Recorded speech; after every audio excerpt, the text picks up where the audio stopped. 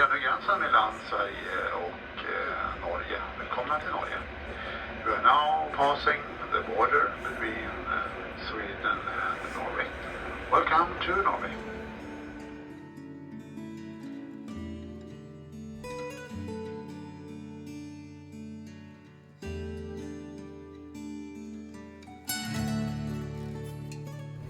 It's the first view of a fjord on the train journey. This is Rombaksfjord.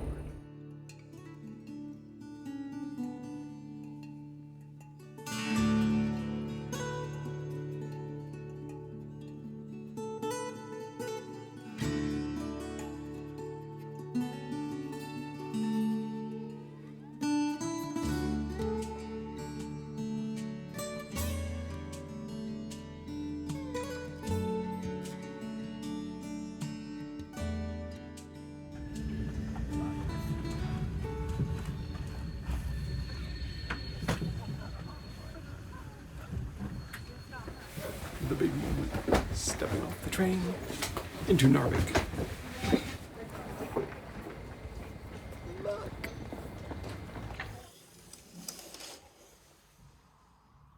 All right, I'm walking along the E6 in Narvik, Norway, and I'm going to Hertz. Hello. Here to pick up a car? It's a Lexus. It's a hybrid. You can see over the car, but this car don't have so much damage. Okay. Have a nice trip. Yeah, Where thank are you very going? much. Going all over Finnmark, really. Okay. Tromsø, Finnmark. So all to Kirkenes. All the way to Finland. Yes. Have a nice trip. Okay, thank you very much. Bye-bye. See you. A Lexus hybrid, that's not what I paid for. I paid for the cheapest. I think this is a step up from what I was expecting. Smooth, baby, smooth. Okay, I've got the dash cam hooked up, still in front of the hotel. First time to use the map. I have a GPS here in this hybrid Lexus, but I've never used a GPS. This one's in Norwegian. I'm a paper guy. The idea today is we're gonna go from Narvik somehow up to here. I think we're gonna turn onto Road 84. Think maybe go around the edge here and then go up to Finnsnes. Finnsnes is tonight's goal. Okay, Narvik, thank you very much. It's been great.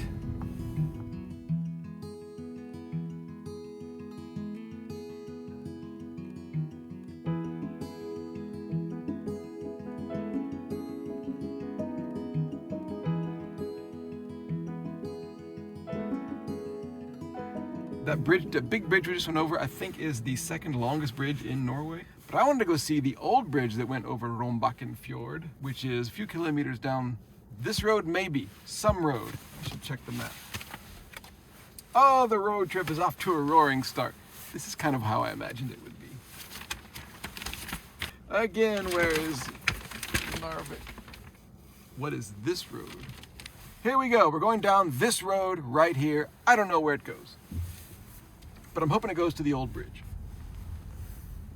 This is the original old bridge across the Rombaksfjord. And they built the big new bridge over that we just took about 15 minutes ago to cut out all of the driving around.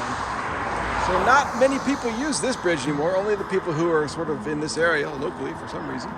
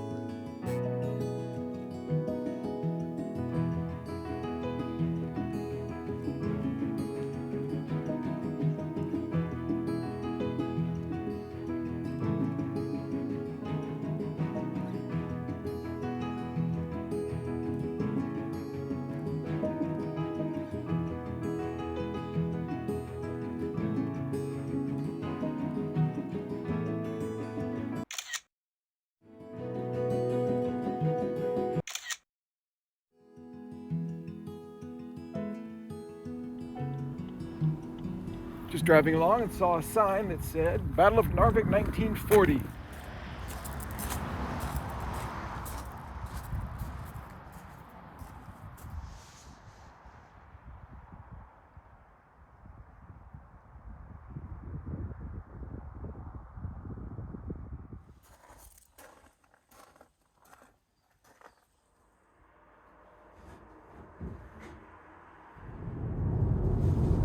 Okay, we've just left the E10 for a much smaller road called 829, Highway 829 or Road 829 or something. And it doesn't go along the water, it kind of cuts through the center of this sort of peninsula, whatever it is. But still in the distance, you can see the great mountains on the edges of the fjord. It's always exciting because even when you're not near the fjord, you can still see the dramatic mountains. So you're here in the middle of all of these yellow and green trees, this amazing autumn forest, and the little creeks and everything like that. And then in the distance, huge, amazing Norwegian mountains, mist and snow on them. Unbelievable.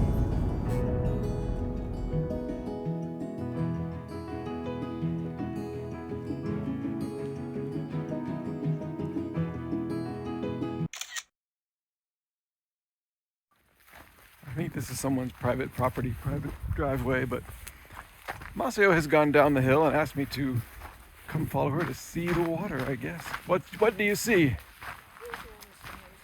Water and I think this is like private property. I think so. Well, they'll have to deal with us now.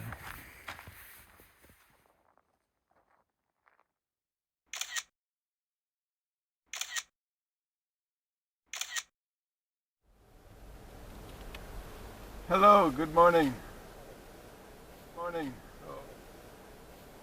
So Where are you going? we are going to Broken. this way back to E6. E6, yeah. Okay. Through okay. Yeah, I see. You're going Grove. along the coast, Yes. Brotangen, and up to E6. Yes, Yeah, yes. that's correct.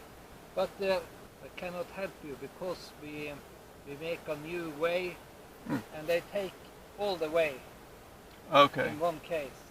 And many cars are coming with asphalt, Uh-huh. so I'm So sorry. we can go this way? You are going back, That's okay, yeah. and you can turn around here. Yes, okay. But I'm sorry. That's okay, it's okay.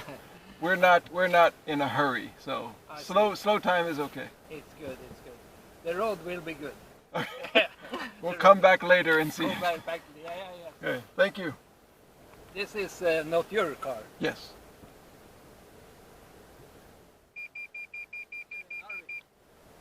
Yes, from Narvik. Yeah. Yeah. Good. Yeah. Oh, you're living in Narvik. No, just visiting. Is it? Okay. Have a nice day. Okay, thank you, you too.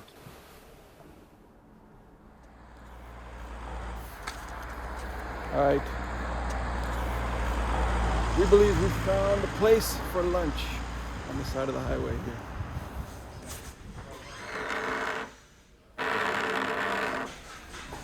So I'm gonna take some insulin here.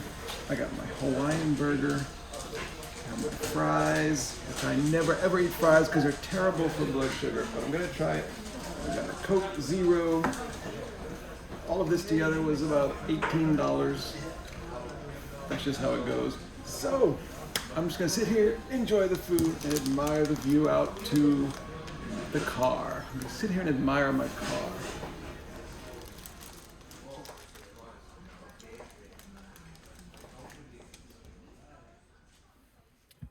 Okay, great burger and half a plate of fries at Det Lille Kjøkken here in the town of Björkvik. Turns out we're in a town called Björkvik. And what a setting. What a setting for a town and a restaurant and a little hamburger joint. We couldn't go on the original route I had planned because of road construction. A guy told us he couldn't help us. We had to turn around. Which means we're back on the E6. Here we go. We're taking the E6 up to Forsbakken. And around Forsbakken, we're taking Highway 84 to somewhere. And then we got to figure something out when we get here. Okay, let's go. Next stop, Don't know.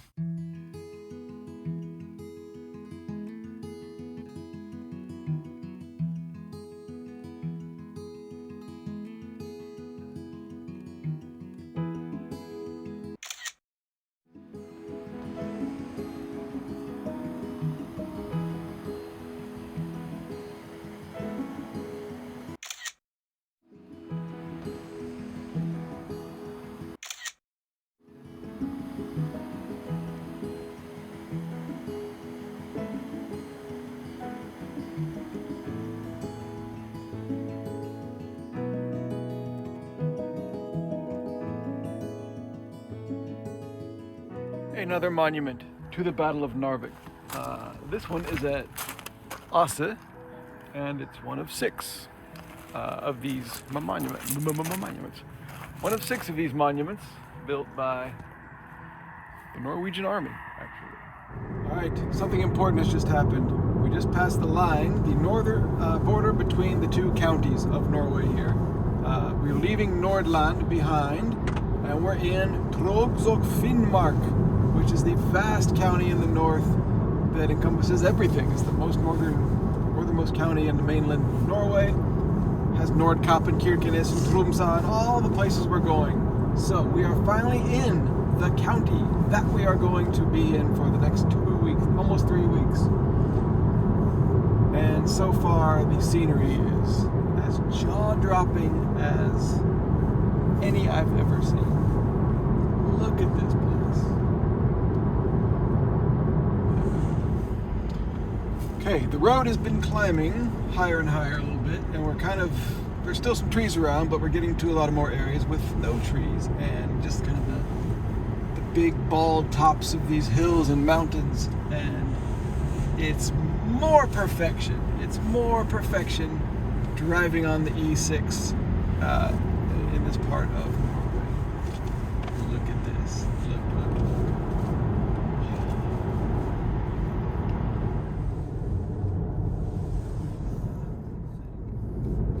Okay, finally found Road 84, which is a very small road with no center line, which is now cutting through this valley kind of place, which is spectacular.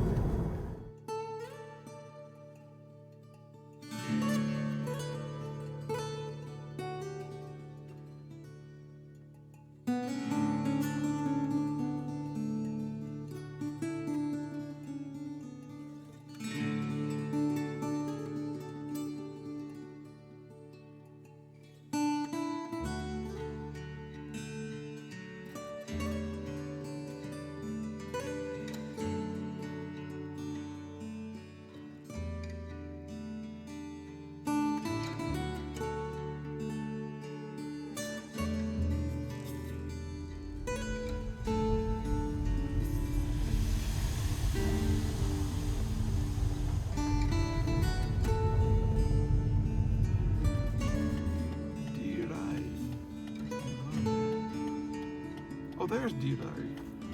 Oh, we do want to go to Dirai. We want to go to Dirai. We want to go near it, towards it. Okay. All right, we're going to turn around and go back down this hill. Pew!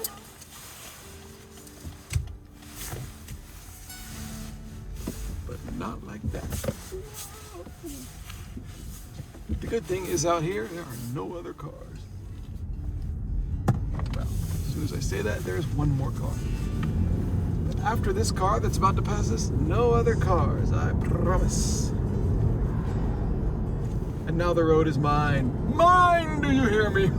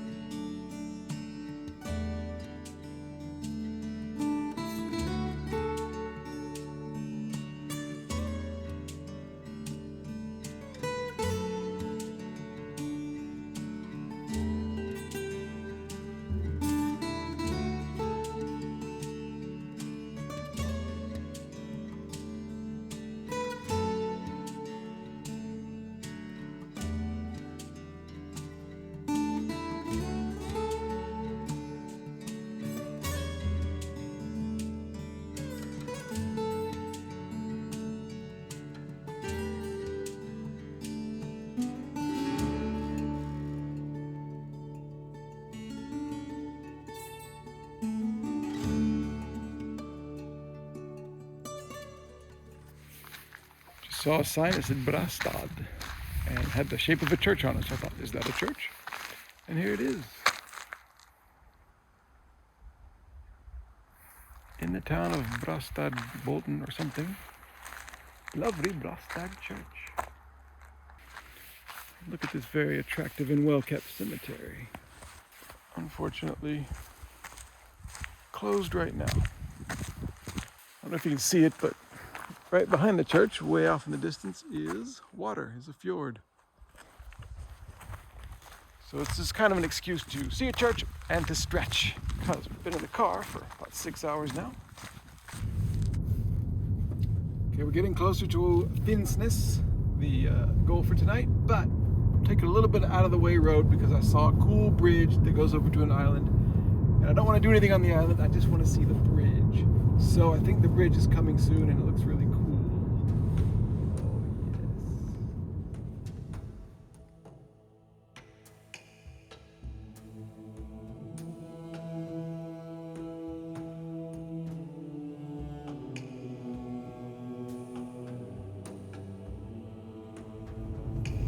I enjoyed Diraya Bridge. I want to do it again, just to see the views over the edge.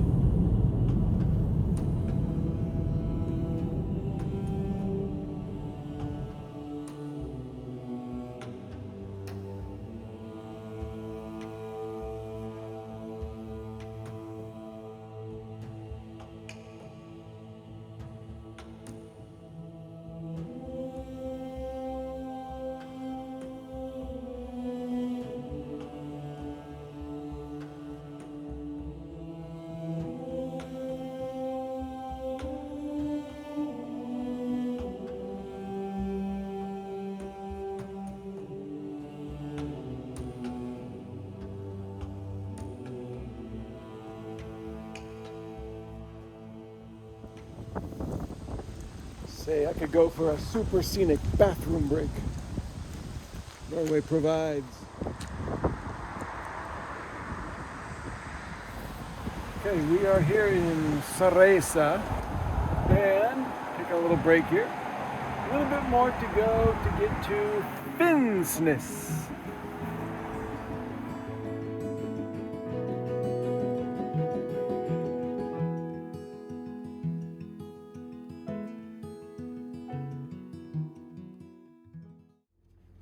Good morning. Today we are driving from the town of Finnsnes up to the bigger city of Tromsø, which I think is how it's pronounced. And we're taking a very interesting way to do it.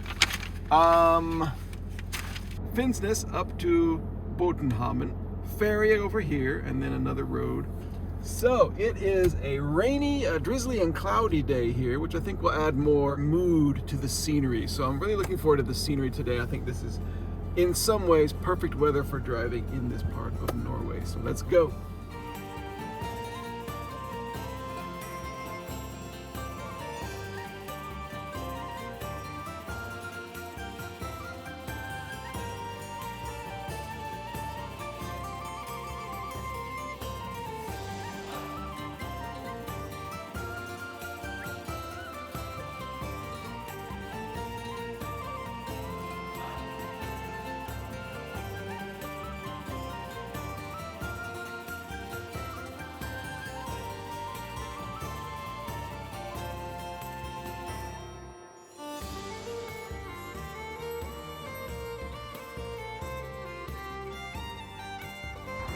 In Norway, even the horses are smart enough to wear raincoats. Thanks.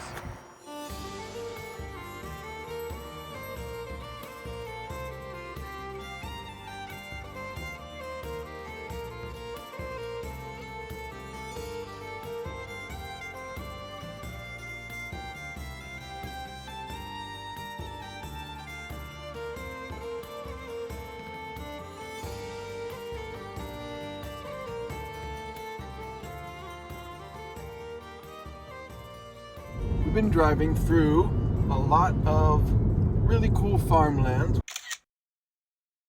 with sheep and birds and even horses wearing raincoats. We just left the the fjord, and the road turned hard left, and we're going up into some hills now. Part of the island that's not near water. Blood sugar was a little bit low, so I had a chocolate bar called Power King, and I got some water here. So that's going well. It's about 29 more kilometers to the ferry.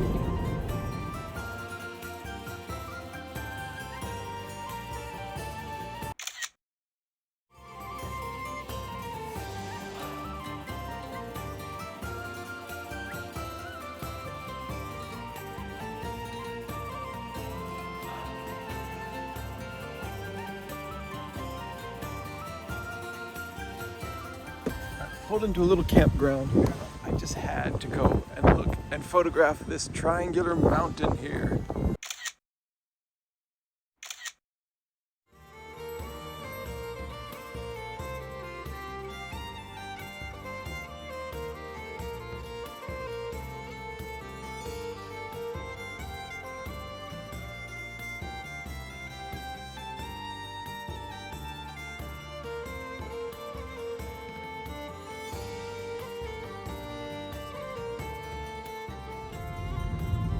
All right, we just turned on to road 862 from 861, and I believe this is the road that goes really quickly to the ferry. I'm excited to see what this ferry is like. I've never taken a car on a ferry in Norway. So, is this gonna work out? Is there actually a ferry? Can I get on it? Do I have to do anything special? Is there gonna be services on the ferry? I wonder if there's gonna be like, what if we just wait in the car because it's like 5 minutes? Or if we go in, like park the car and go inside and there's like a little, you know, free coffee or something like that. One hopes. A lot of pulling over, a lot of stopping today for photographs and things like that.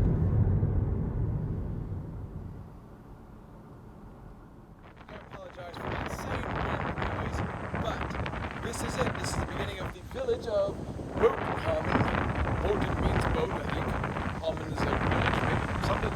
Anyway, there's a troll fishing with the sun behind the mountains. There is no sun behind the mountains today, but this is the village that has the ferry across the strait. So,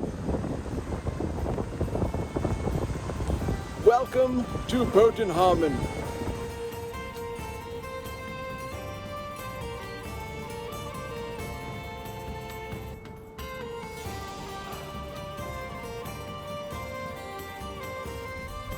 Okay, I think this is it. That sign says Kvalaya, and that's the island or whatever. Yeah, I think it's an island we're going to. So we turn down here. I see a big boat. Let's see, what do I do? There's a 1 lane and a 2 lane. I don't know what the difference of those is. There's another car up here. I'm just gonna go get behind this car. Oh, 2. Am I 2 or 1? I'm gonna get behind number 1 here. Behind this other car. I don't know. Ooh, this car's from Sweden. Well, we're not ready to go yet. But I imagine soon we'll be going onto this boat.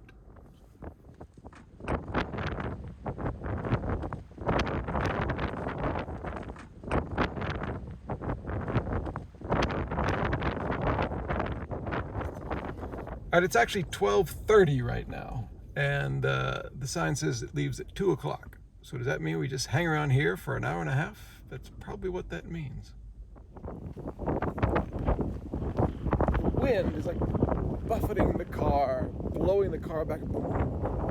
So I'm going to attempt to walk across the parking lot without getting blown away to see if this building is a bathroom.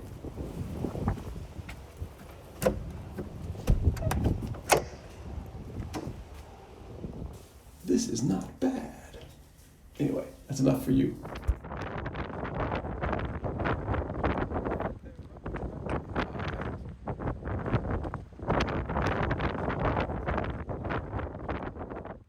Car picnic, egg and bacon sandwich, Greek yogurt with granola, I'm guessing, and a banana, and a lime Coca-Cola with no sugar, and a cold, windy outside just to enthrall the lunch hour.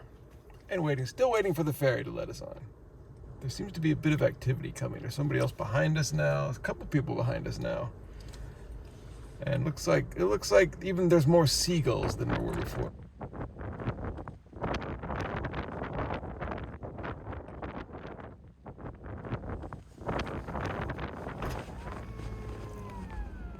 Hello? Hey. English? North? Yes, English? English. It's very strong wind on the other side. So we might be at we return and we don't come alongside. Okay. It might be. But the captain is he's a rough guy. He tried. Okay, thank you. Yeah.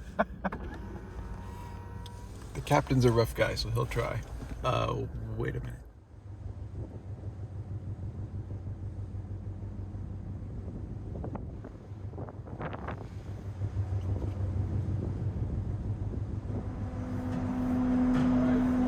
Here's my car. All the cars are on. All the cars that are coming, I guess. And there is a lounge, a salon deck. So let's check that out. We don't have to wait in the car the whole time. We can watch our demise here from the second floor of the lounge deck. Well, goodbye, Båtsfjord. It's been very great. I've really enjoyed my short time in Båtsfjord. But we gotta take the ferry. When the ferry leaves, you gotta be on it. Legg merke til plassering av nødutganger og mønstringsstasjoner. Rømningsveier er merket med piler og flåtesymbol som leder til redningsstasjoner og båtdekk. Redningsvester er Great place to watch the ferry crossing, finish my lunch, and see if the winds prove too much for this ferry to finish its journey. Welcome aboard. We kindly ask you to study the safety information displayed on board. Exit and emergency exits are accordingly marked. Escape routes are marked with arrows showing the directions to assembly stations and rafts on boat deck. Life jackets are located in marked containers in saloon and on boat deck. Please do not walk between I cars. think there's a way to get to an outside deck. Let me see if the doors unlock.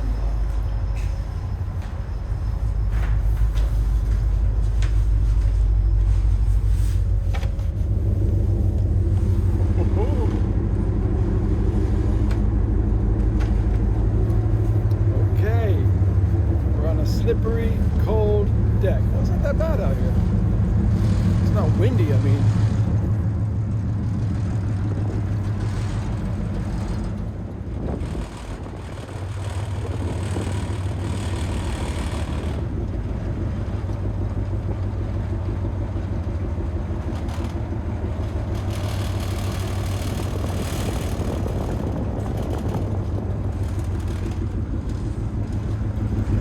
There's an upstairs too. Wow, this just gets cooler and cooler.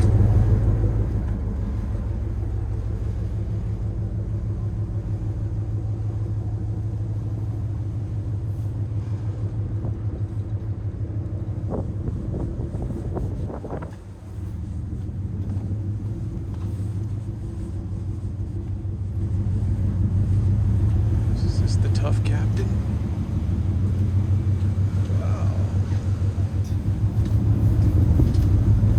What an experience to be out here on this ferry, this crazy ferry in a crazy part of the world.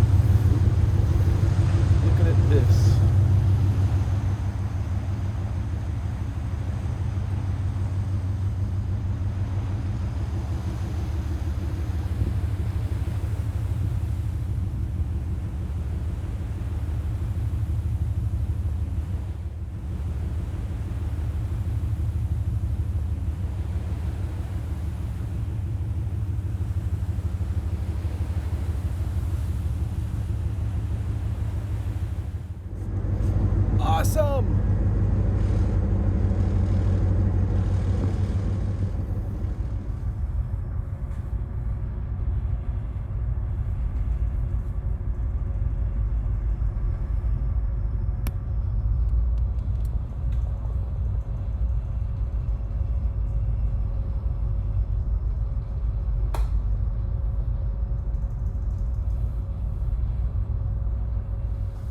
And that was it. A ferry ride of about half an hour.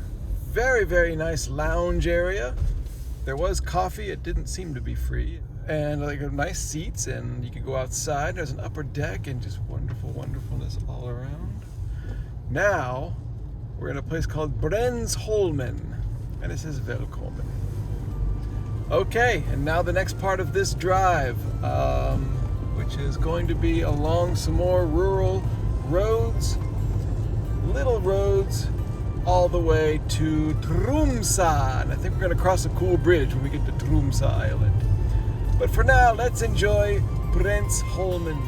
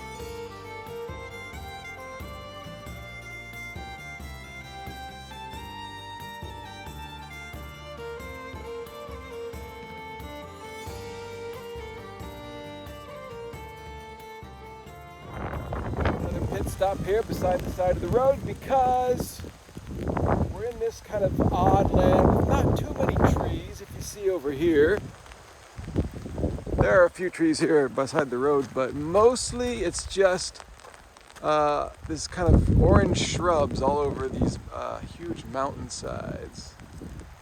And then there was this amazing river which is flowing right here. And we just had to jump out and see it. And listen to the rain and then the river flowing.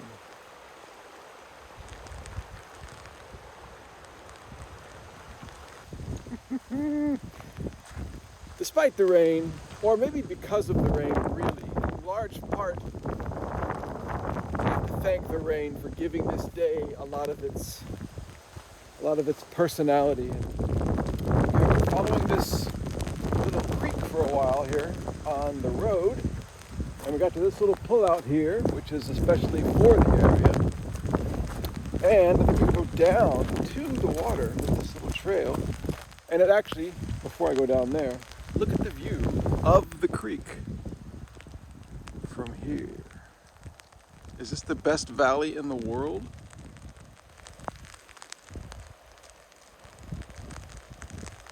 Whoa! The ground is very soft here. Makes me nervous. I'm gonna suddenly sink. Whew.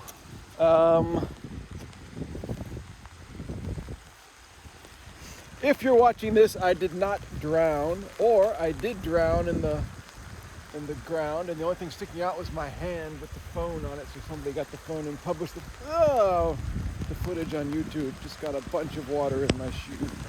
That is not smart. Okay, here we go. Reaching down to get some beautiful Norwegian river water. Oh, that is ice cold. Ice cold. Woo-hoo! Ah. Ah. If nature calls, you must bury or take with you any visible leftovers, including toilet paper. Blah, blah, blah. If nature calls sounds to me just like it's like an English idiom, but here, obviously it's Norwegian too. Om naturen kaller. So, the same idiom. Nature's calling. Naturens kaller. Whew. Okay, goodbye, Valley. Thanks for everything.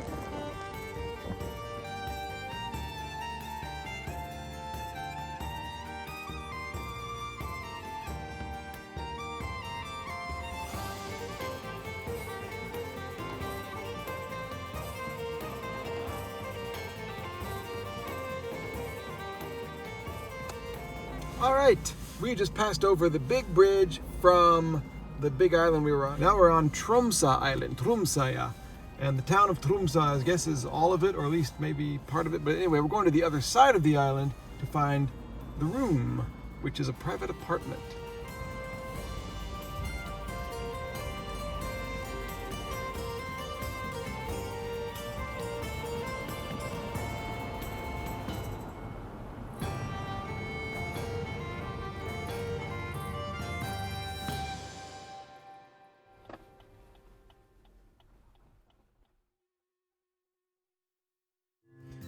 Good morning from Tromsø, Norway. Today is a day trip. We're leaving Tromsø. We're going to this little town called Engvik, which is way up here on the edge by 3 different ways: bridge, tunnel, and ferry. And apparently at the end of the road there is a little community grocery store, and I'm hoping they have lunch or something. So let's see what the way outer islands way up here in northern Norway are like. Let's go!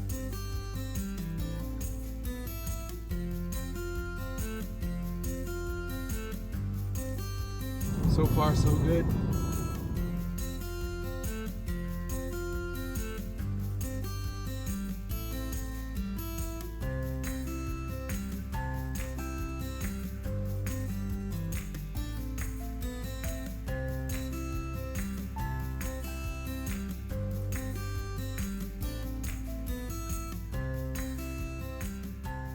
Okay, we're at the end of this island, Kavalia, and we're gonna go through this tunnel to a new island called Ringvassøya. And then we'll be on a new island I've never been on. This, it's a long tunnel, 1,600 meters. Whee! Tunnel under the sea, under the fjord here in Norway. Wow, the tunnel goes down and down and reaches quite a depth. And then it starts coming back up. I think we're coming back out to the other side now. But it can be unnerving if you let yourself think about it too much. But here we go. Ringvassøya.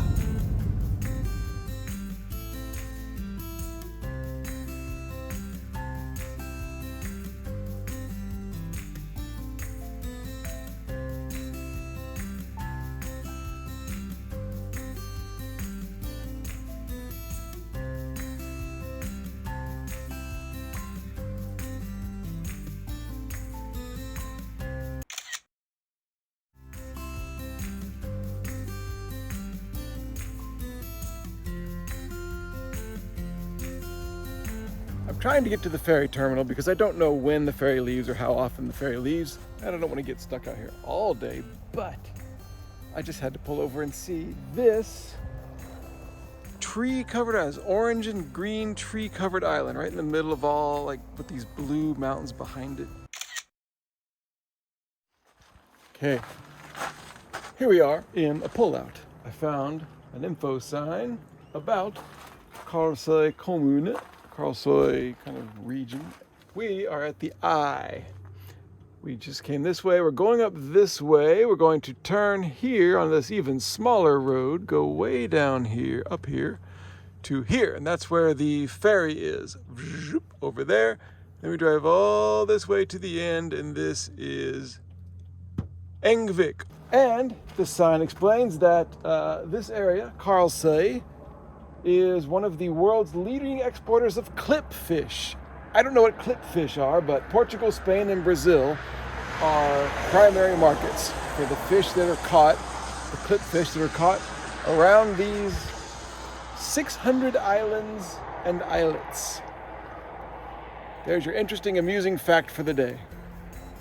It's so strange to come way out here and there's civilization. And there's this lake.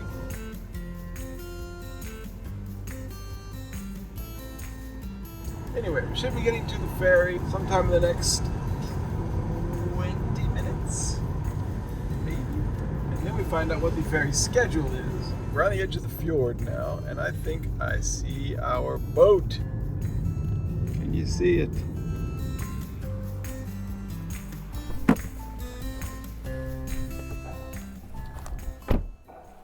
Okay. We are here. There's the ferry. I don't see the electronic sign that I've seen in other places that explain the schedule, so maybe I can find it somewhere. We got one at 13:30, just about half an hour from now, a little over half an hour, maybe 40 minutes.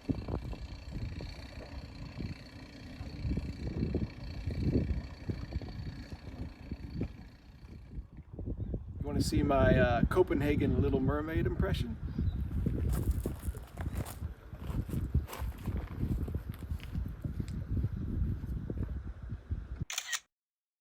Thank you, thank you, thank you, thank you, thank you everybody. Thank you, seagull, thank you. Each pole has one single seagull left. Well, it's 1:26. This ferry is supposedly leaving in 4 minutes, if I understood the sign right. But I am running out of gas. I have not bought gas yet since getting this car. We've gone 459 kilometers. But anyway, I'm wasting gas right now, waiting for this ferry to open up. And then we're going over to that island way over there. All right, we're on. We're official. I don't know if this place has a lounge or not. Maybe it's a waiting in the car ferry. We'll see what happens. And right on time, here we go. We're moving. Okay, the ferry journey has begun, and I see a sign that says passenger lounge. No one's using it.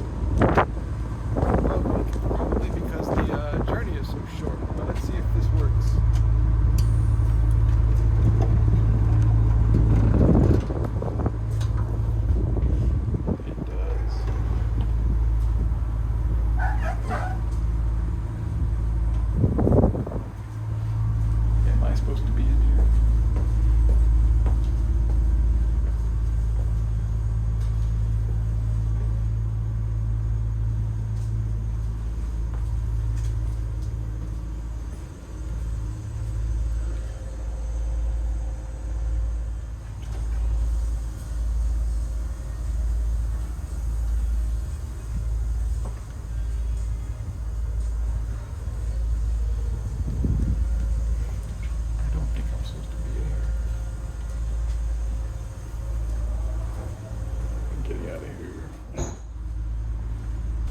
Maybe I went up the wrong stairs. So here's another door. This is the passenger lounge. Nearly halfway there.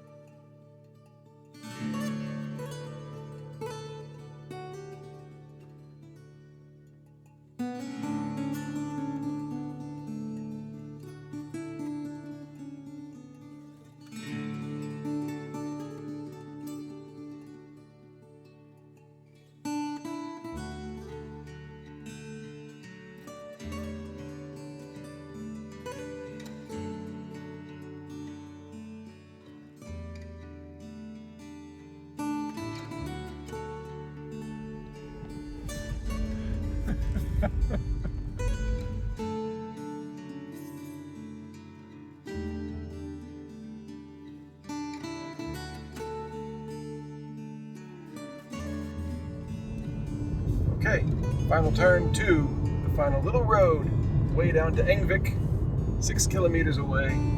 If they have any food based on reindeer meat, or like chips with a picture of a reindeer on the package, that's what I'm buying.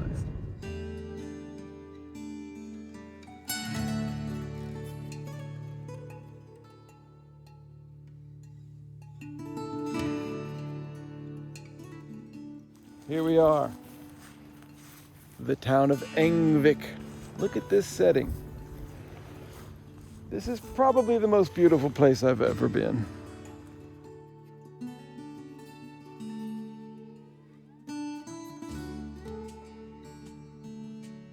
In Norway, the longer you drive, the more obscure the roads get. You don't end up in dingier and more out-of-the-way places, you end up in better and better places. Just ahead, at this extreme limit of Norway, some bad news. The shop was there, but it was closed for the afternoon.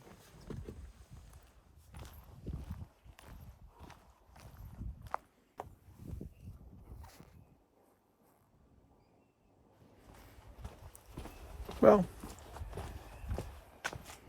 it may be closed, but I'm happy to see it anyway. There it is, the last store in Norway.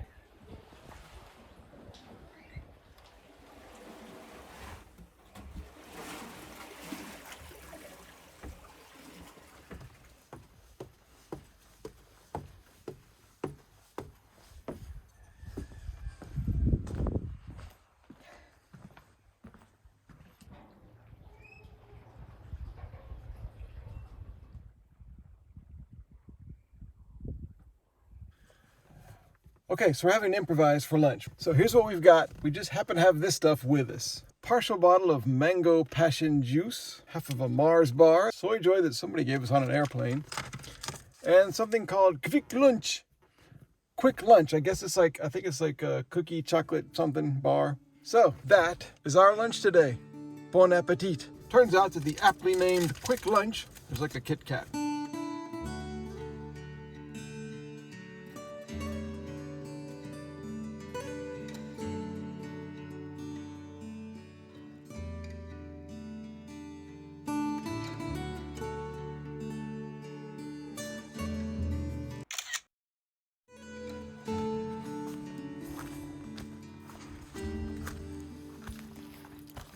Out here, there are no sounds.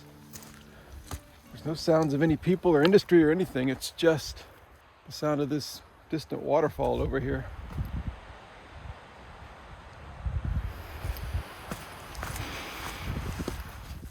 It just feels very, like the ground is very soft because it's very wet. And I mean, I don't know what else to say.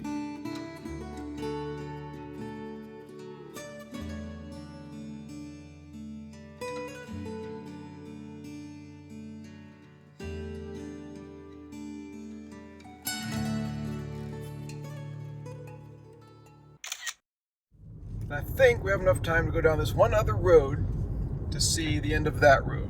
It ends like in a little cul-de-sac, according to Google Maps, and I want to see it. So I've been looking at my rear view mirror and my side view mirrors the whole time, and I know that the landscape is different. Hang on a second, I'm distracted by something happening in front of the car.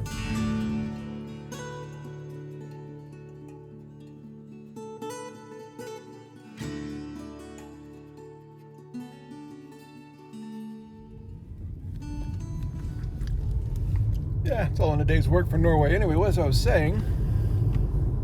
Oh, I gotta clear my head after that. What was I saying? Oh, it doesn't seem very important now.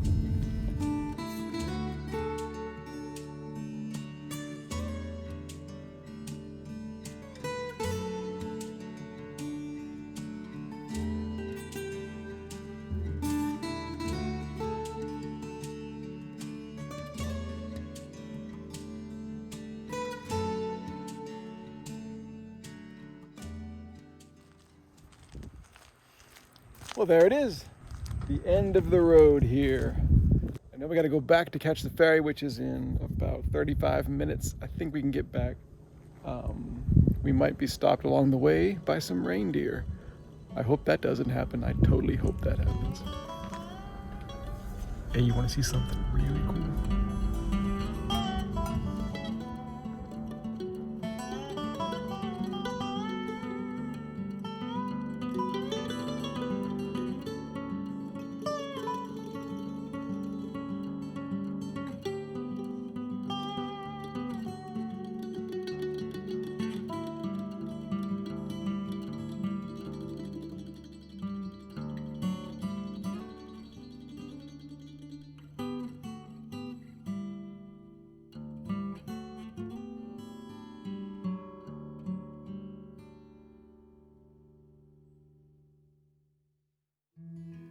Good morning. It is our last morning in Tromsø in Norway. We're going from Tromsø to the town of Olderdalen, and we're going to go around the E8 and then the E6. Before we leave town, we're going to go over the Tromsø Bridge. We're going to see the Arctic Cathedral.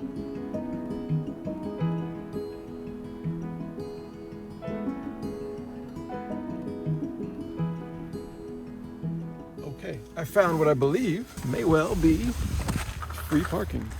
I hope it'll be okay, at least for a few minutes, just to go walk around this cathedral. I know it was built in 1965 and it's the northernmost something in the world. Cathedral or something? It's not actually called the Arctic Cathedral. I think that's just its nickname.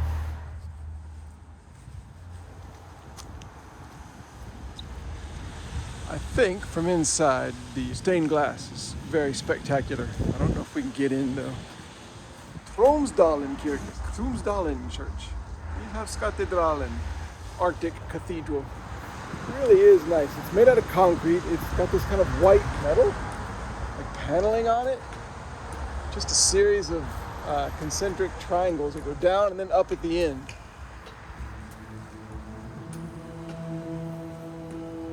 Here's the front. The front of the majestic Arctic Cathedral. Opening hours, August through December, 13 to 17. What is KL? Let's see what happens. No, today is not KL. Just to get an idea of where we are. Look at the setting that this cathedral is in. The island of Tromsø, the big bridge that we just came over, and the misty hills and the fjords all around.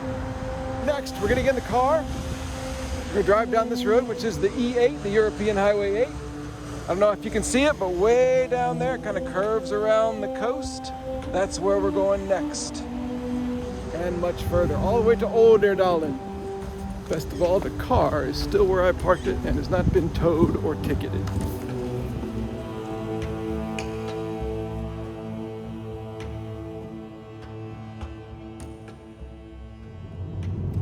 We've been outside Tromsø for about half an hour.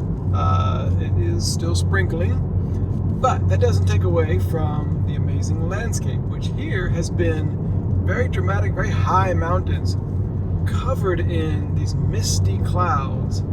I first saw these this morning when I first woke up and looked out the window. There were these clouds over the fjord from the room, and it was just amazing. I took a time-lapse video, set my phone up in the window in a very Norwegian way. Took this time-lapse video, and I thought that would burn off pretty soon, but it hasn't. Like, this is 3 hours later, and it's still like this.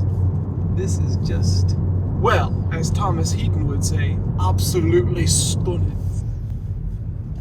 Okay, the E8 continues down. We just pulled off the E8 to go on a little side road that goes right around the fjord, around the water's edge.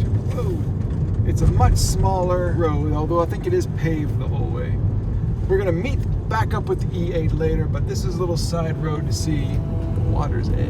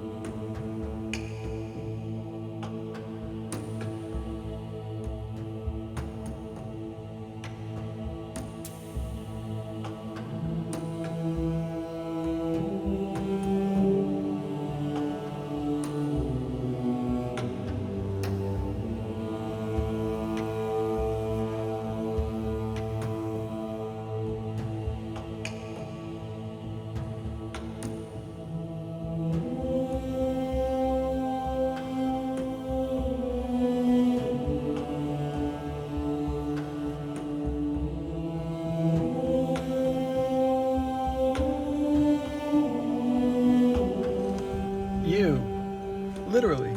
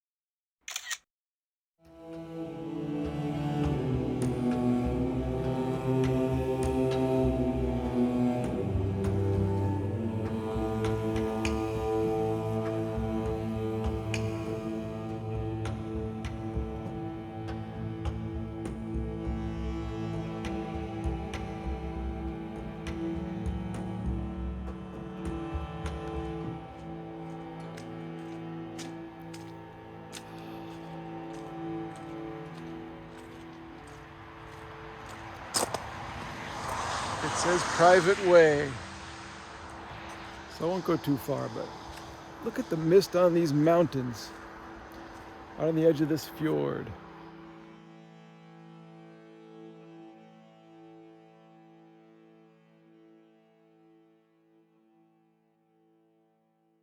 Also intrigued by this one pointy mountain up there, just coming up out of the mist. That's actually where we're driving towards. I don't know if we're driving to that mountain, but towards it.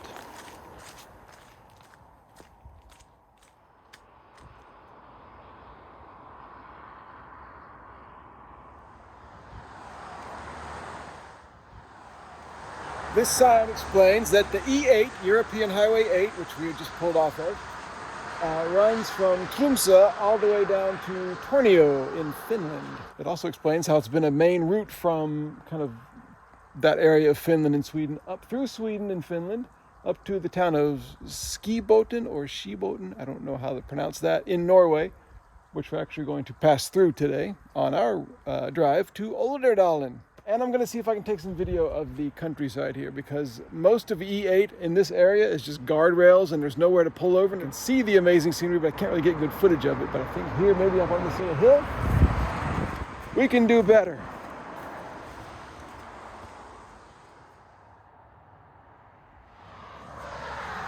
In other news, it's about 1:30 p.m. and we haven't had lunch, haven't seen a place for lunch, so that's priority one. Find a place to stop that has food and a bathroom.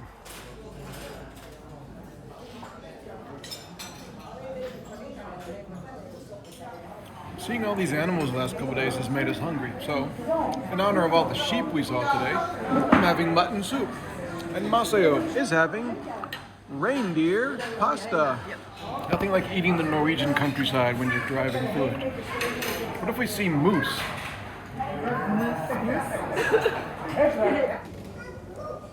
Alright, just had a good lunch at a place called Volan Gjestestue. Some kind of cafe. Very good. Mutton soup. But I don't really know where I am. So, I'm gonna walk across the road here. Check this information sign. We're in Båtsfjord. Welcome to Båtsfjord, Nordkjosboten. Came from Tromsø today. We are now going, I don't exactly know. Oh, here, we're going here. To Skiboten. I think it's kind of right here. And this part right here is like where there's a river, and I think we're going around. We're taking a detour off the Orange Road to around the river. Imagine living here or working here, looking up at this every day. When I told people I was coming to northern Norway, some of my friends asked if there were polar bears there, here. And the answer is no, there are not, except for that concrete one. No, they're not here on the mainland. They're way, way up on like Svalbard Island and maybe Jan Mayen Island and stuff like that. Right now, gonna go maybe find a Diet Coke for the car trip. Norwegian Visitor Master School, self-checkout.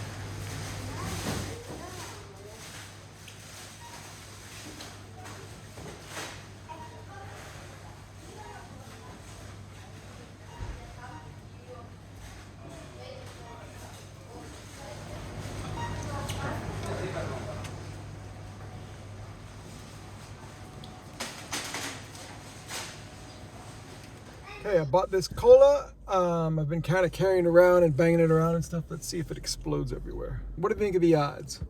Please place your bets now. Perfect. No problem. And out with the pinky. Ooh, a little after dinner treat, after lunch treat. Okay, and we continue on here from Båtsfjord to somewhere.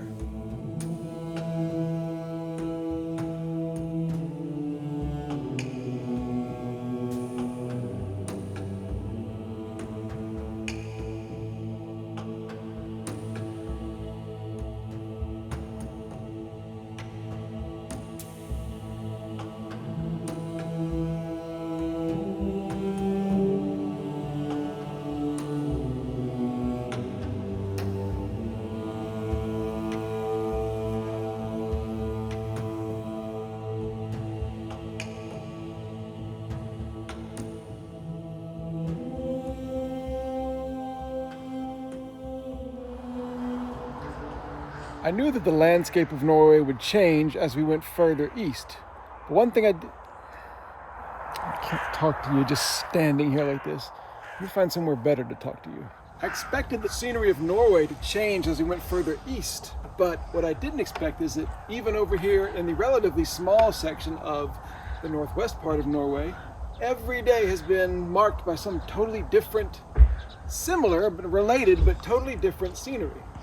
And at the risk of stating the obvious, the thing that marks today, of course, is the fog and the low clouds. They kind of just hover right on the mountaintop, sometimes halfway down the mountains, and slowly moves across. A little information here, information board about the Skibotnutleupet Nature Reserve. If you're a fan of languages, just want to show you that there is this information in Swedish, English, and what I believe are Finnish and Sami language. It's not really a Norway road trip until you get one of the classic photo ops. Watch out for moose sign.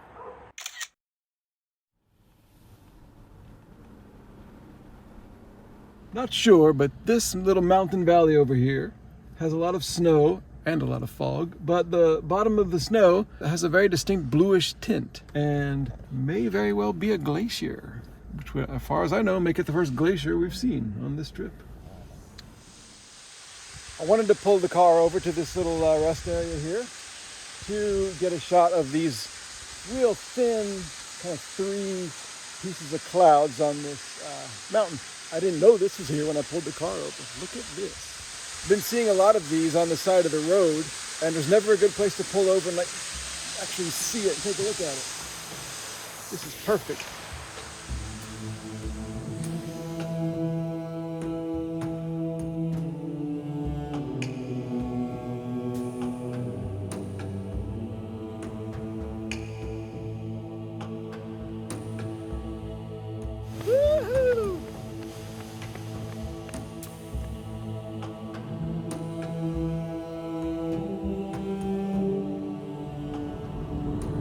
Hello again from way under a mountain somewhere in Norway. We're in a tunnel that I didn't know how long it was when we went in, and I started seeing signs that it's 6 kilometers long. This is by far the longest tunnel that I've seen on this trip so far. And when we get on the other side, hopefully that little turnoff, I think it's coming, little turnoff to a little road that goes right beside a river for a while. It's the final side road of today's journey. Yay! Daylight!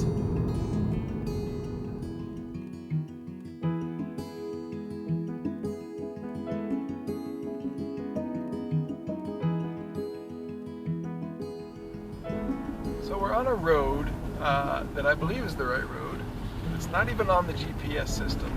And at the very end of the road is a tiny little bridge that goes over a river called the Mandelen River.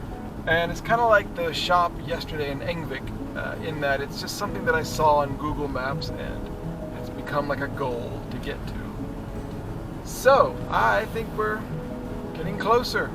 It's somewhere down this amazing farming valley here off the E6. Been hoping to see some sheep with the horns, whatever you call those, rams or something. And there they are. Just as we were hoping. Thanks guys, see ya. One impertinent sheep standing on top of the bale of hay. Look what I found. The bridge. We're here. Look at this thing.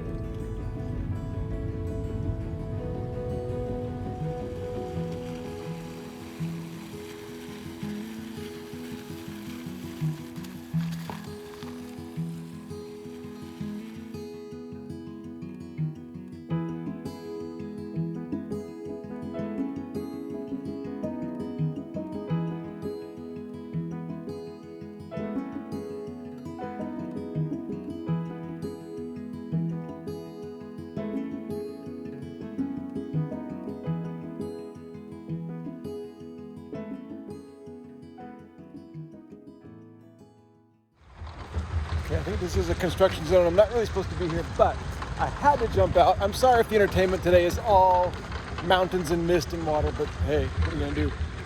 Just want to show you, look how the clouds on those mountains just happen to divide the orange trees from the gray mountain, the kind of brown rock mountain on top. That is a really cool effect.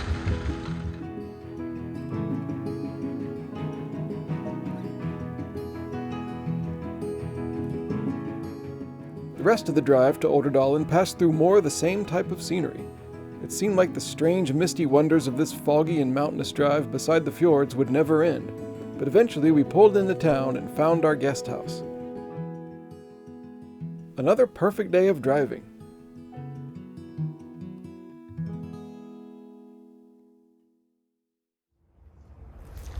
Look at the shameful, embarrassing state of this car. It take me all the way to northern Norway, and I'm still from Georgia. Okay, good morning. We are leaving Olderdalen. And this is a simple drive. It's just up the E6. Where was Olderdalen? Olderdalen is here. Up the E6, all the way around here to Alta. No turns unless we want to. We do have a couple of options for side trips that will add a little bit of time to the trip, but that's only if we feel that E6 is not scenic enough, and that is unlikely to happen. We're starting the big arc of real upper northern Norway. So let's go. Let's see what the scenery is like between Olderdalen and Alta on the E6 highway.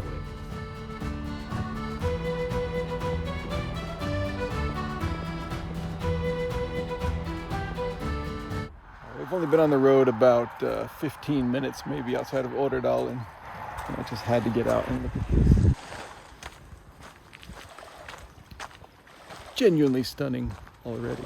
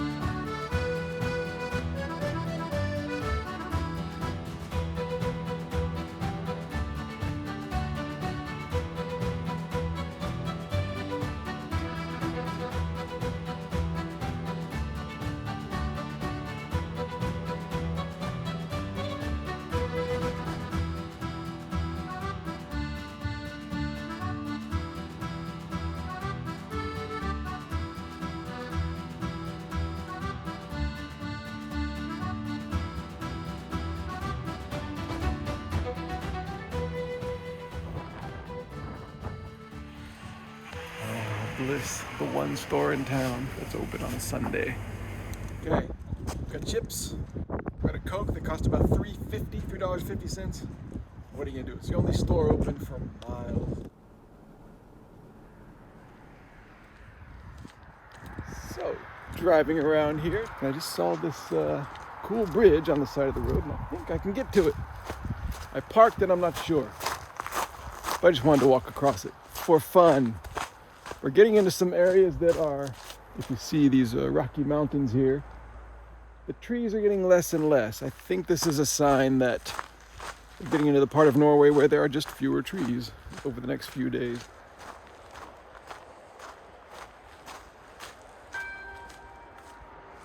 Båtsfjord Bridge, 1936. Is that the bell they ring when they want the police to come arrest whoever's on the bridge? There's a bunch of information for you. It's about fishing. Oh look, even in English. Fishing license. You can purchase a fishing license. I didn't get a fishing license before visiting this bridge, so unfortunately I'm unable to fish. By the way, speaking of being way out in the woods like this, about 5 minutes ago we were driving, and on the road there was what looked like a very large and very fresh poo from some giant animal. Moose, probably. A lot of moose signs around here. So if you see a moose behind me on this video, please let me know. I'll be talking to you and I won't see it.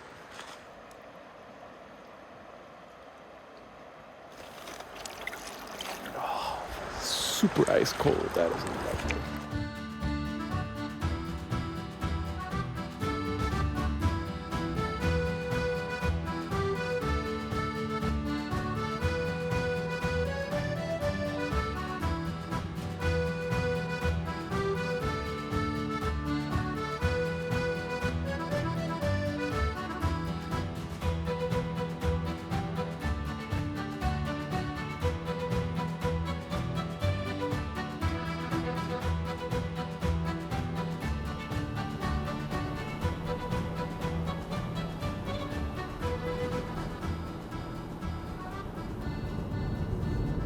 Speaking of no trees, we just climbed out of the tree line, over the tree line. Literally saw the trees just disappear. And now we're here, which is kind of one of northern Norway's kind of classic scenes. This just windswept, gentle slopes of the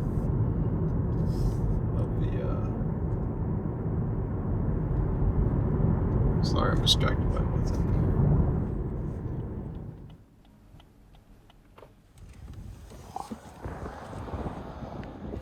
Okay, I'm going to turn the camera around and I want you to just gaze in awe.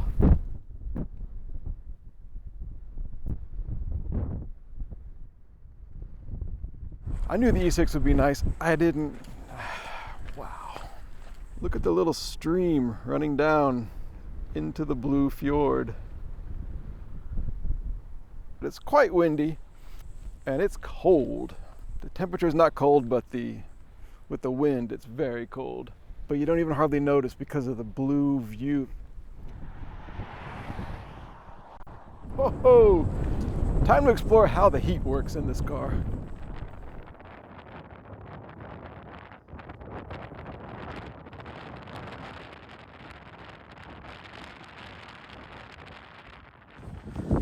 Oh, you can get it right up to the edge here.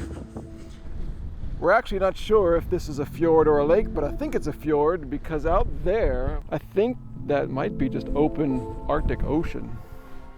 Anyway, back to the clouds moving over these mountains.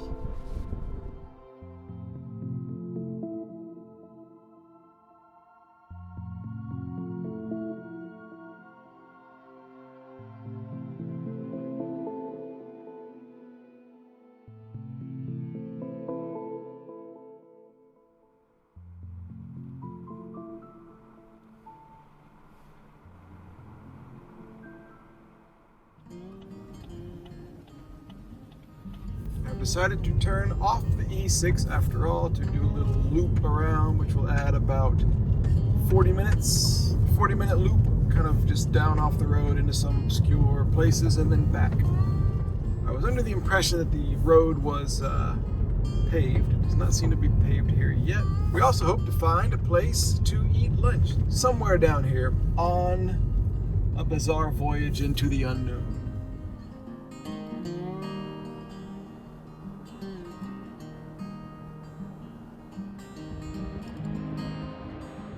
Somehow, way down this road, after a bunch of nothing, there's like some kind of community here, and a great waterfall.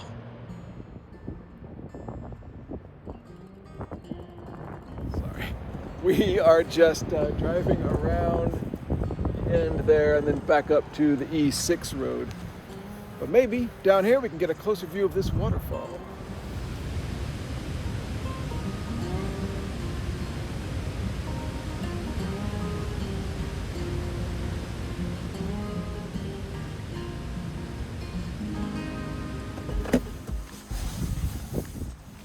This might be a bathroom, or it might not be. What do you think? Whatever it is, it's locked. However, there is a little picnic area here. Some information signs. So this is the E6, and this is where we are detouring. So this is where we are now. Well, that's kind of perfect, isn't it? I think lunch will be here. I think we found a good lunch spot. Like, a good lunch spot. To understate it, I think we found the world's perfect lunch spot.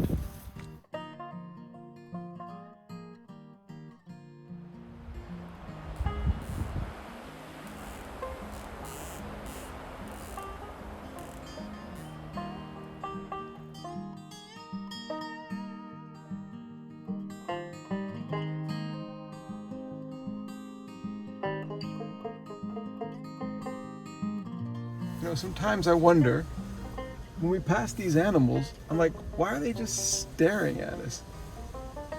And then I remember, I'm staring at them. We're just doing the same thing. We're just looking at each other like.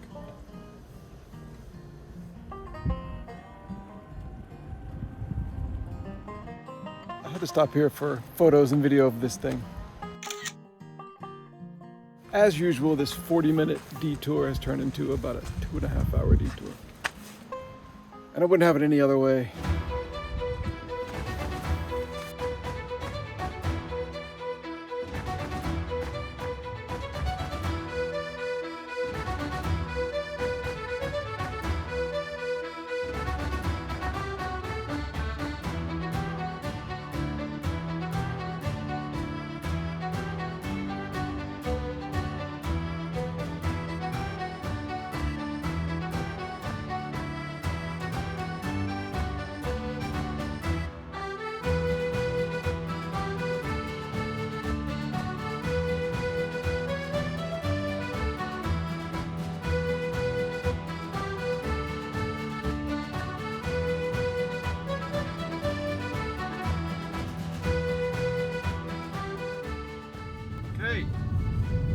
The little 40-minute side road is over, 2.5 hours later. And this is again the E6, bound for Alta.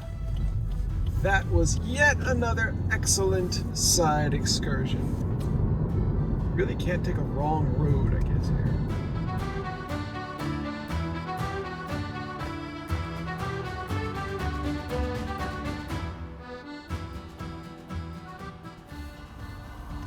I just passed a really cool looking waterfall, so cool I turned around to circle back and see it again. We're at the top of the waterfall, it just flows from the road and just disappears over the edge. If I can slow down here. Wow.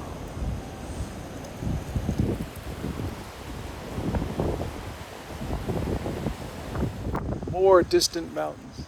Fjords coming together or something. I don't quite know what's happening here. I think we're at this green information sign here. So what we'd be looking out at is this.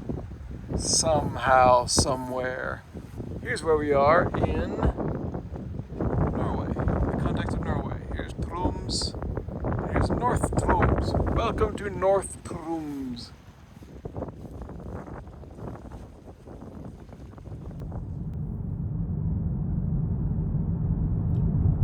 Just outside of a town called Olderfjord, and we're about to hit 1,000 kilometers for the trip so far. Yay! 1,000 kilometers! And still a lot to come. We're still in the fairly early stages of this trip. Unbelievably. Another Norway road trip classic. The roadside bathroom. Let's check this one out.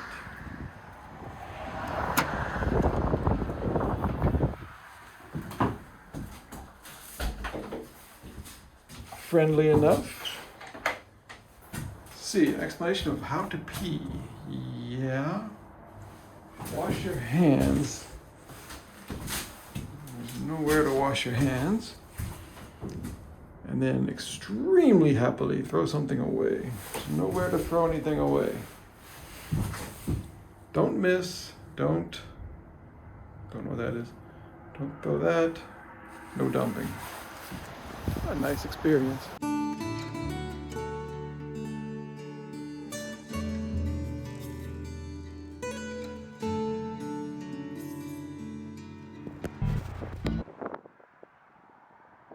Alright, we're about 15 kilometers outside of the town of Alta, which is the destination. But first we have this big, awesome bridge. And right after the bridge, a tunnel. I wasn't expecting this.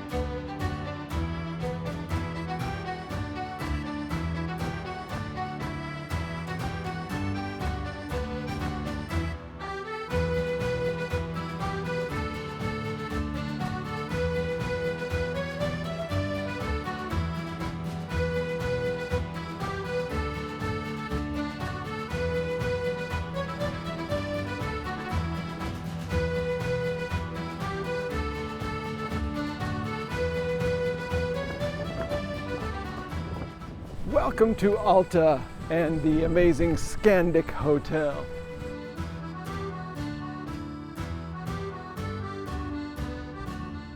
So we're going from Alta, kind of straight northeast up to the little town of Finnsnes. It's pretty much just one simple straight shot, but we do have a couple of possible side roads to take to see some interesting stuff along the water's edge.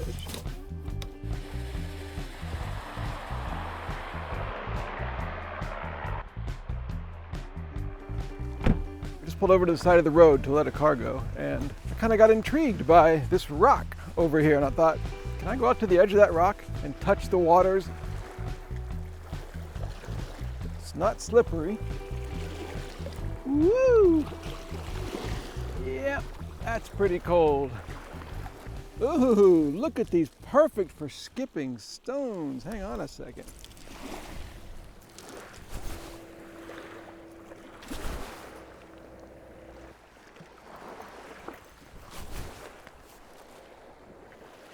I don't know if that showed up on the camera, but it skipped like 6-7 times.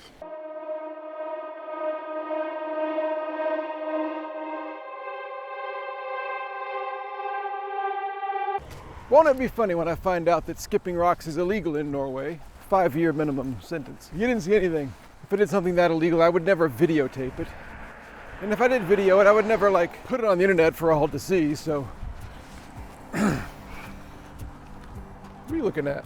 I don't know. No comment.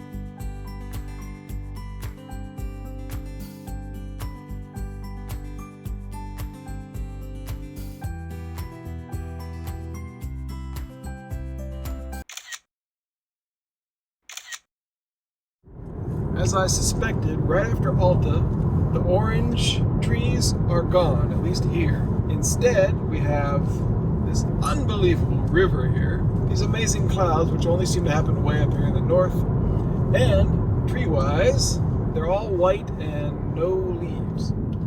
I'm going to pull over now to this little parking area to take a look at this river, which I'm already calling it one of the best I've ever seen.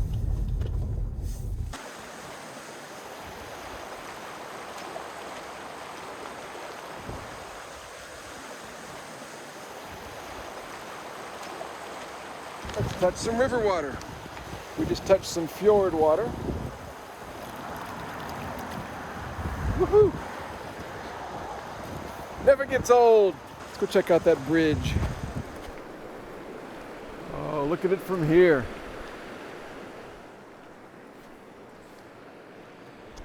All right, well, this is the perfect river. I called it and I was right. Perfection. River world, you've reached perfection. You've really got to come on the E6 to Norway. I mean, there's nothing like it. We've just turned off the E6 onto maybe the day's only side road. This is Little Road 883. It kind of winds around the fjord's edge and ends up at some ruins. And I don't know what they are. Not too old, I think. I think they're from maybe World War II, maybe. I can't find any information about what they are. It's about 45 minutes down this road, which is going to be, I think, beautiful in its own right.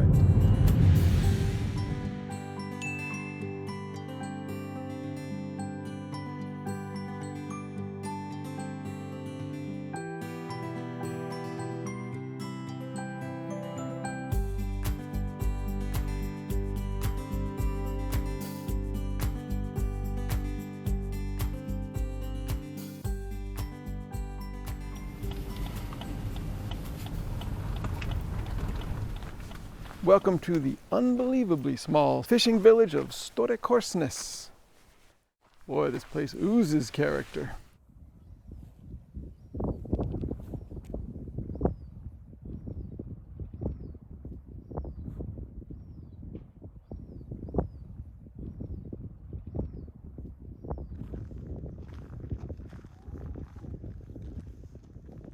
Fish heads.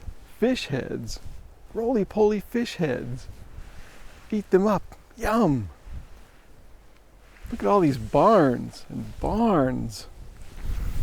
Anybody who understands that joke, my hat's off to you. All right, let's go up this hill and see if this is the right place.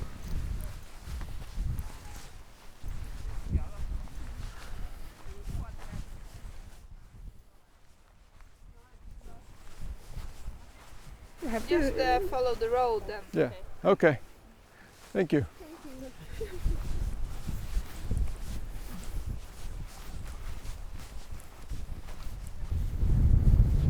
Whatever the ruins are, they are surrounded 360 degrees by some of the best scenery we've ever seen on this trip, and that is saying something. So I hear kids playing around here. Imagine this being where you lived and grew up, and the entertainment is to come here and play around, run around here. Hello. Hey. Hello. How are you? Hi. How are you? Good. I like your town. Yeah.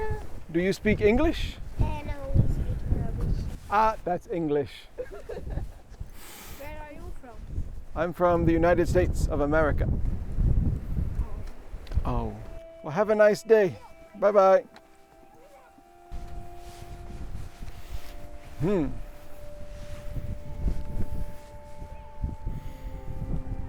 says, Durchkampf zum Sieg, September 1943.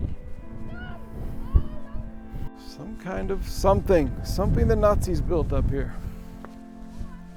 I wonder why it's in such disarray. I wonder if this is something that the Nazis built and then the Nazis destroyed as they were retreating.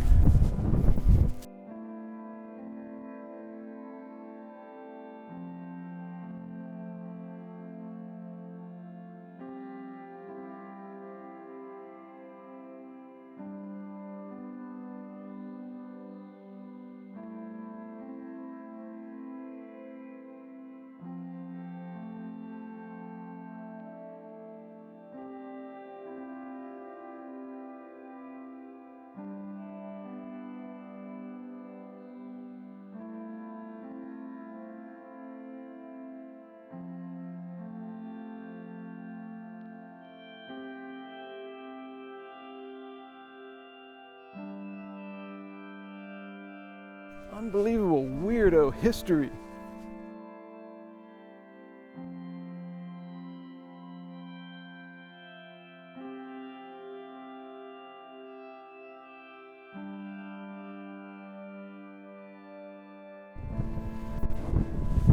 Maybe some Nazi officers would be here watching the ocean, looking for what? British warships?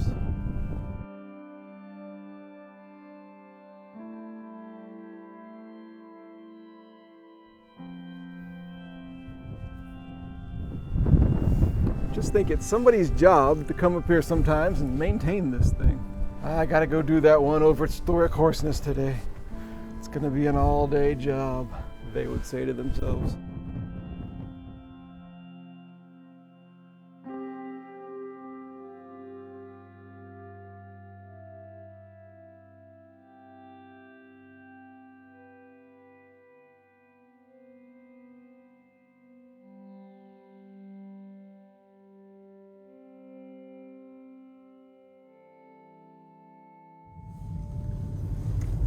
We're gonna go back to E6, but there's one more thing I want to do before we go.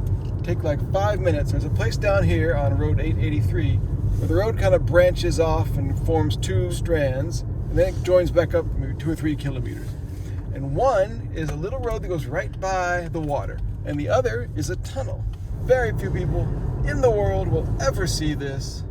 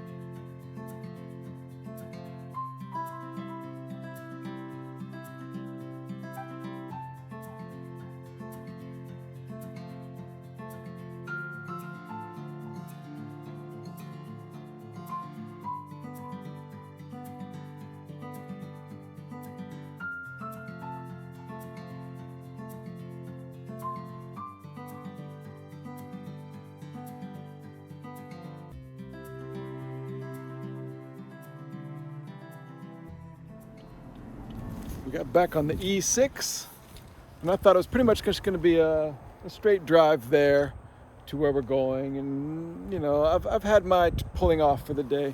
Better close my door. And I was just looking at this sky ahead, and then noticed these little things on the hillside here. These are reindeer, a huge herd of reindeer.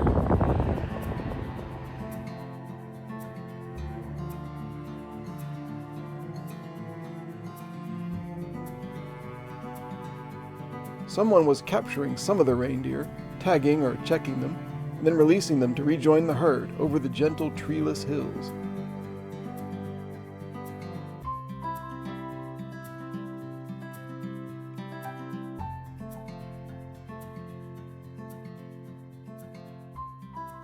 Okay, bit of a bathroom break here. It is 5:30 and I'm still abuzz from all of the reindeer excitement. But right now, my attention's been distracted yet again by something else amazing going on.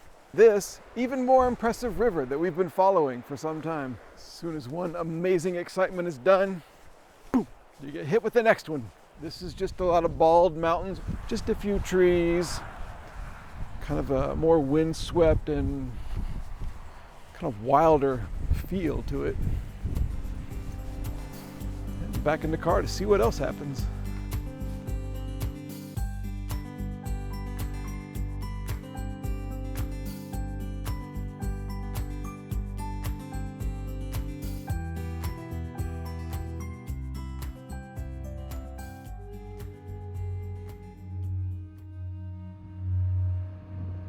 I have never seen clouds and colors quite like this. Right on the horizon, it fades up from like yellow, and then the orange, just big flat pieces of orange made of cotton, the purple, and then the blue sky among it all. The little construction zone, it's all so beautiful. I'm just trying to get to my room for the evening, and I can't stop pulling over.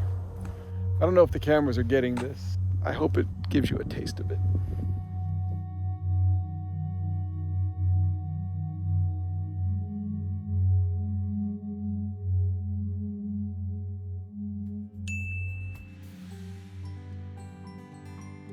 The endless distractions made it nearly impossible to make much progress, but who's complaining?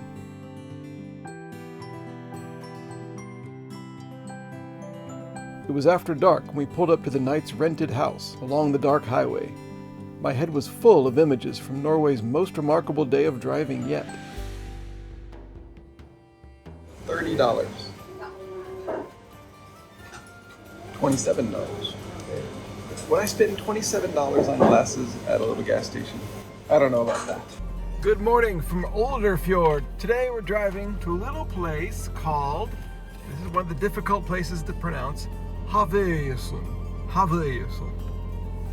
If you speak Norwegian, please tell me how bad that is. Should be a great drive today. Let's go. Okay, now let's go.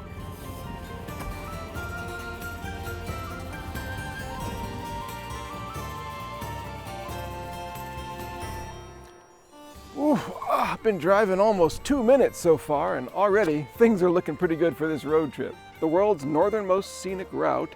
If you like the scent of the clean Arctic Ocean, untouched mountains along the sea, and a beautiful drive without congestion or noise, you've come to the right place. So let me see if I can explain why we're going to Havøysund today. It's about 80 kilometers away. The actual community is kind of a nice little town, I think. But the point for me is if you go just to the other side of the town, which is right on like the Arctic Ocean, there's a little road that goes up a hill. The top of the hill is like this little kind of plateau. There are these huge wind turbines. The sign I just saw at the beginning of this road did explain that this is the world's northernmost wind turbine farm.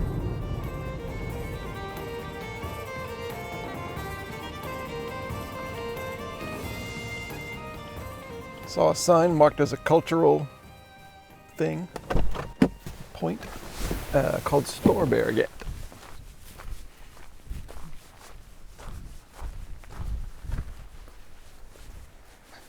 I don't know what river this is either, but boy, look at this. Look at this river valley.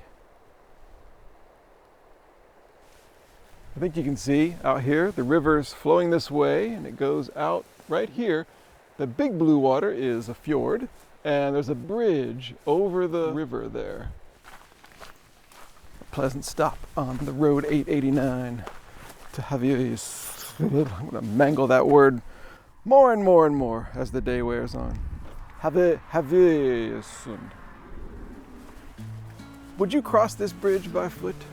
Does it look old? Does it look safe? I'm gonna do it. Whoa. Whoa, it's shaking and swaying.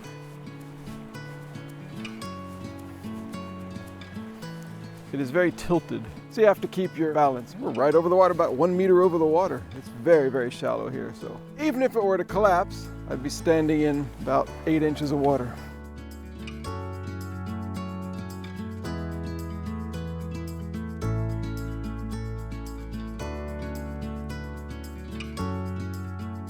Kind of trail that goes off there. I wonder if that's a people trail or an animal trail, or both.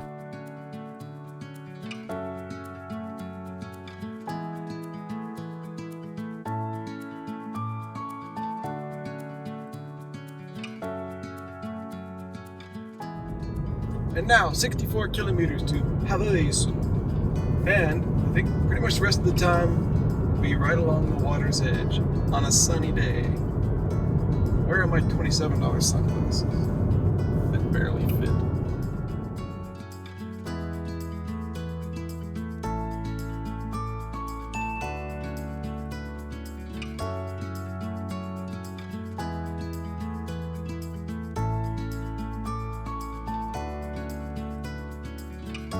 Driving here, along one of the longest and most remote dead-end roads in Scandinavia, the views alternated between rolling, treeless hills and giant dramatic rocks, worn over centuries by the harsh Arctic weather.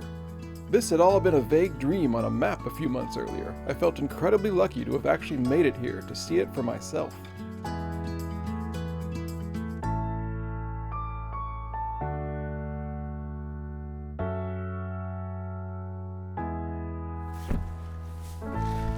Another stop. Wanted to hop around on these rocks on the side of the road. I've been seeing them for a few kilometers. These amazing looking rocks, they're real striated, like you see all the little the levels of them. If I were a giant, I could take some of these layers and try to skip them across the water.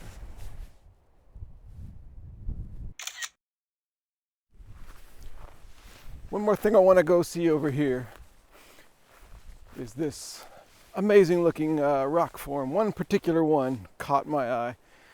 As long as I don't sink into the underworld through all this vegetation. Look at this vegetation. It is very, very Arctic. It's very northern. Little green starbursts and little red flowers and sticking it out through the harsh winters. Look at this amazing thing. Look at this. Look at the patterns. Like driftwood piled up on itself. That is unbelievable. Walking on this stuff is like walking on really, really plush carpet. Very, very soft. Sometimes too soft. Whoa! See?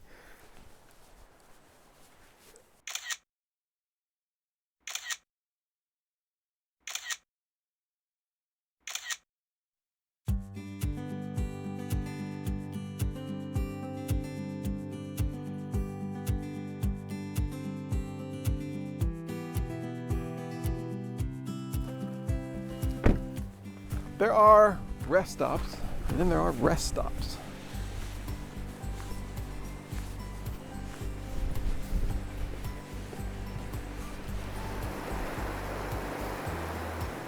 I haven't yet seen a convenience store or anything to buy lunch, but I kind of wish I had because it's about noon and one could sit here in the sun and have one's lunch if one had lunch. But one doesn't have lunch, so one will have to get lunch later and one will just have to enjoy this for a few minutes here.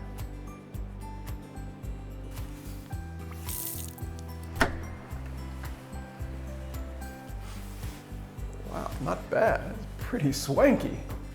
Not just like holes to the outside to let the sunlight come in, but actual electric lighting.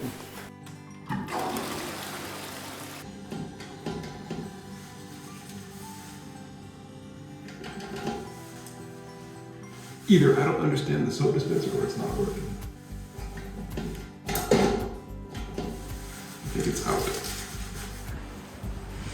Okay, so we started here in Olderfjord. We are now Lillefjord here, so we're still going to Snefjord and then Selvika and then Havøysund, and this little thing, if you can see it there, a little bit on the edge, that's the little plateau I want to drive up to.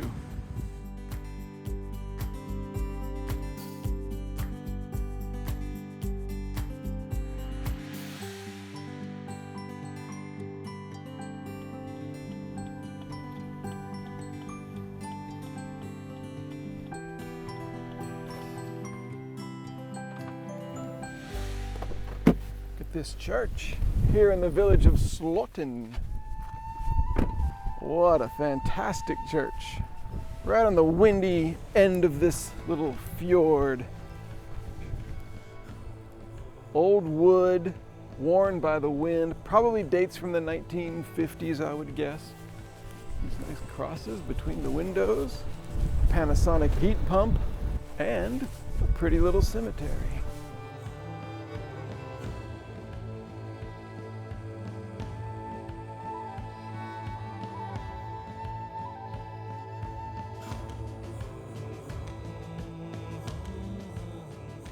See, we got a picture here. We have clouds and mountains. We have the boat there. We have a house that's either steaming because it's nice and friendly and warm in winter, or it's on fire. Smoke and ghosts are pouring out of the windows. November 1944. So this is probably something about the Nazis destroyed the buildings when they left. So then all the houses you see here in this beautiful little village are fairly new.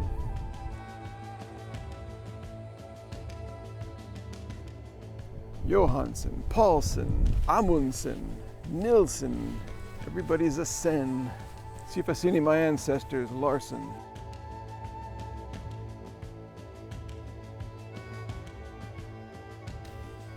Uh-oh, here we go.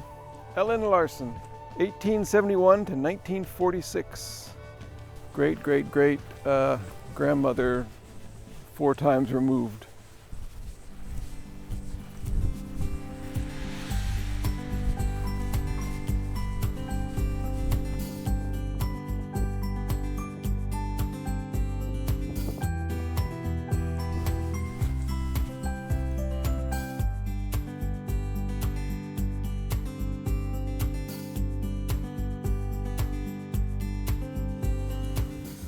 You've heard of a truck stop?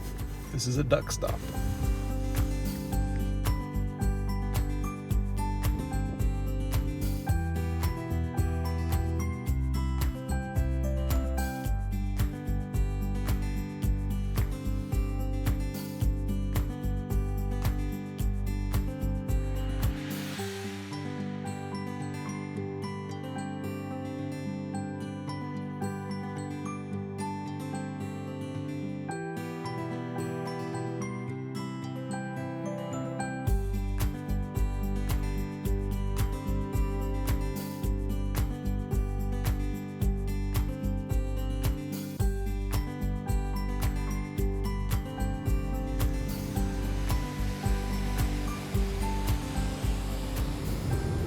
This road has entered this really mountainous area, a lot of high elevations and steep inclines on the road, and it's just kind of desolate, very wild, no trees, just very rounded, majestic mountains and deep valleys and constant shimmering blue ponds and little lakes everywhere.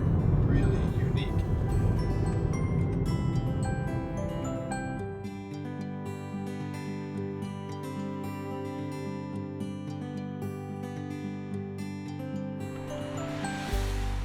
Another rest area. This one's called Selvika. Johan J. Jakobsen, old Triple J. There he is, handsome looking devil. I don't have to pee this time, but I wish I did. It would be an honor to pee here. Place to sit and look through the holes at the fjord and what I assume to be the open Arctic Ocean out there. It's like this whole little maze that goes down. It's actually a beach here. I haven't seen a lot of sandy beaches here in Norway. A little bit of good Norway Arctic driftwood. These are the waves of the Arctic Ocean in the end of a fjord, smacking against a sandy beach. Ooh. I don't have my flip-flops on.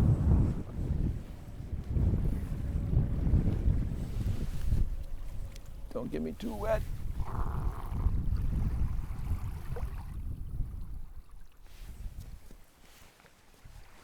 Cold. I know I don't have to tell you, but yeah, it's cold.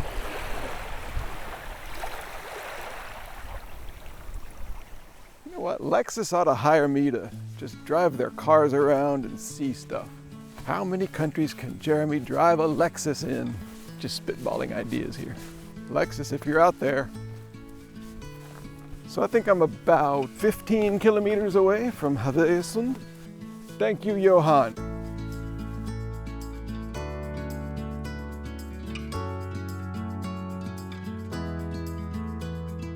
Okay, now I'm down in this like green, rocky valley. Unbelievable scenery. Look at this.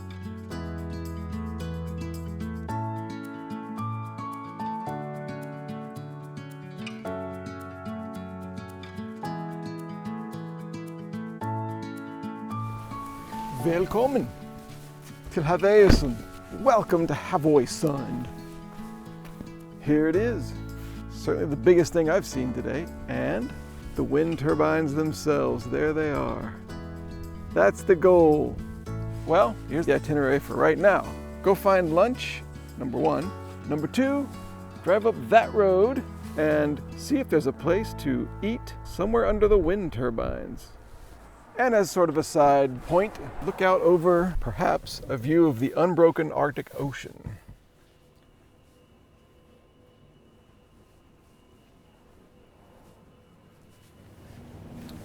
Here in one of the world's northernmost supermarkets, you can get mangoes. Hello. Can I ask you a question? Yes. This town, how do I say the name? Havøysund? Havøysund. Havøysund. Havøysund? Yeah, that's very good. Havøysund, okay. Havøysund, yeah. I'm going to forget all of this in Yeah, about I 5 know. minutes, but I know. but Havøysund Yeah. is close enough. Yeah, Ha, To be Havøy. an American, that's pretty impressive. So here's what I got. Focaccia bread with bacon, strawberry flavored granola yogurt, just exactly like I had this morning. Havøysund.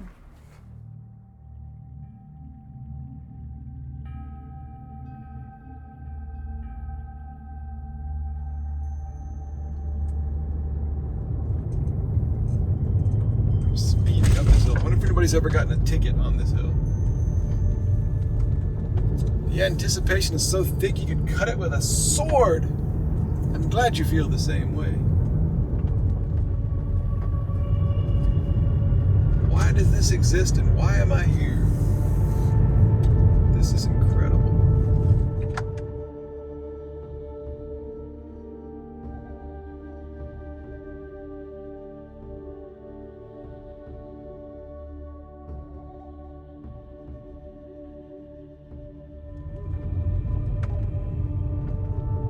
This is unnerving. Oh my God. Right out there, the Arctic Ocean.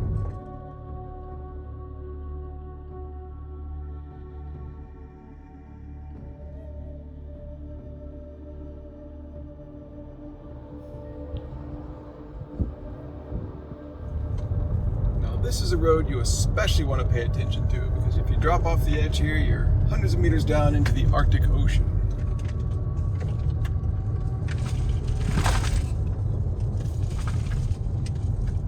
This is unbelievable. Whoa. Brakes, I hope you're okay. You can hear them slicing through the wind, each blade, listen.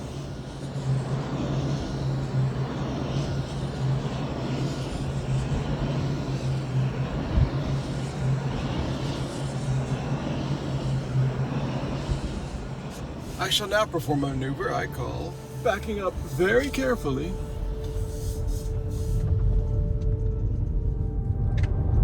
very weird driving under these blades as they're turning. Kind of have a feeling one's gonna go too low and pick the car up and throw me into the drink.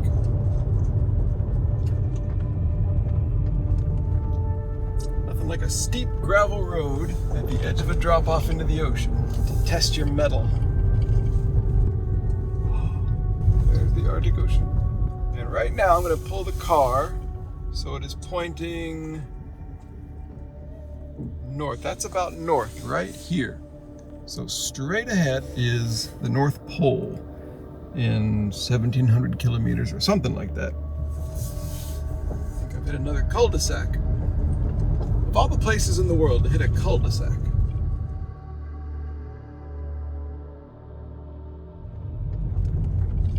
It's like some kind of extreme Arctic modern day Don Quixote. That's what I feel like. Come on, car. This is the end of the line here. Let's get out and walk around a little bit.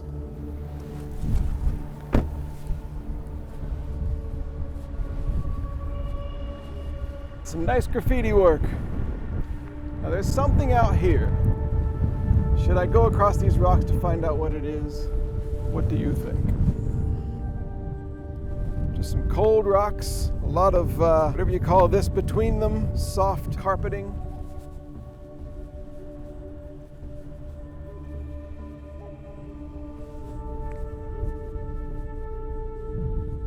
Okay, here it is. A little rock super cairn somebody has made. And just look at the view.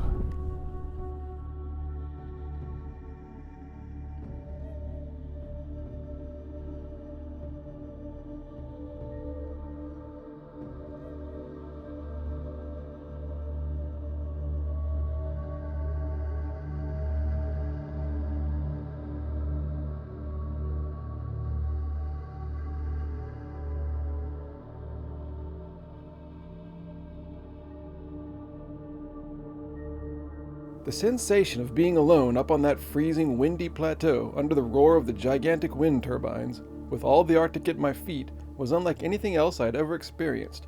I drove slowly back down towards the town in something like an altered state, and then remembered I still hadn't eaten lunch yet. Okay, the view from up here over Havøysund is indeed nice. And this would be a nice place for a picnic, but it is cold and windy, so I'm gonna actually,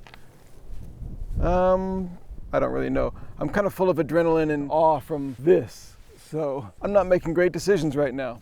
Okay, I found a place for lunch. I'm gonna eat in my car, parked next to this peaceful, lovely little cemetery right on the edge of the fjord. A slight change of plan. I have to pee. So I'm just gonna drive and eat and go back to that one rest area that had the really cool bathroom that I didn't get to pee at. So I'm gonna go right that wrong, see how it all comes together.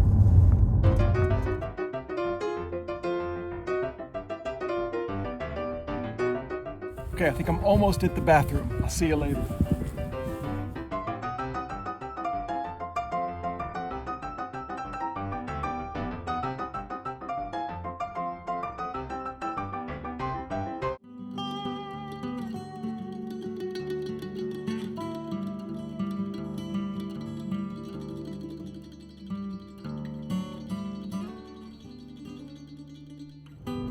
Okay, well that's my trip to Havøysund, through these weird bald landscapes, and to see those gargantuan wind turbines up there.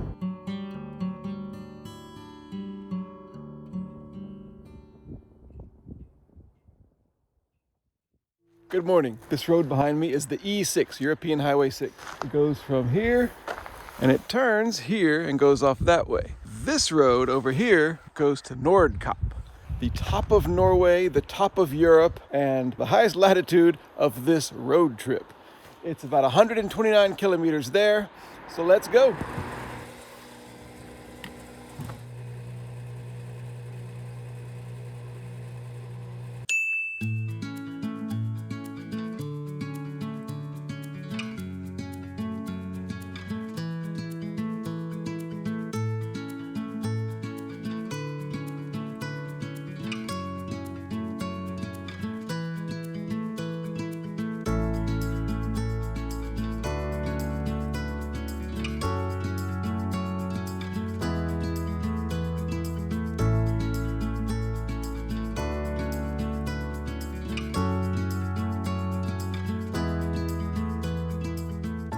roadside break with my old friends, the layered weird rocks, the weird beasts of northern Norway, to describe what's been happening so far. So, been on the road for about half an hour. The whole drive here is along the coast, along this fjord so far. So, back in the car and back up the Nordkapp. It's not even 9 a.m. yet. Not much traffic at all.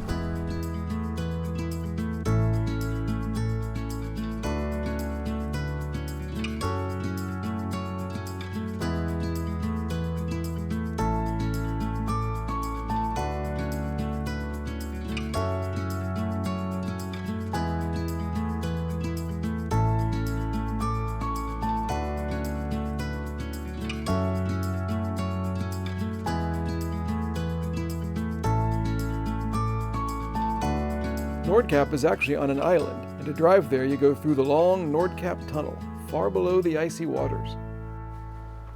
Okay, this is it, the beginning of Nordkapp tunnel. Almost 7 kilometers, 212 meters under sea level. I'm still on the European mainland. This tunnel goes under the water to the island of Magaria, however you say that, where actually Nordkapp is at the end of the island. Big moment, here we go, 7 more kilometers in the dark undersea world of the tunnel. There's a sign back there that said fog in tunnel, so more excitement. As advertised, it's foggy. I think we're coming up on halfway through. A lot of these undersea tunnels in Norway go down and then they go back up. I don't know why that is, but when you're down here on the very bottom, it's best not to think too hard about where exactly you are in relation to the earth. You can get kind of freaked out. And of course there's an air of anticipation as we're getting closer to Nordkapp.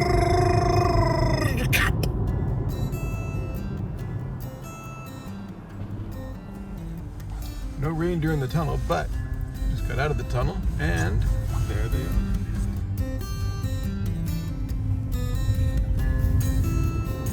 I'm not sure, but I imagine that most people who go to Nordkapp do so by cruise ship, by the Hurtigruten, which goes up and down the coast of Norway.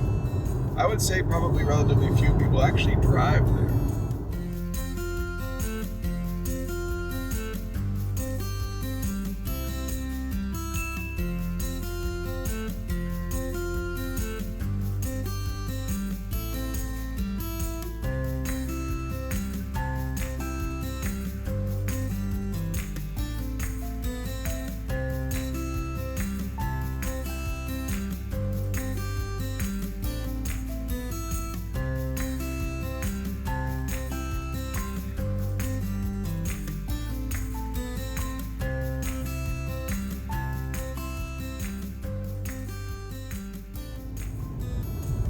There's about 25 kilometers to go, and the landscape has gotten much more rocky and mountainous and dramatic. The road is very, very windy. I keep having to go very slow around these tight curves, and looks out over these rocky valleys, no trees. It's very exciting. Also making this drive particularly dramatic as we get our first views of the Arctic Ocean over there. There are no guardrails on this road. So you're constantly turning your head, looking at all the scenery, and trying to maintain a speed limit, and trying to negotiate the curves. And you realize, oh, no guardrail. It's great.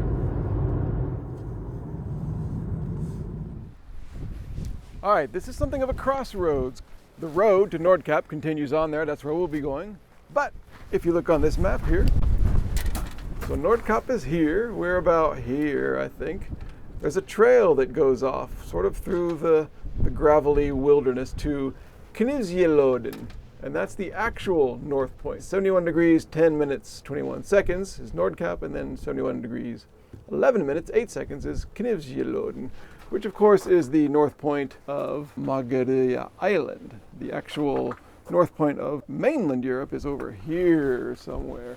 What you have to do to get to the actual north point is climb over all of these rocks for 9 kilometers one way. I'm not going to do it. I'm going to keep driving.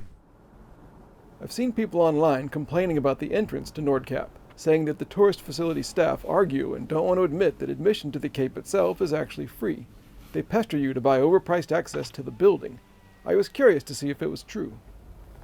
Hello. Hello, welcome to Nordkapp. Thank you. Alright, so the tickets to go inside the building is 310 krona per person. So for two it will be 620. It includes everything inside, so the gift shop, the museum, cinema, coffee house, all we have in. Parking in the outside area are free if you want to stay out, but if you want to go inside to buy something or to visit, you will need a ticket. Okay. I think we'll go inside. There you go. All Have right. a nice day. Thank you very much. You too. That wasn't so bad. He clearly explained that I didn't have to pay if I didn't want to go inside. So, what's the problem? And I do want to go inside. I didn't come to Norway to save money.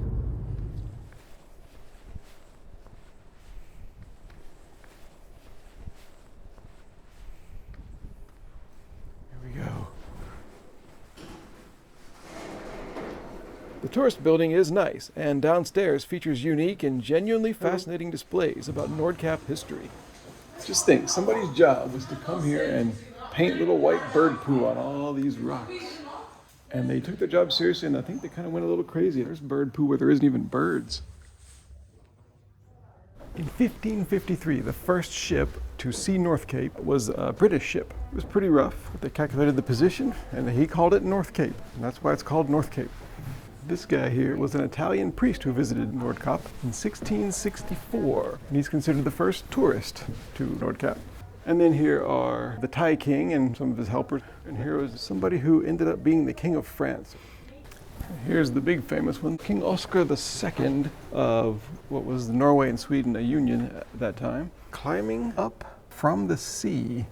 That's pretty hardcore for a king. I'm impressed.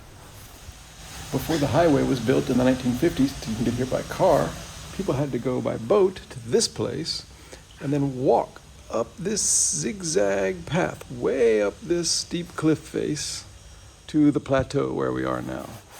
And you can tell it's a zigzag road because it's called Zigzagvägen. And when the boats bringing tourists to climb up that hill arrived, the staff of the boat had to run out real quick before the tourists run up the hill with this stuff, the champagne, because it was like a tradition to drink champagne when you got here. So then in 1891, they opened the Champagne Pavilion.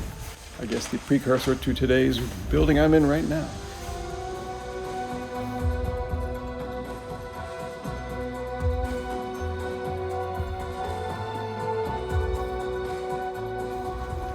The wild and mystical cave of lights.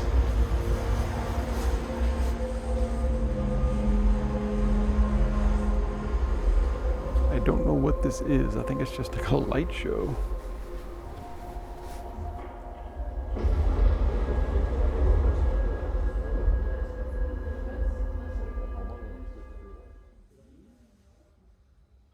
The only thing bigger than the movie theater is the gift shop. After a glance at the tacky stuff, it was finally time for the big moment, outside. North Cape itself, with its famous globe monument. The end of Europe. There are people here, other people here. Who told them to come on my photo op YouTube day?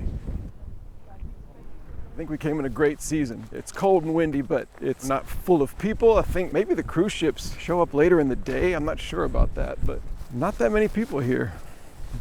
So here it is, right here. This little triangle where the fence bends.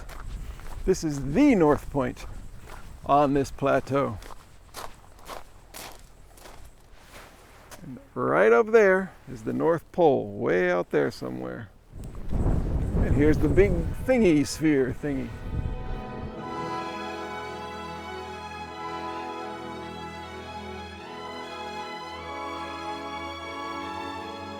After all the miles driven from Narvik, Nordkapp, I made it, Nordkapp. Boy, it's cold and windy. I don't know what the president or prime minister or king or queen of your country's been up to lately, but probably not climbing cliffs like this in conditions like these. When I'm using a lapel mic, it's here, kind of under my shirt, and it's got a wind screen on it, but I wonder if even that is not withstanding the wind here. I wonder what this audio sounds like. I hope it sounds okay to you. And then a waffle and coffee at the Roundabout Bar. Check out the view. The speakers were playing The End by The Doors, appropriate music for the end of the world. This is the Children of the Earth monument, made in 1988 by 7 children from all different countries around the world who came here, stayed here for a week, and then designed these kind of 7 circles in a spirit of love and peace and hope and joy and that kind of stuff. Here on the west edge of the visitor center, this monument here is where King Oscar II of Norway, Sweden, himself on July 2nd, 1873, came and unveiled this monument as the North Point of Norway. Imagine that, standing here one day in 1873, the king was here unveiling this monument in this place. This may have been where the king and his people climbed up from the sea down there. Climbed up here, made this monument, and then he went inside and had waffles. He was a wise king. You know, a wise man once said, "The blue bus is calling us." And I think he was right. Okay, I've been up at Nordkapp now about 3 hours maybe. So that's it for Nordkapp. But now, time for the road back down. This has only really been half of it. What wonders will the road down show us? They're always different when you go an opposite way than you went before. So, looking forward to seeing the beauty of Highway E69. Heading back down south, there was time to visit some of the tiny villages I'd bypassed this morning.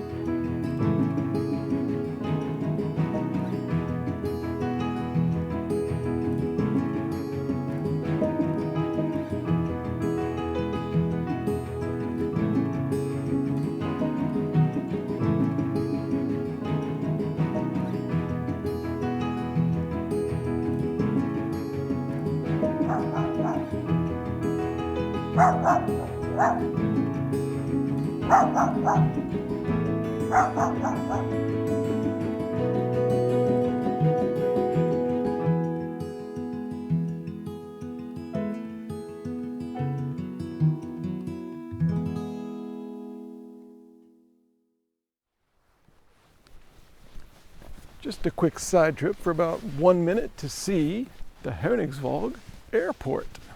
I was kind of hoping to see like an airplane take off or land or something, but it doesn't look like that happens very often here. There's the runway. I don't know when the next plane is due, but I don't think I want to hang around. It could be quite a wait. I've been annoyed at the orange snow poles along the roads because they get in the way of my video footage. Turns out, I'm not the only one who finds them intrusive.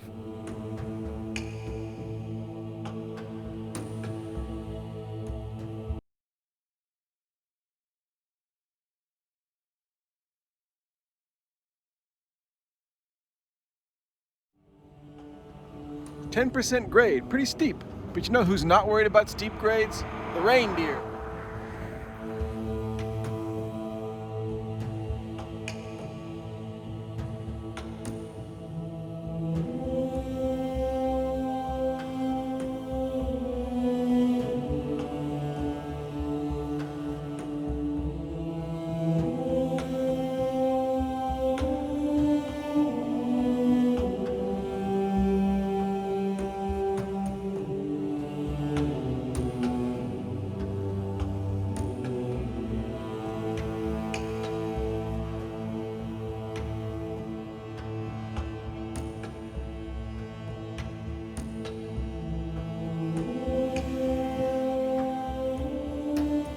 The low September sun this far north turns the landscape into an explosion of vivid colors and ghostly shadows.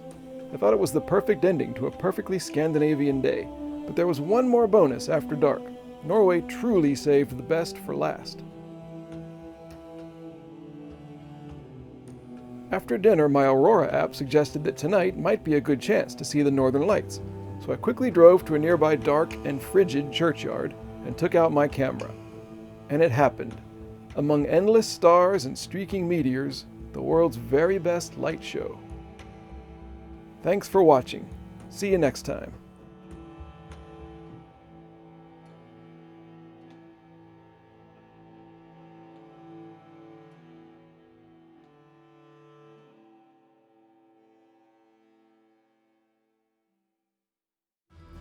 Good morning from Olderfjord or Finnsnes, Norway. It's been great here. We stayed here 3 nights. We saw Nordkapp. We actually left last night to get some views of the northern lights. So here's where we're going today. We are here. Now today we're driving around this fjord through Jakobselv, around this road, and then we're cutting off this road onto this very strange obscure road way up this peninsula area type thing, way up to this town called Kjøllefjord.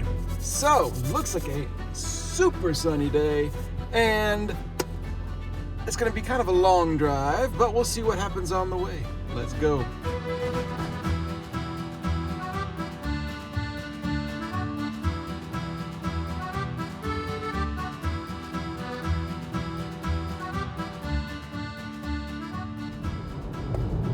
So last night, my Aurora app said, maybe you can see them tonight. You should go out now.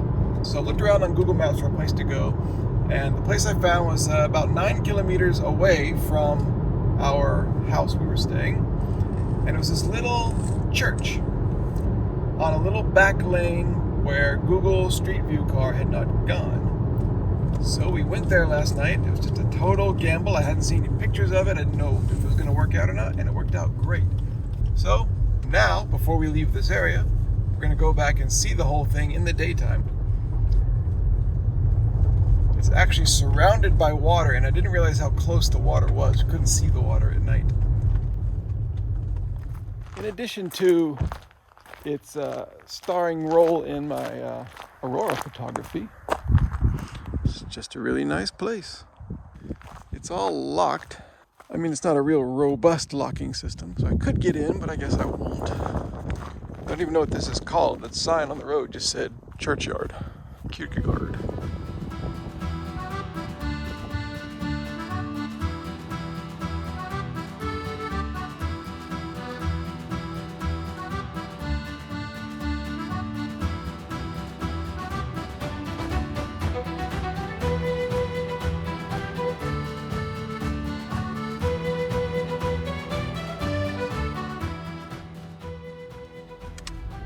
I'm beginning to think that some of the sheep don't take the E6 that seriously.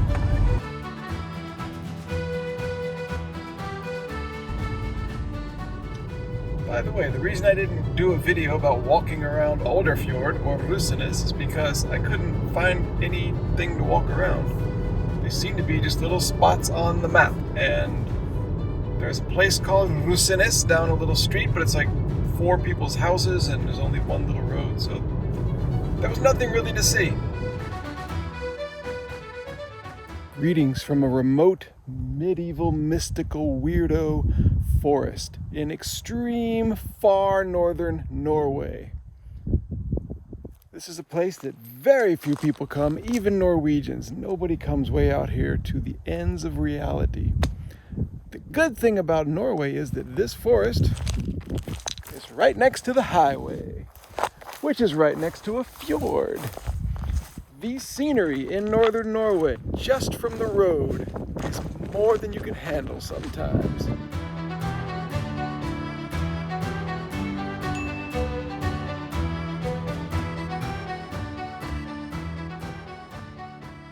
Let's go and see what they have.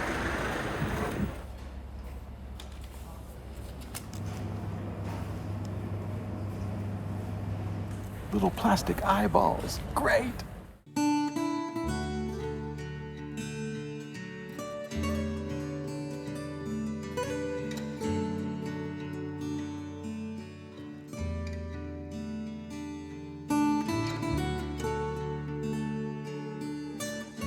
Just pulled over to this little rest area because I thought this would be an information sign or something, and it's a life preserver. Okay.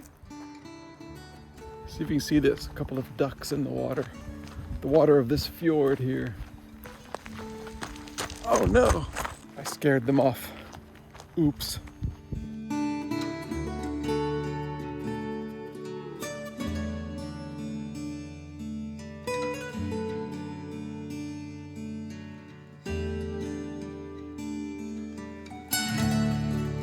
Well, it's time for another exciting Norwegian roadside bathroom break.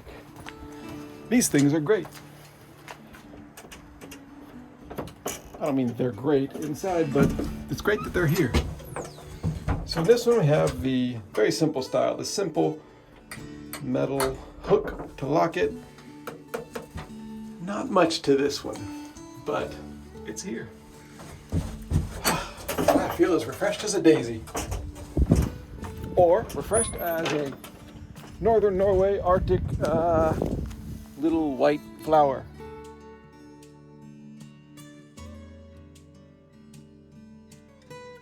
Lunchtime. Found some picnic tables here at Bikachoka Nature Reserve. This sign explains that pine trees are the most ubiquitous in all the world, and the most northerly pine trees in the world are to be found here.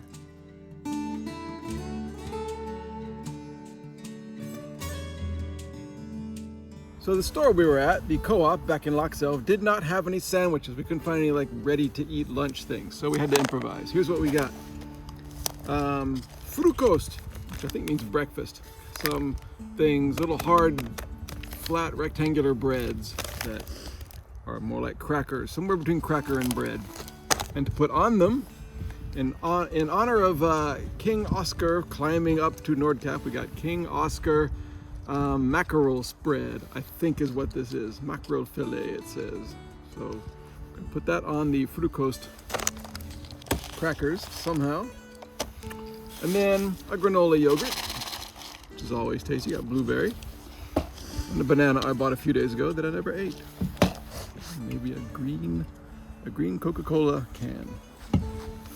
Not bad, huh?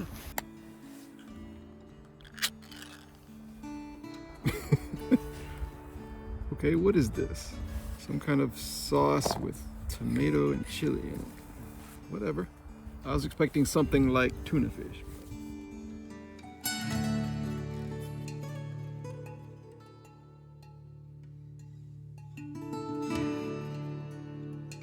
You can't go wrong with a bathroom in a place like this. Beautiful facilities.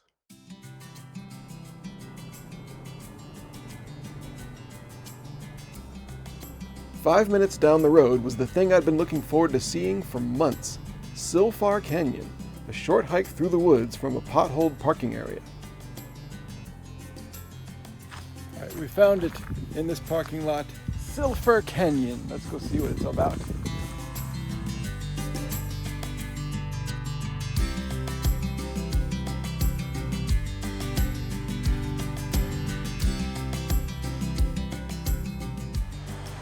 Wow. Look at this. Just a sheer steep drop off. This is part of the nature reserve, I think, that we just had lunch in. Oh wow, look. I don't want to get too close because it looks a little daunting, but check that out. This is about as wild as Scandinavia gets.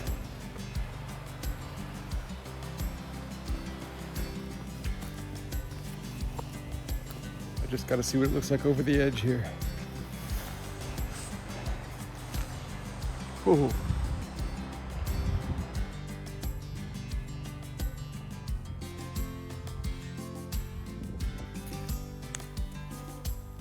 Okay, come out all the way onto the rocks here.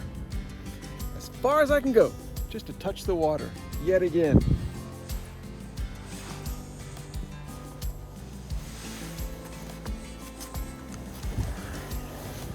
Beautiful cold river water.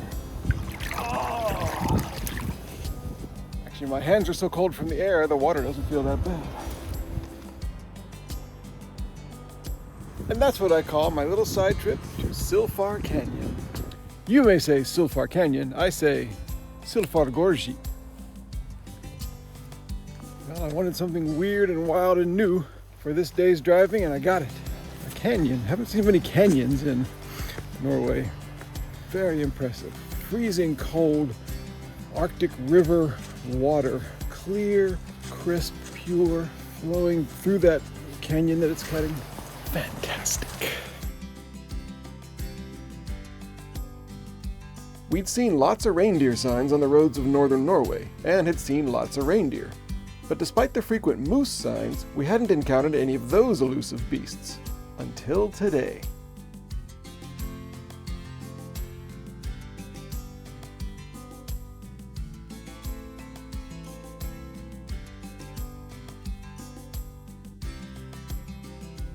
We just saw our first moose. 2 moose. Looks like an adult and a child, or a male and a female, or whatever. I don't know. Anyway, 2 moose just crossed the road in front of us. Looking kind of like reindeer with different horns, to be honest. I didn't get a real close look because they bounded off into the woods, but... Moose! Finally! Moose! So we're on Highway 98. I guess we're here. We're going to the town of Ifjord. And then we're leaving Highway 98 to get on 888, go all the way up here to 894, and our room is right here, right before we get to Kjøllefjord. And I think this right here, this is the actual northern point of the European mainland, because this is not an island, this is actually an isthmus right here, so it breaks through. So, Nordkapp, which is over here somewhere, is not really the north point of the mainland, it's right here, but no road goes there. Anyway, so, got all this way to go.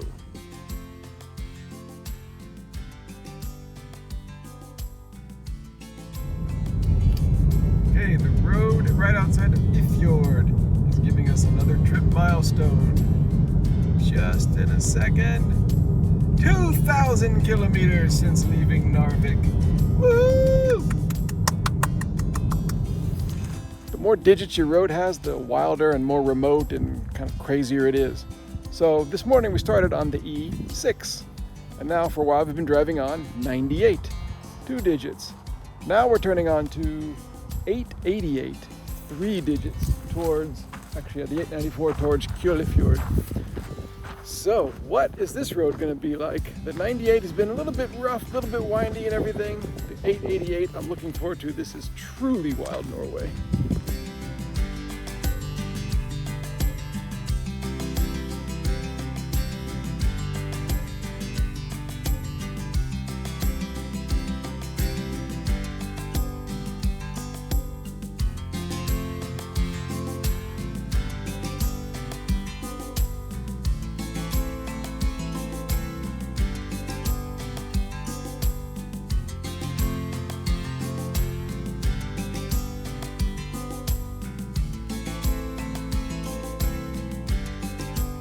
Trying to make good time on the drive today, but I had to pull over here for this Lebesby Church. 1720 to 1800. New church, built, I don't know, something 1820. Maybe renovated 1875. Okay. I see Brent under Kriegshandlingar. November 1944, probably that was when it was destroyed. November 44. I guess that's a 9. 1962. Okay. So this version from 1962, after the Germans destroyed the old one in 1944. All right, well that's the greatest church steeple I've seen so far on this trip. Take a quick look at the cemetery just to see what the gravestones are like and stuff. And we gotta hit the road again. We're still like maybe halfway on today's trip and it's almost 4 p.m. already. All these look pretty new. 2017, 2015, 2009. Jonsen. Uh-oh, here we go. Larsen. Fridtjof Nikolai Larsen, 1917 to 1987. Brand new, maybe? No headstone yet. Knut Torrebakken Loritzen. Well, if you're ever in this area in years to come after this video, stop by the Lebesby Church and see if that guy has got his own full-scale headstone yet.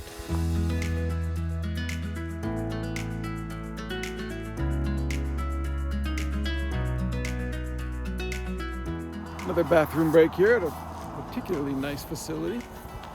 So I expected this drive on 888 to be wild and remote and rugged and not a very good road surface and no sign of people anywhere.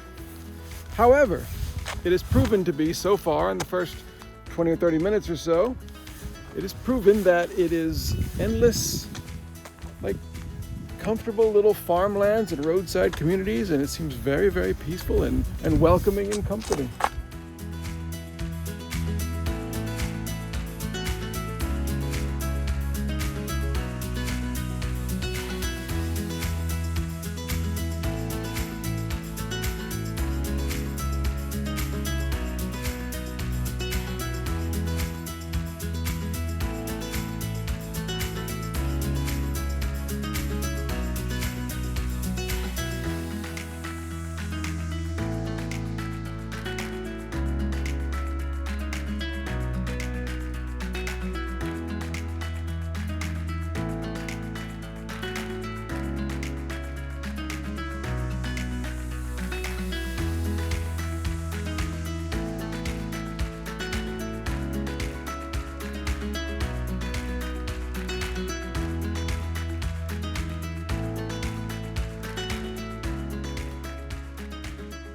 As soon as I took that last video saying how there was nothing but houses and farm communities and stuff along the way, we've entered this crazy land of just sweeping vistas and huge valleys and big bald mountains.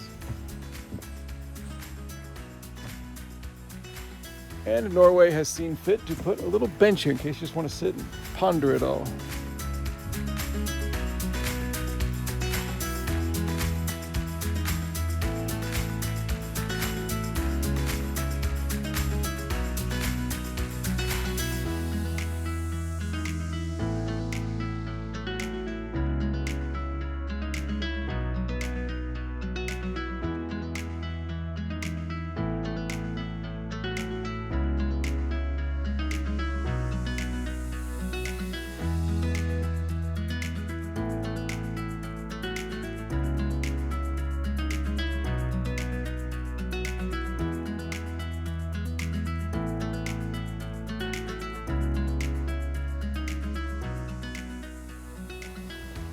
This is the Fjord, and this is, out there, the Fjord. This little bit of land between Fjord and Fjord is 1 kilometer wide, and it links this big peninsula up to the north, where we're going, with the rest of the mainland to the south. The Germans in World War II, to bring them up again, they wanted to blast a path through here between both fjords to make shipping easier, I guess, or whatever, which didn't happen. Although when they retreated in 1944 or so, they, for some reason, shot and killed several civilian fishermen here, unarmed fishermen. And it was investigated, but nothing was ever charged. But a monument to them has been placed here. Here we go. It's called the Nordkapp tragedy. Nordkapp is the area here. This monument was put here by King Olav himself. And according to this information sign right here, this road, Highway 888, is one of the most weathered in the country every year. It just gets a battering from the Arctic conditions here. So it's apparently very difficult going in winter. Here, in late September, it's really perfection.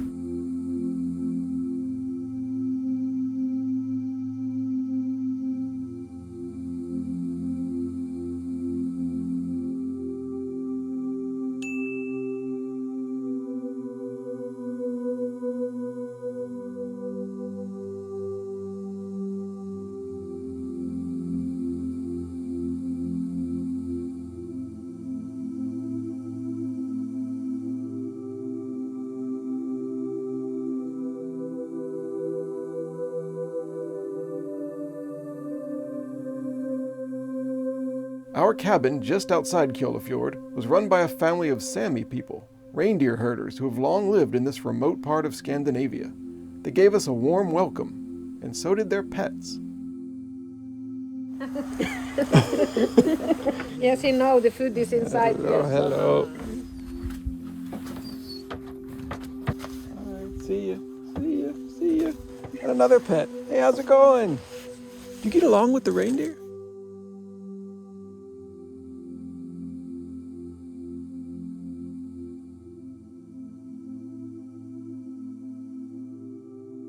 The sun finally went down, and we were treated to another Northern Lights display over the nearby mountain ridge from our back porch. Another perfect day in the Arctic.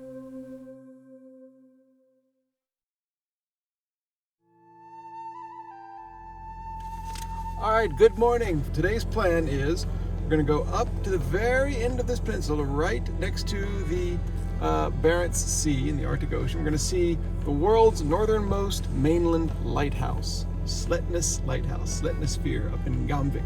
Then we're going all the way back down, back to Ifjord. We're joining the road we turned off of yesterday, going way around the leg of this fjord and going here to a place called Austertana.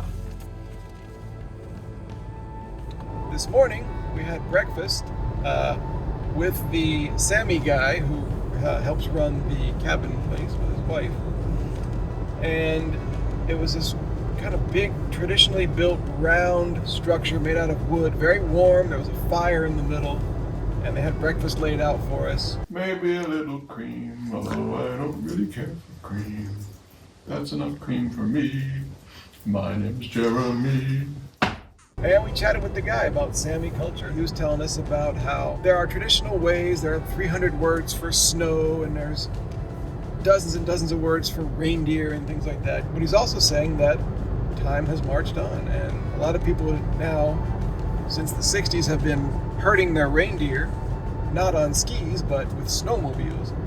And now they often use drones, and the reindeer have little GPS things in their collars. And he said all of the reindeer that you see in northern Scandinavia are owned by somebody. There's no wild reindeer just running around. So all the reindeer we've seen, I thought were just wild roaming reindeer, but they all belong to somebody. And I asked him how many reindeer he had, and he laughed and he said, that's like asking what somebody's salary is, what their bank account balance is. And you never ask that to Sami people. But it was great talking with him. His name is Elo.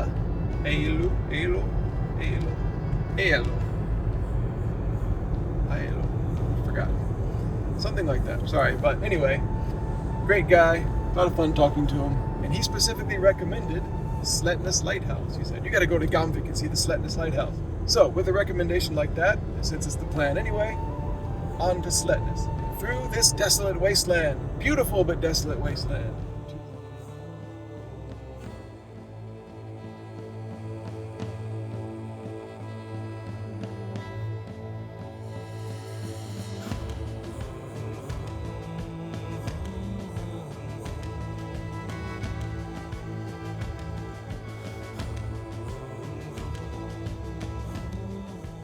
All right, we're in the town of Mehamn, which is on the way to the lighthouse. And this is a lovely little town. Wish I could spend more time here, but time is of the essence. Got to get to the lighthouse.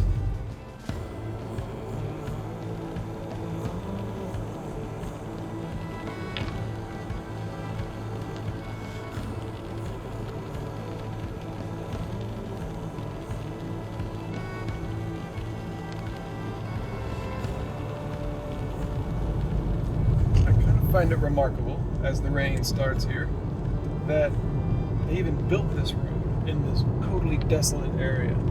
And because of the nature of the land here, they had to build the road in these big, graceful, winding arcs up and down all these hills.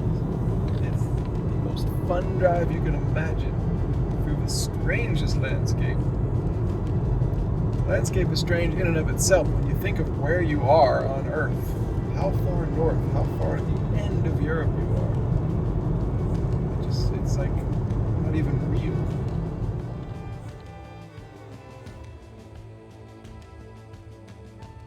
Whew. Just arrived in the chilly and windy town of Gamvik. and I see an info sign which will help me figure out what to do. Okay, ooh, I don't stumble on the rocks. We drove up here, we're here. We're looking out here into this little bay, which is the Arctic Ocean basically. So we drive through Gamvik. We have to end up on this road, which goes out to Slettnes Lighthouse, 2 kilometers further to the north. Gamvik is located within the subarctic region, thus has no summer season in meteorological terms. It has a tundra landscape. A German coastal fortress from the Second World War can be found north of the village. When the Germans vacated the area, Gamvik was subjected to the scorched earth tactic and burnt 3 times in the fall of 1944. Anyway, let's take a second to just stand in the middle of the road here and look out over the small town of Gamvik, the subarctic tundra town of Gamvik.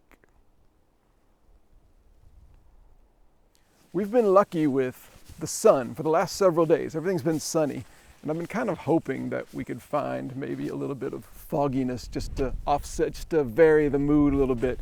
And today it's perfect. I mean, when I thought of this lighthouse, and I've been kind of picturing this lighthouse in my mind, I see it as like on a foggy, windswept spit of land on the far north coast, and I think that's what we're going to get today. This is perfect.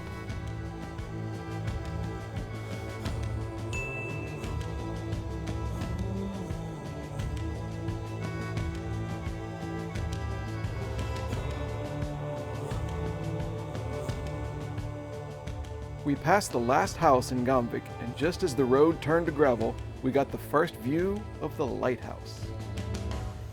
Okay, see the lighthouse out there? We're getting closer. First of all, I want to see this sign about the Slettnes Nature Reserve. It's an important bird and biodiversity area.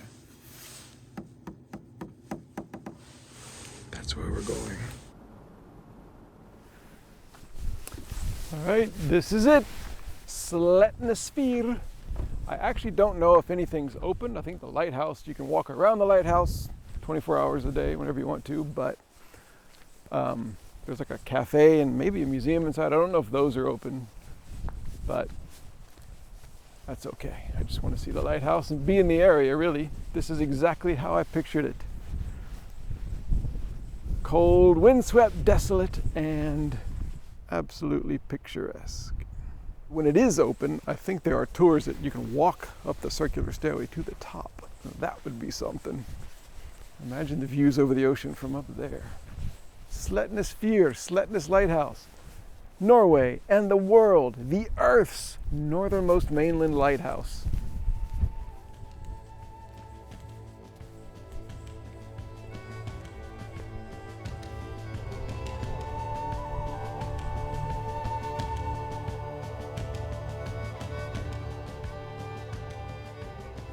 Welcome to Slettnes.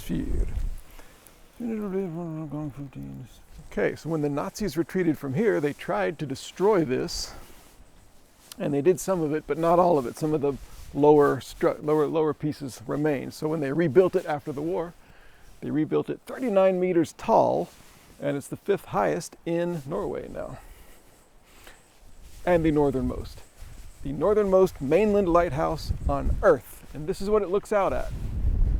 This is the Arctic Ocean from up here. Looks like the Arctic Ocean, doesn't it? So I'd imagine north is pretty much that way, so the North Pole is just right out there. Not right out there, a couple thousand kilometers, but still out there. Can't believe I'm here at Slettnes on the Arctic Ocean. It's cold and windy. I have no gloves on. I'll go check out what these buildings are all about anyway. They don't seem to be open, but maybe we can peek into the windows. Startle somebody. This lighthouse actually was manned by somebody until 2005. It was one of the last in Norway to go totally automatic. So there may be literally 0 people here now, although there's a car out there, so maybe somebody's here. Look, they got a little place for me to step to peek into the window. What's in there?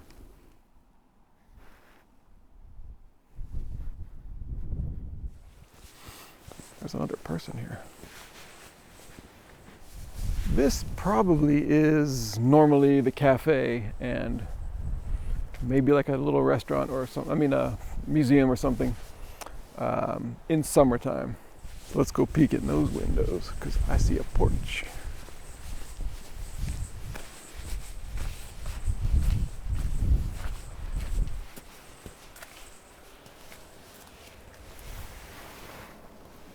I wish that were open. On a day like today, that would be a great place to have a coffee and look out at this. Another building, there's like 3 buildings here.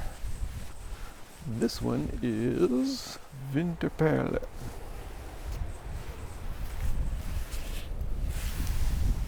What do you see in there? More worker stuff.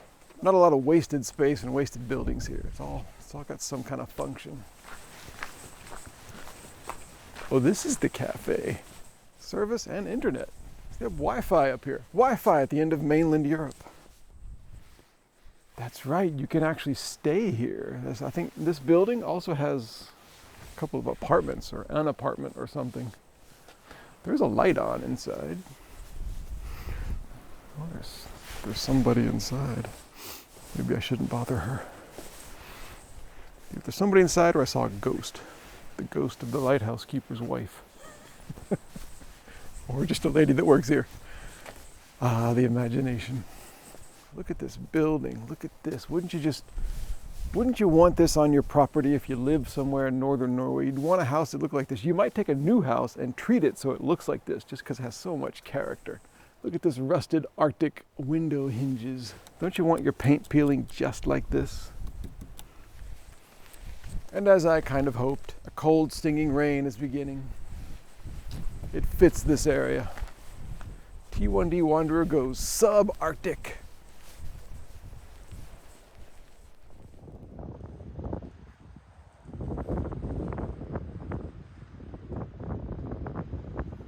Hey! Hello. Are you visiting? I have my family here and we live just for a few days here. Oh, you're staying here? Yes, yeah, we are sleeping here. Wow, a few days? Yes, yes. Why? Oh, it's wonderful. I'm living here in Gamvik. Oh, you live in Gamvik? For 1 year.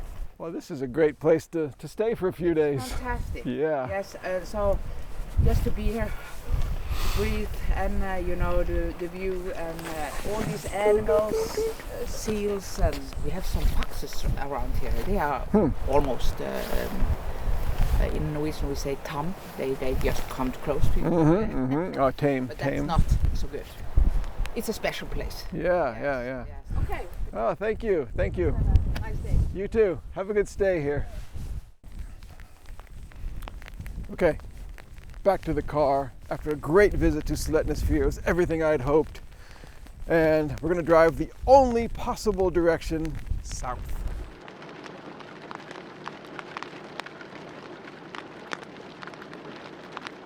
The things you put up with just to get some video of a boat. The wind you see is blowing the rain into my side of the car here, and I'm trying to take a video of this boat out here. Here in the Arctic Ocean. I know I've said that 10,000 times on these videos. I'm going to say it 10,000 more times. Arctic Ocean!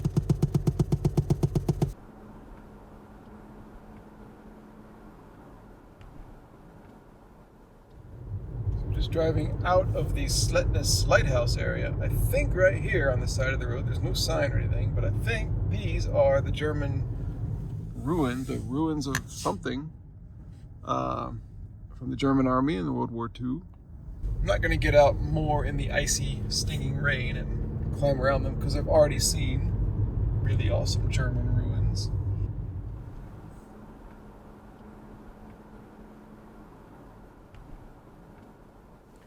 I don't know if you can make it out behind me, but that is the lighthouse. From the lighthouse, the only thing in Gamvik you can really see across this kind of flat, barren land is this church.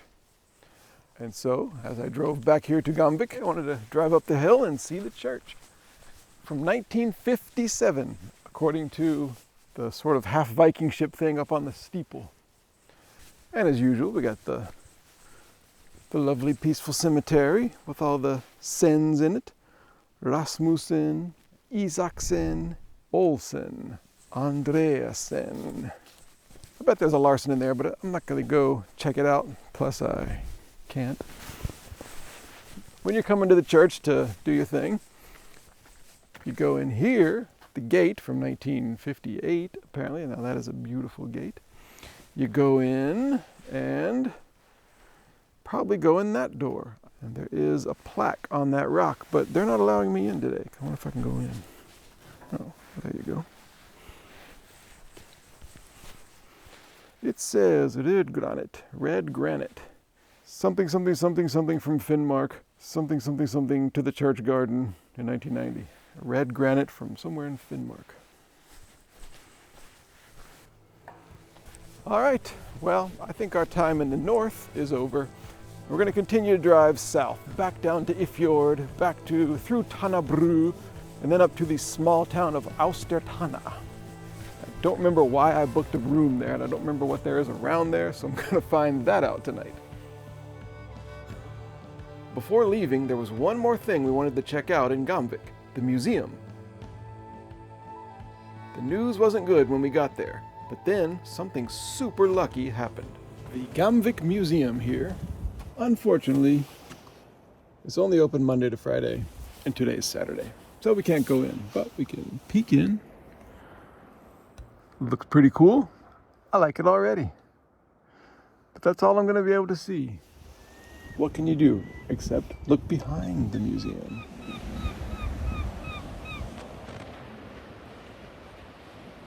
Guy just drove up and said he has to take some stuff inside the museum and he'll open it up for us to see.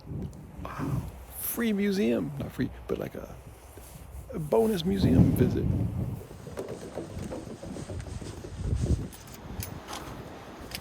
Okay. You have come to a fishing village. And if you look over there, there's a fishing factory and there's a harbor.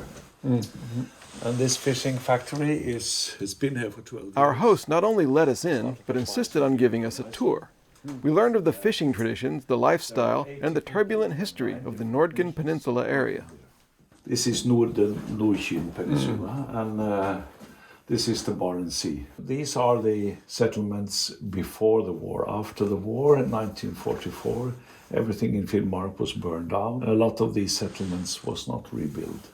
The nature here is you have these walls of mountains, and Nordkap is it's north, but Kinn is the cheek. Oh, so the North Cheek. Yeah. So anywhere, many places in Europe, I might eat Gamvik fish. You might eat Gamvik fish, yes.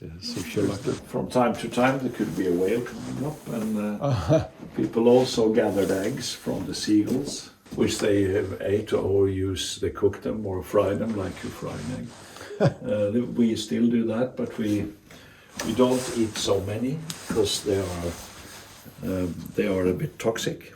Due to the environment situation, the birds, of course, get microplastic in the Barents Sea. Yeah.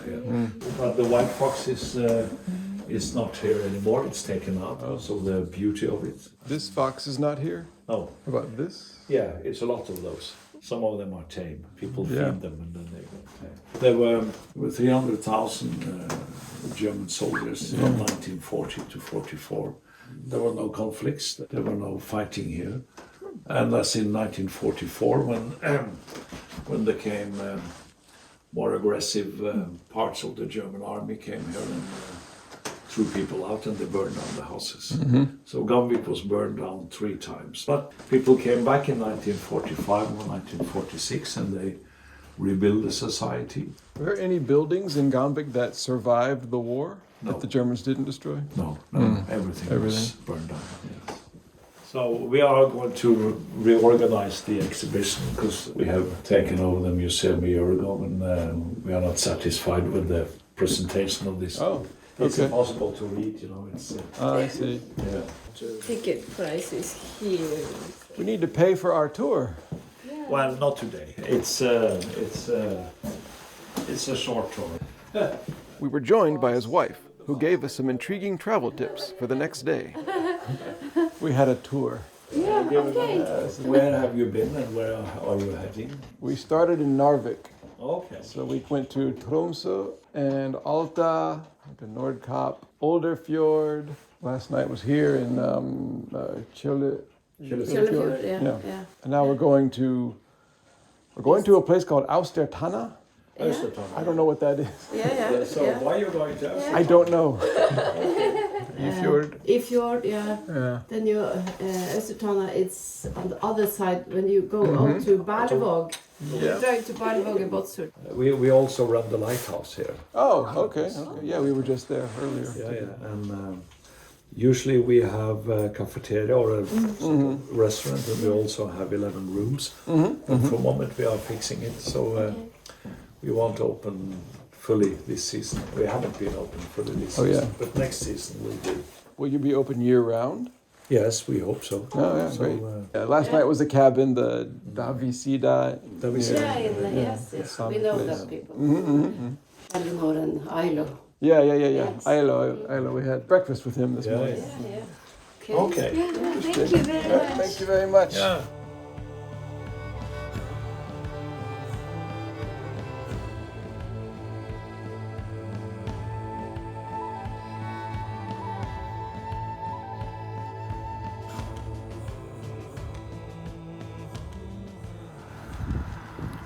Okay, I think what this is for snow. That big pole comes down all the time, and the road is closed when it snows in the wintertime. But if you look at this sign, this, I think, is the schedule for the snow plows. So every day, 7 times, the snow plow will begin here. The cars line up behind the snow plow and they wait, and the snow plow plows slowly all down the road to the next town or wherever. And the cars follow in a very slow-moving caravan. I've not done that. I've scheduled my trip in autumn, so we don't have to do that. But that's how people get around on these impossible to pass Arctic snowy roads in winter. They do it anyway. They use a snowplow and scheduled times, just like a scheduled ferry, kind of a snow ferry.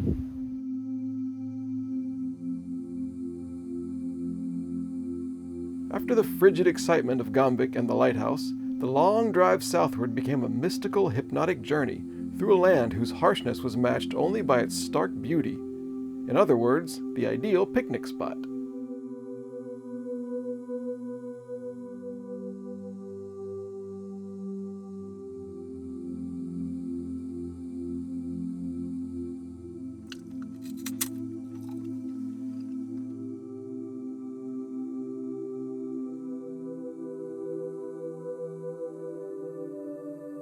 Reindeer meat. It's like reindeer jerky. Very good. Very smooth, very smooth meat. Tastes like reindeer meat. My cinnamon roll dessert is a bit messy, so I'm eating it outside the car so I don't spill crumbs everywhere. But hey, it's cold. It's about 3 degrees Celsius. It's lonely. There's nobody out here. A car just passed, and that was big news because usually no cars pass. But hey, look at the view of this lake, this kind of flat lake with a very gentle breeze going across it, just creating a little bit of ripples. The very, very easy, graceful lines of the mountains and the hills. And way over there, sunlight. And over here, I don't know if you can see it in the camera, but the curve of the road. Oh crap, my roll is melting. All right, I gotta go and eat this. See you later.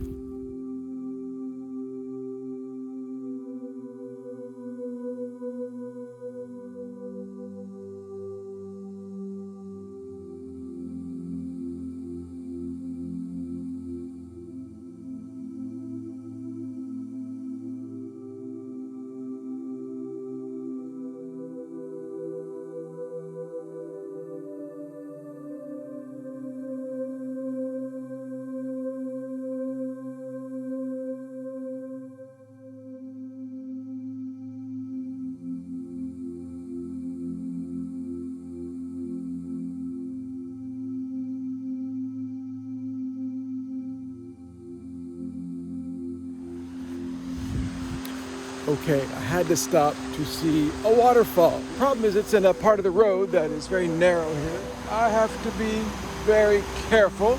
Here we go. The waterfall. Woo-hoo. If it were in a more sensible location, I would try to get out and take some actual photographs of it. Although my DSLR camera battery is dead, so maybe I wouldn't. One of the struggles on this trip is to constantly keep all of my technology charged and ready, and it's a daily struggle. We are maybe 8 kilometers outside the town of Olderfjord, by the way, in case you're wondering about the progress of this trip. It's almost 3 p.m. and we're not quite halfway through the day's driving.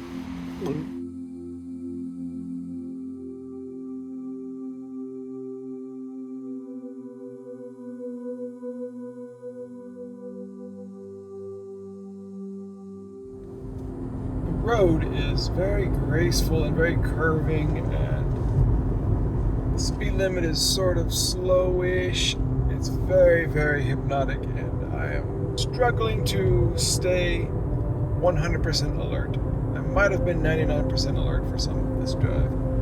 Whew, I keep having to like shake it off and try to wake up. Lunch was good, and I had a Coca-Cola after the lunch, so I should have caffeine, but it's just very, very, very relaxing.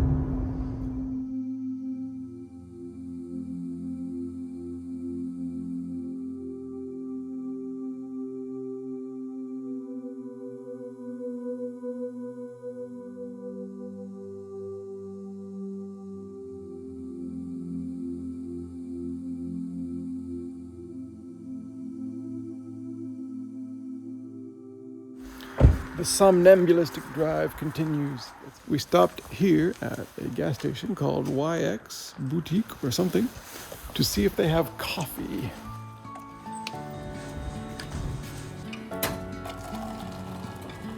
Just what I needed. Yes, that's right, speed, speed, speed. Do you hear me? To Austertana or hell!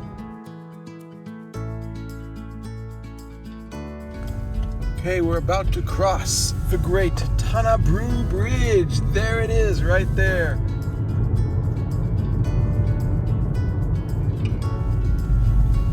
If I could stop driving over the center thing on the roundabout. Here it is. Tannabru, look at it. What a majestic bridge. And one more roundabout. And about 30 kilometers to go.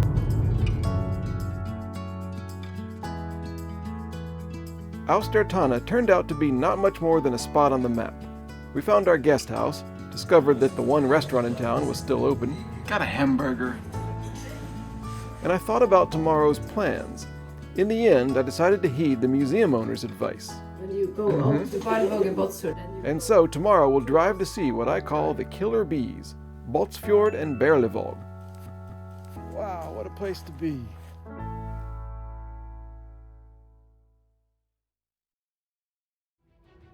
Okay, here's the map, all laid out. This room has enough room to lay out your Northern Scandinavia map. So, we are in the town of Austertana, which is not on this map because it's too small. And there's a road that goes up here to this town, and there's a road that goes over here to this town. So, we're going to do one or both of these today. This is a little day trip. I don't know what's there because we don't have Wi-Fi to research them. So, I'm just going to go out and see what these fishing villages are like, or whatever they are, on the coast of the Barents Sea, on this weird peninsula.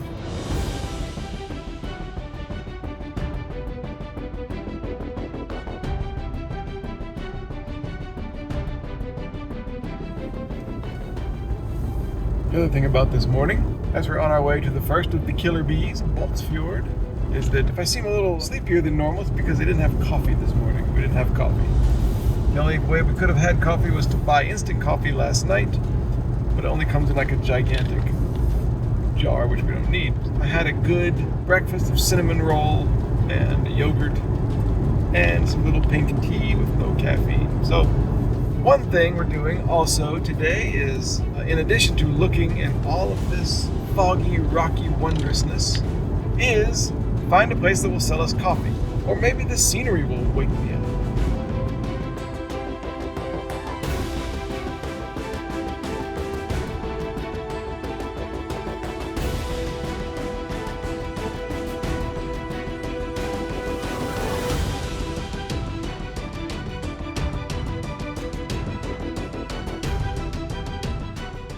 Okay, just coming into the town of Båtsfjord on the fjord called Båtsfjord. And in addition to some wind turbines up on the hill, my beloved wind turbines, there's an information sign that says welcome to Båtsfjord and a little map of the town. It's a nice map. Like this part of the map over here, the bottom of the map is the polar circle, that Arctic circle. Just to show you how far north we are. So far north that this part of Norway is worn away. Still like to get some coffee, although the cold and the landscape is waking me up a little bit.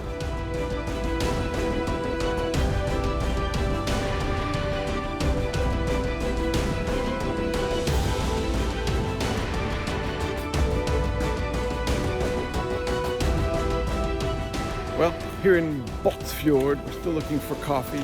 There's an extra supermarket, which is not open right now at 11 a.m. on a Sunday. There's a Narvik convenience store, which opens Sunday at noon, which is an hour from now. But a guy just came out and said, no, it's actually opening at 11 today. So we're waiting around the parking lot for 3 minutes for the Narvik to open to buy coffee and maybe buy lunch. Anyway, the first of the killer bees, Båtsfjord.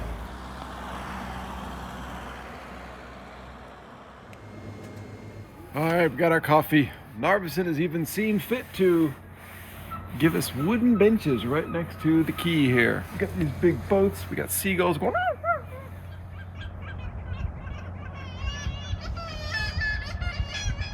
I've been in northern Norway long enough to be able to understand the call of the seagulls, and what they're saying is, how can Narvik charge $3 for a tiny can of Coca-Cola? I know, I wondered the same thing, guys. See, they're coming over here to commiserate about it. All right, here on the gritty, mean streets of Båtsfjord, like everything seems closed, so I'm kind of emboldened to just go peek in people's windows. Well, reindeer figurines. If you own a house or any kind of thing at all here in this part of Norway, you need some kind of reindeer accoutrement for your house. You need reindeer antlers on the wall, you need something like that. I'm more interested in the back alleys, because that's where the interesting things happen. And when I say interesting, I mean a bunch of big rocks. I did see an interesting fishing monument or something down the street, so we'll see what that's about. It's chilly here. It's about 5 degrees Celsius, which is maybe 40 or 41 Fahrenheit, something like that. I probably should be wearing my hat, but I'm not. When Frank Sinatra buys oil, he buys it at Kroon Oil.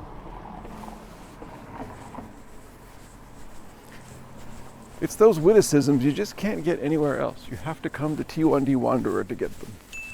And I have to go to Båtsfjord, Norway, to get inspired to say things like that. Well, that was a disaster of a sentence. Anyway, here is the monument.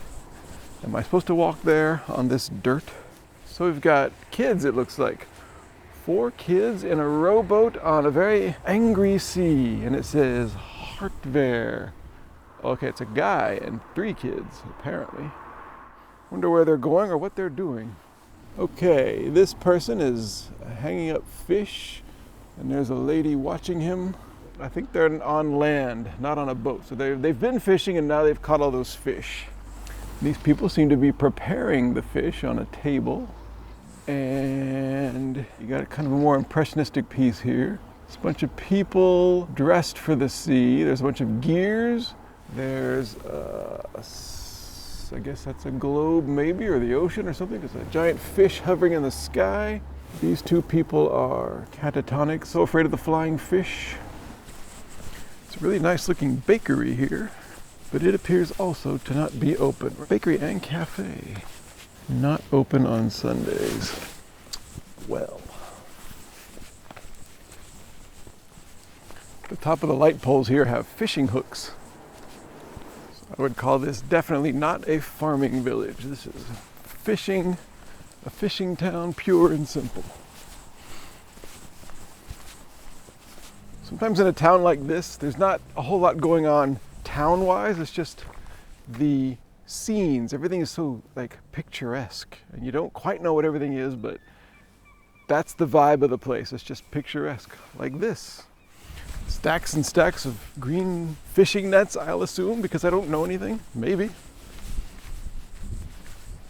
Ooh, different style there. The dark blue, we have both kinds. And as always, every building right by the water is full of seagulls. Well, I'm kind of digging Båtsfjord's vibe. Look at this cool tree. There's an Arctic-looking tree. I hear these people, like some guys, like shouting at each other sometimes, like, ah, ah. And I realize it's seagulls doing these kind of unusual calls. Normally, seagulls, I always think, are these more. Rah! The Arvidsson coffee is pretty good. It was about $2.30 for this cup, which is not crazily unreasonable. Here's this guy's wearing short sleeves.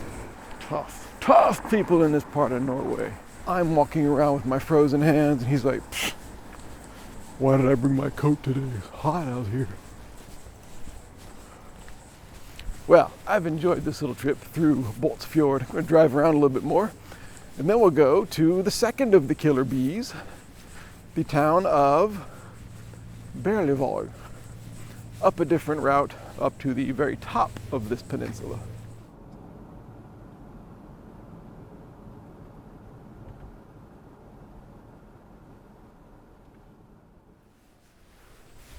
Can't leave Båtsfjord without seeing the church, can we? Here is the church on a little hill, halfway up a hill, overlooking the town and the fjord in the red brick square brutalist style. See if we can find some information about this church. So it is Sunday, so what's happening? They're having an open church Monday through Friday, 8 to 3. Well, that doesn't help me. Oh, Sunday, 2nd of October, that's today. From 18 o'clock, it's a gudstjeneste Båtsfjord Church. A priest, an organist, and a church thing. I don't know. Something's happening tonight at 6. I won't be here. So it's all red brick. It is obviously in the long church style. And the steeple, once again, seems to be sort of separate from the church. That's very interesting. I've never seen that before. I don't know if that's a regular thing in churches besides in Norway. It says in English, Jesus' Ascension. Oh, look, here we go. Facts about the church. So this church was built in 1971. It used to look like that. I don't know why they changed it. If you can read that, let me know what it says.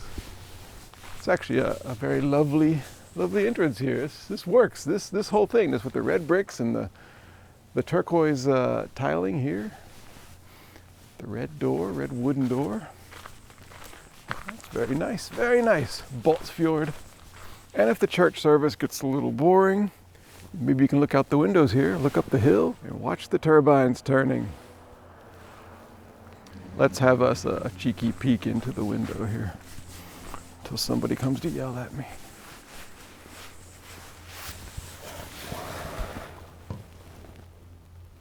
Very nice, very great.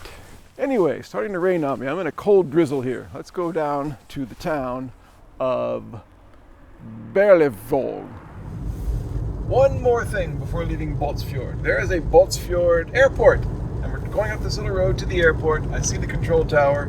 On the extremely off chance that a plane happens to be landing or taking off while we're there. I just want to get some footage of a plane landing or taking off up close. Way up here, north of everywhere. Is the airport open on a Sunday? Is Avinor flying flights in now? You won't know unless you try. This is a 1 in a million shot, but we'll see what happens. The drive up is nice anyway, even in the rain.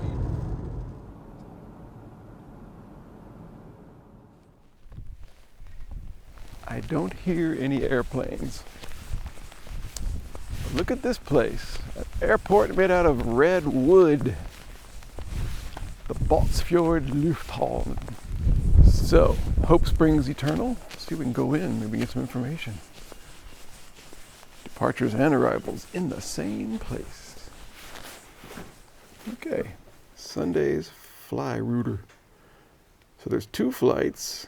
They come in at 5:45, leaves at 6. Another one comes in at 10:45 in the night and leaves at 11. Okay, well, I would like to get footage of an airplane coming in, but I'm not going to wait around for 5 hours for it. But I think it was worth it anyway. Maybe we can get some footage of a seagull taking off or landing instead. Very beautiful airport though. Thanks Båtsfjord Lufthaven, it's been great.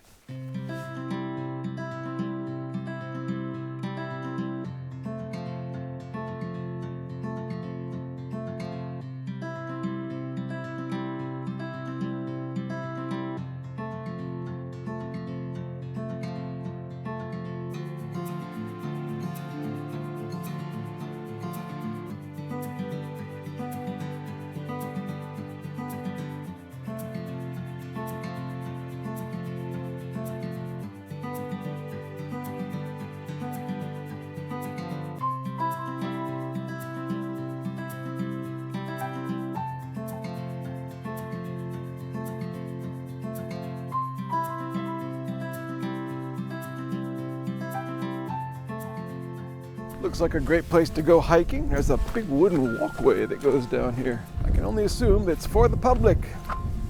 And who's gonna complain? Oh, it starts here because of the mud.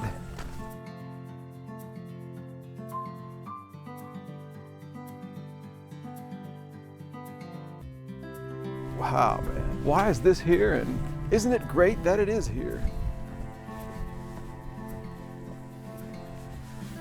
Everywhere you see these, like, I don't know, dirt mounds with little lichen or something on top of them.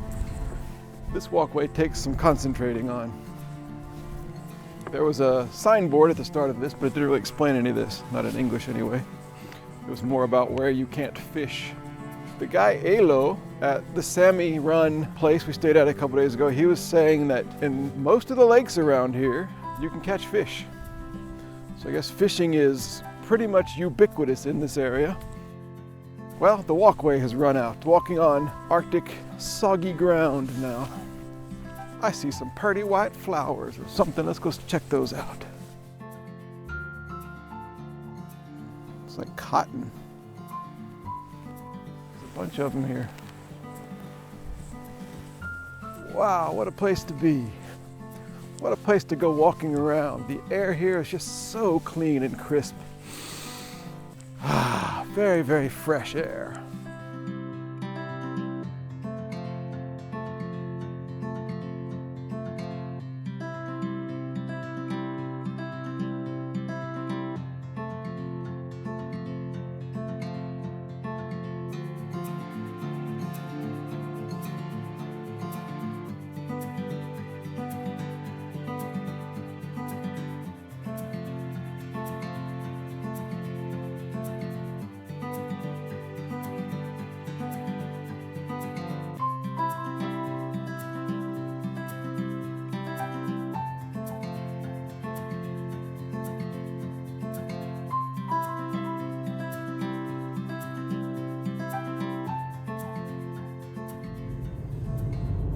Road about 10 or 20 kilometers outside of Berlevåg has gotten very, very rocky, and the rocks are very jagged, very angular, all kinds of crazy shapes.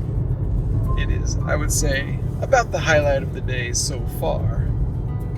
It's an unbelievable drive. In a land of unbelievable drives, this one stands out. Look at this. What a coastline!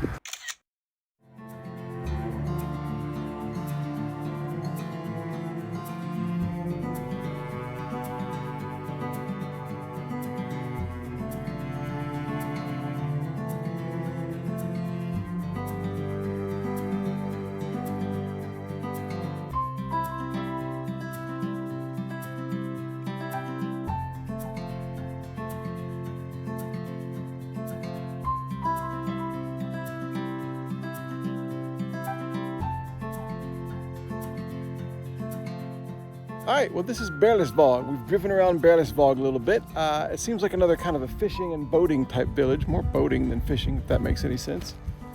It also seems to be based on tetrapods. I don't know why, but these are placed around town, sort of as displays, sometimes painted.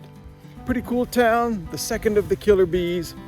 Now, we have not eaten lunch yet. It's 2 p.m. So here we go, lunchtime.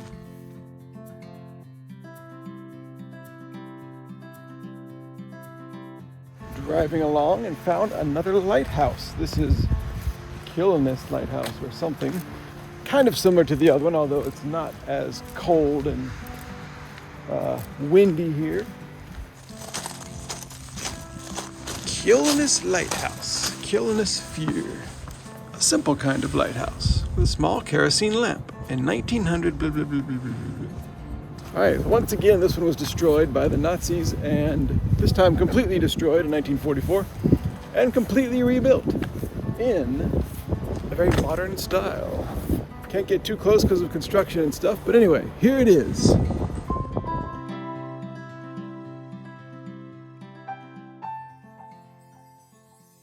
So we bought this sandwich about 3 hours ago from Narvik, back in Båtsfjord. We had the guy heat it up, and I think it's gotten a little bit hard since then. I'm not even sure it's possible to eat it. Oh. It's about as hard as the jagged rocks around this part. Tastes all right though. Okay, the impossibly hard sandwich and the potato chips are finished. Lunch is over, and now the drive back to, where are we going? Austertana, where the room is. I hope the scenery is exquisite on the way back, and just to make sure it is, I'm going to do a little hopeful dance to the travel gods and a little dance for the dash cam.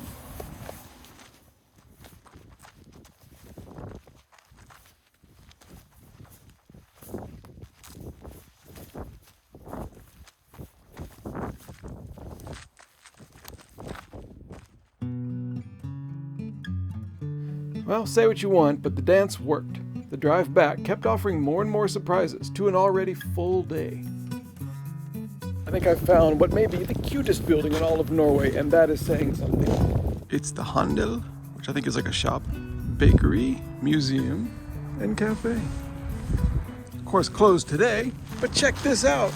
A museum with some kind of old-timey antique gas pump with English on it. The sale, gallons. I've not thought of gallons since I've been here. Magnolia maximum mileage gasoline. In a way, too bad that it's a Sunday, because I would definitely stop here and patronize this place. Give me everything you got. I want some cafe, I want some coffee, I want to see the museum. Give me some bread from the bakery. Play me some Handel music. Whatever you got.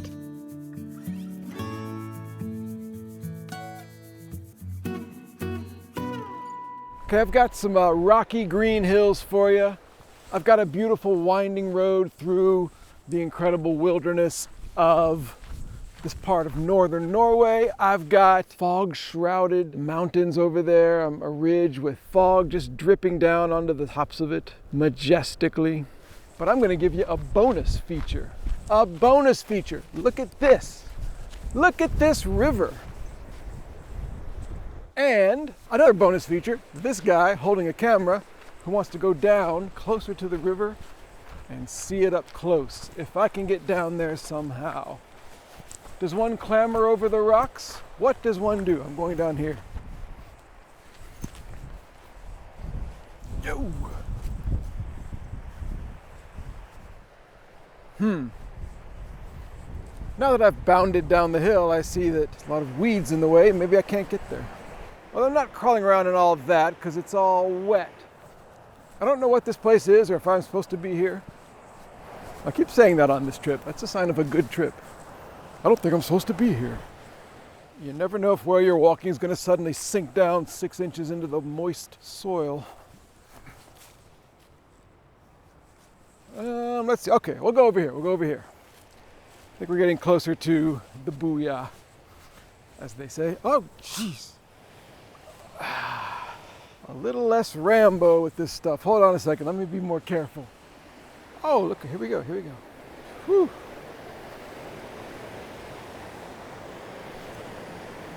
Yes, sirree. Perfect.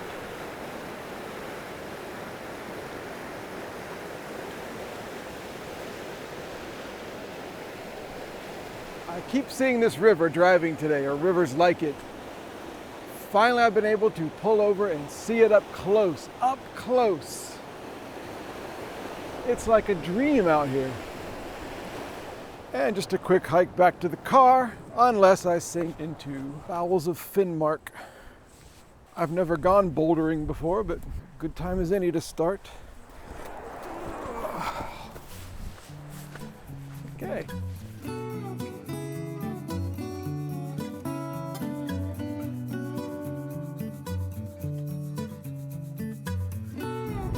Those distant, misty, foggy mountains that we just saw earlier, we're now there, among them. And they're just unbelievable. The mountains have this kind of colors to the rock, like pink and gray and green, but you can't really see it because it's kind of washed out because of the weather, but you can still see them a little bit, and they're kind of pale, and then they just fade off into fog. Wow, what a road!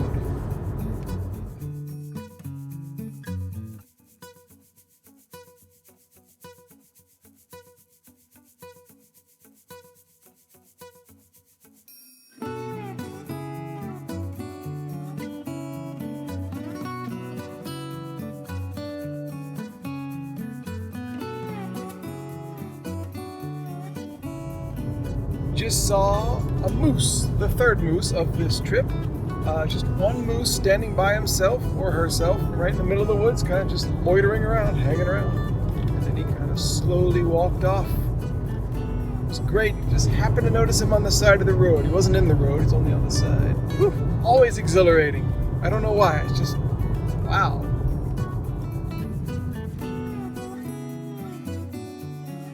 Today was going to be hard to beat.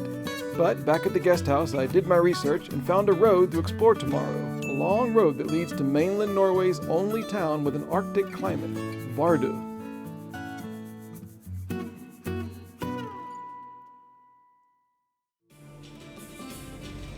The longer this road trip goes, the more pages over I have to fold because we keep going east towards Russia. Today, we are finished with the town of Austertana, but we're not finished with the Varanger Peninsula here. We're going to leave Austertana and we're going to have this really cool drive all along the southern coast of this peninsula, all the way to the town of Vardø, the easternmost town in Norway, the only town in Norway with a polar climate, a true polar Arctic climate. It's not going to be frozen to death when we get there because it's only October, early October, but that's the drive today, and I've heard that this is an especially nice drive. Let's go. Well, I got about 20 feet down the road and had to stop here, the Austertana Church. A white wooden cross on white wooden paneling on the church. And a simple little porch to get in, little glass doors. And that seems to be about it. There's some kind of marker over here. I guess this is somebody's grave. These 5 people must be important to the town or the church or both. Do not see any kind of cemetery. I don't know where the church people get buried around here. Well, right there, I guess. I guess that's the cemetery. Well, I like the style. I like the size. I like the simplicity of it. But it's time to go.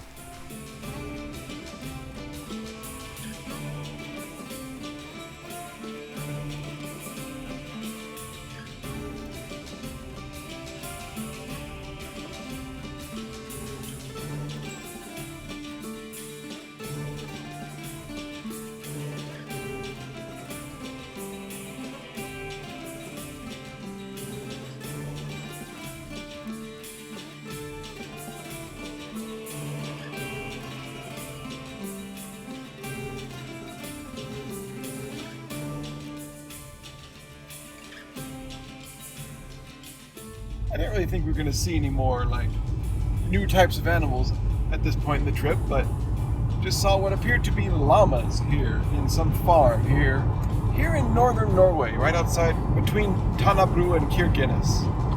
Why llamas? Okay, we're still on E6/E75. They're together here. And this is a test of my Norwegian skills that I've picked up along the way. I just saw a sign, I think it said the road to the Arctic. Let's see if this road is called the road to the Arctic. I think that's what it said. There you go. Vägen till Ishavet, the Arctic Road. Ha!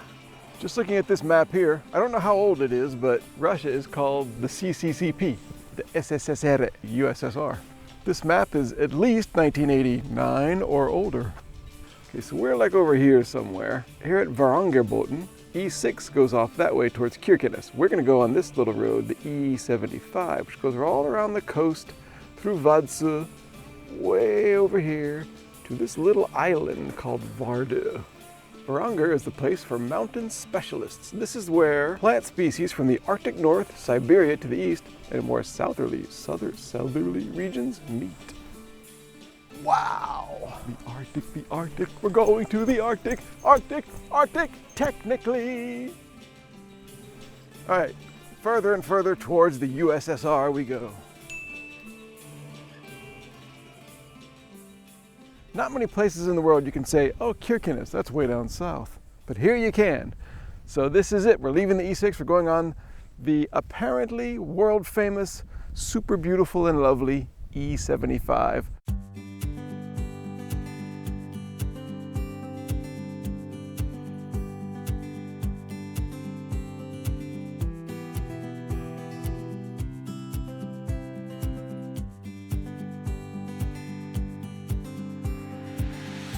This is a rest area called Gorgonjetak. This is pronounced like an NG. So you have Gorgonjetak. This is right beside the fjord that we will be driving along the rest of the day. Beside one of Norway's premier fjords, as far as I'm concerned.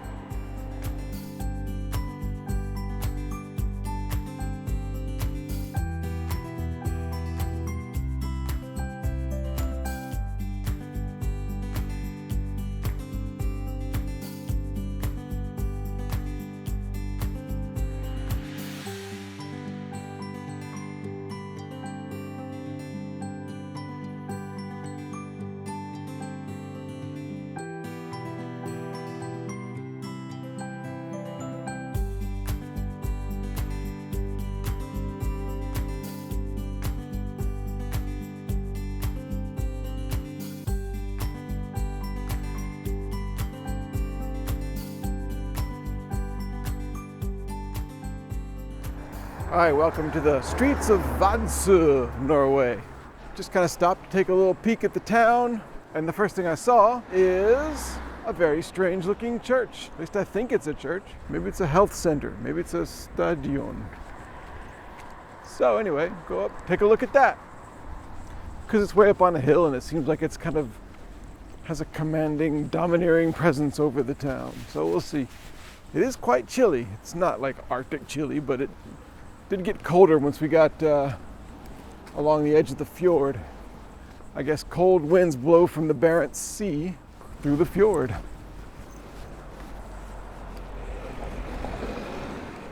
It's about 12 noon on a Monday. I'm hoping to find lunch here too, in this town. Not the church, but in the town. Wow, there are some very nice decorative touches to this one. Look at this.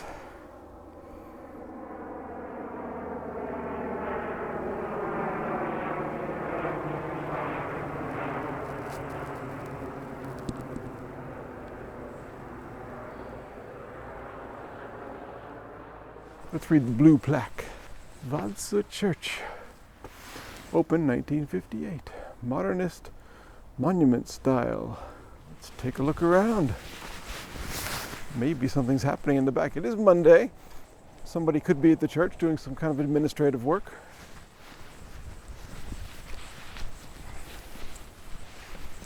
And look at the neighborhoods around this church. The red wood houses and other colors. The fall colors still exploding here in Vadsø in early October. Oh, by the way, the steeple looks like another Viking ship. So this is not your normal small wooden long church like we've been seeing. We've got these apparently concrete designs up over the windows, a big cool clock, which is not correct, and a monument. Tina, age 18, and Olsta, age 16. Don't know what happened, but there's their monument.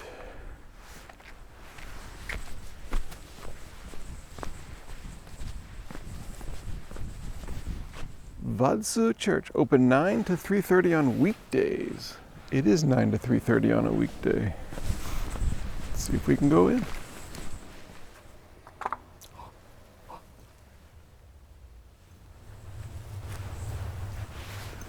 Wow, cool. Here it is.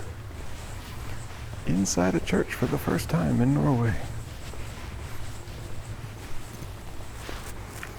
Simple rows of wooden pews, painted dark turquoise. Some kind of special water, maybe.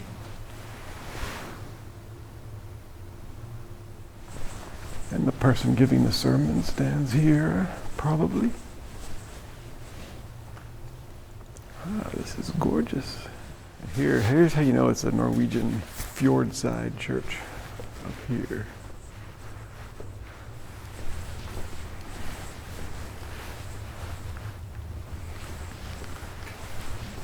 Too bad there's no candles lit. I guess you can buy candles and light them. Old pictures of the church. When you see a sign like this, all you do is look for the 1944, and you know what that means.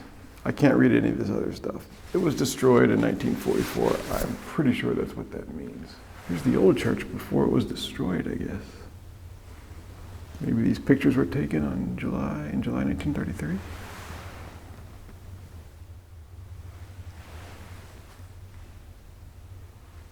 What's this?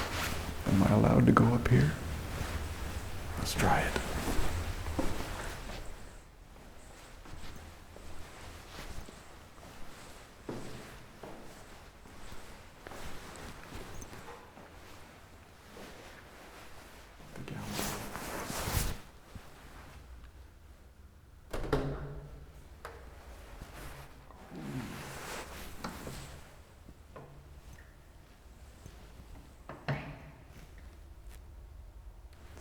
Not a church without some pump and bass. The bird's eye view, the gallery's eye view. Look at the kind of blue and red and kind of orangey yellow rays coming out. All right, there you go. The Vadsø Church, a beautifully restored and maintained building. Shall I play us a song? No. Maybe I can play us a song. Check it out. I can play some chords. Ooh, I haven't played guitar since I left Japan. I guess I better not. I haven't seen anybody else here though. There's the pipes for the pipe organ. I bet this place is hopping on a Sunday. See if I can get down. It's a different doorway. Let's see if this one works.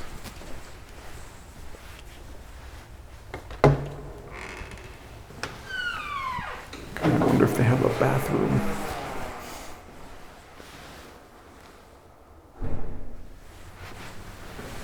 Washroom.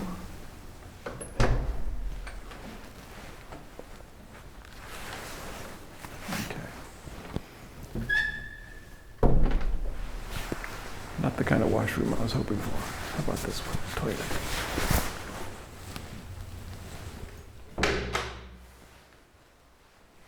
Look at this.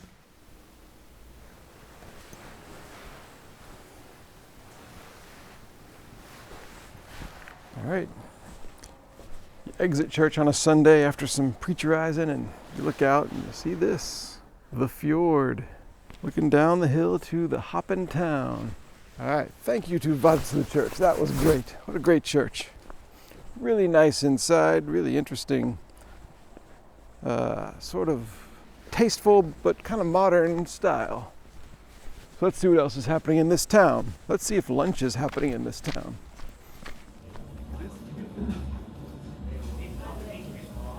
All right, lunchtime in the kebab place. I got pasta with ham and carrots and something I can't remember. Anyway, egg maybe, I don't know. Looks great. Oh, wow, great. Perfect lunch. And before leaving Vadsø, it's time to see another AC/DC cover band coverage, and then a Van Halen cover band, Drop Dead Legs. It's arena rock night, yeah.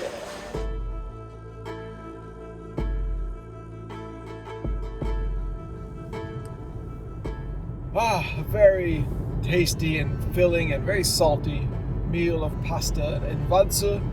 And we've now headed out of Vadsø, further along the Arctic Road, looking for the scenery, and we're finding it. Lots of little old wooden shacks by the sea, by the fjord, and amazing rock formations. Look at this rock formation. Whoa! I almost got a plane! Finally, my video of a close plane. I think I got it.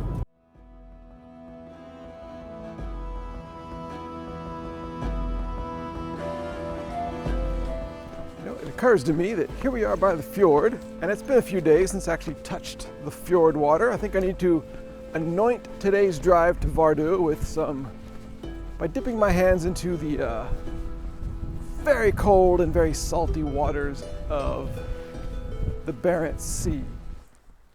I don't know about this. Can I make it to the water's edge? Not here.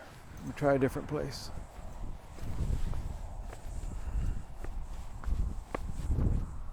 Okay, here's the deal. I'm giving up on this place.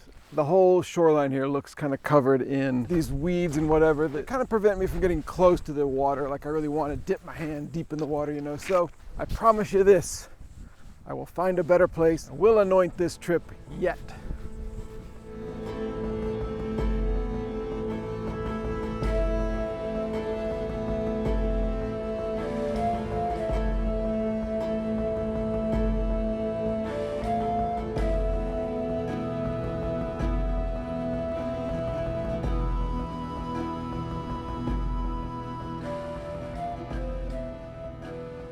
Okay, all of the land ever since I saw the dead reindeer, the beach has been like far off from the road, or it's all been like fenced in with full of sheep and cows and stuff, so I couldn't walk through it. I think maybe I can do it here. I hope I can do it here. We're getting pretty close to Vardø and I haven't done my anointing yet. Oh, look at this. Look at this beach. And no piles of reindeer carcasses, just driftwood and beautiful little rocks. Little beach rocks. Looks like the tide is out.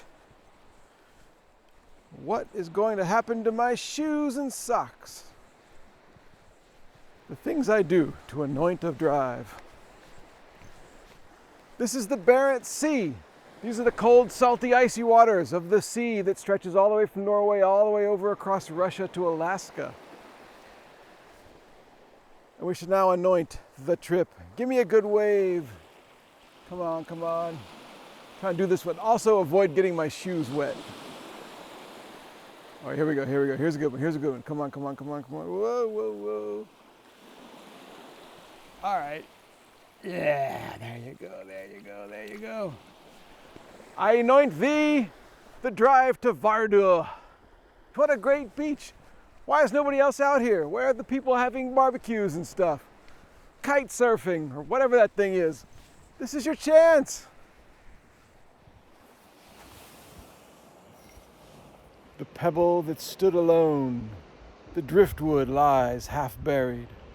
Warm, shallow waters sweep shells on a far distant shore. Thank you, thank you, thank you, thank you, thank you, thank you. Just walking back to the car, admiring my own footsteps from the trip to the beach, and look what I see. Hoof prints, maybe reindeer. Crossing, mine, I didn't notice them before, that's me. Wonder where they go.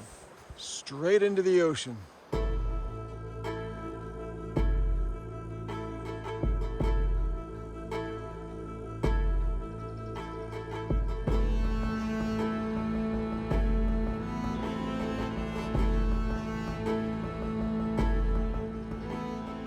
in medieval times, some people believed that this peninsula, Varanger Peninsula, somewhere on this peninsula there was a big hole, and the hole led to hell. This peninsula around the Vardø area was called Ultima Thule, and it means like the end of the world. So I thought this is the end of the world, and somewhere around here is a big hole where all of the demons and stuff come out to infest this world. Unfortunately, the actual information board is missing. But in a way, maybe this is the hole where the demons come out. The information is the demon in my head not coming out. There's an analogy to be made here. I just don't know what it is. All right, we're getting close to Vardø now, which is actually on an island. And the way to get there is an undersea tunnel. This will actually be the final undersea tunnel of this trip, except for when we go back. It's a bittersweet moment, and I'm looking forward to this most impressive of undersea tunnels.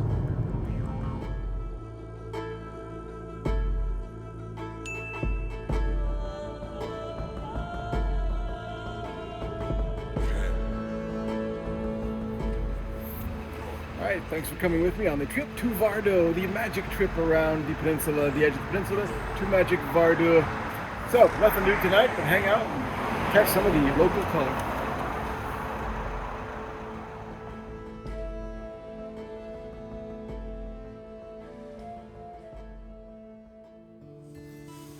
Hey, good morning from Vardø. Today we are going on a day trip from Vardø, way out here on the edge of the Barents Sea, just up to this town of Hamningberg. According to the lady we met in the Gamvik museum a few days ago, she specifically recommended this drive, and so did her husband, as being very special. Then you have to go out to Hamningberg. It's also a very nice place. Yeah. Okay.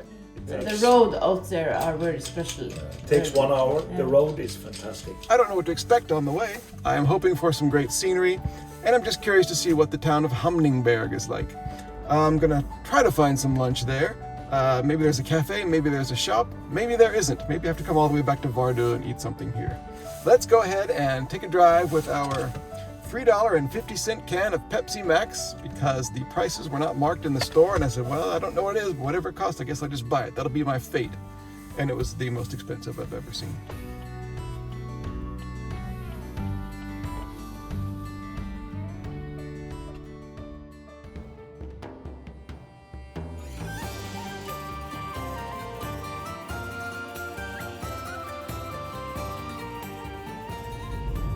Landscape so far on this drive is this road is very narrow, and it winds through these really low, very soft, rounded hills. The road is constantly going around curves you can't quite see because there's all these crazy rock formations on both sides of the road. And you go over these hills and you can't see what's on the other side. Then it'll open up into these big sweeping vistas sometimes. It's really an impressive drive. This is really, really cool, and almost nobody else here. Saw 2 other cars pass by in the last 20 minutes.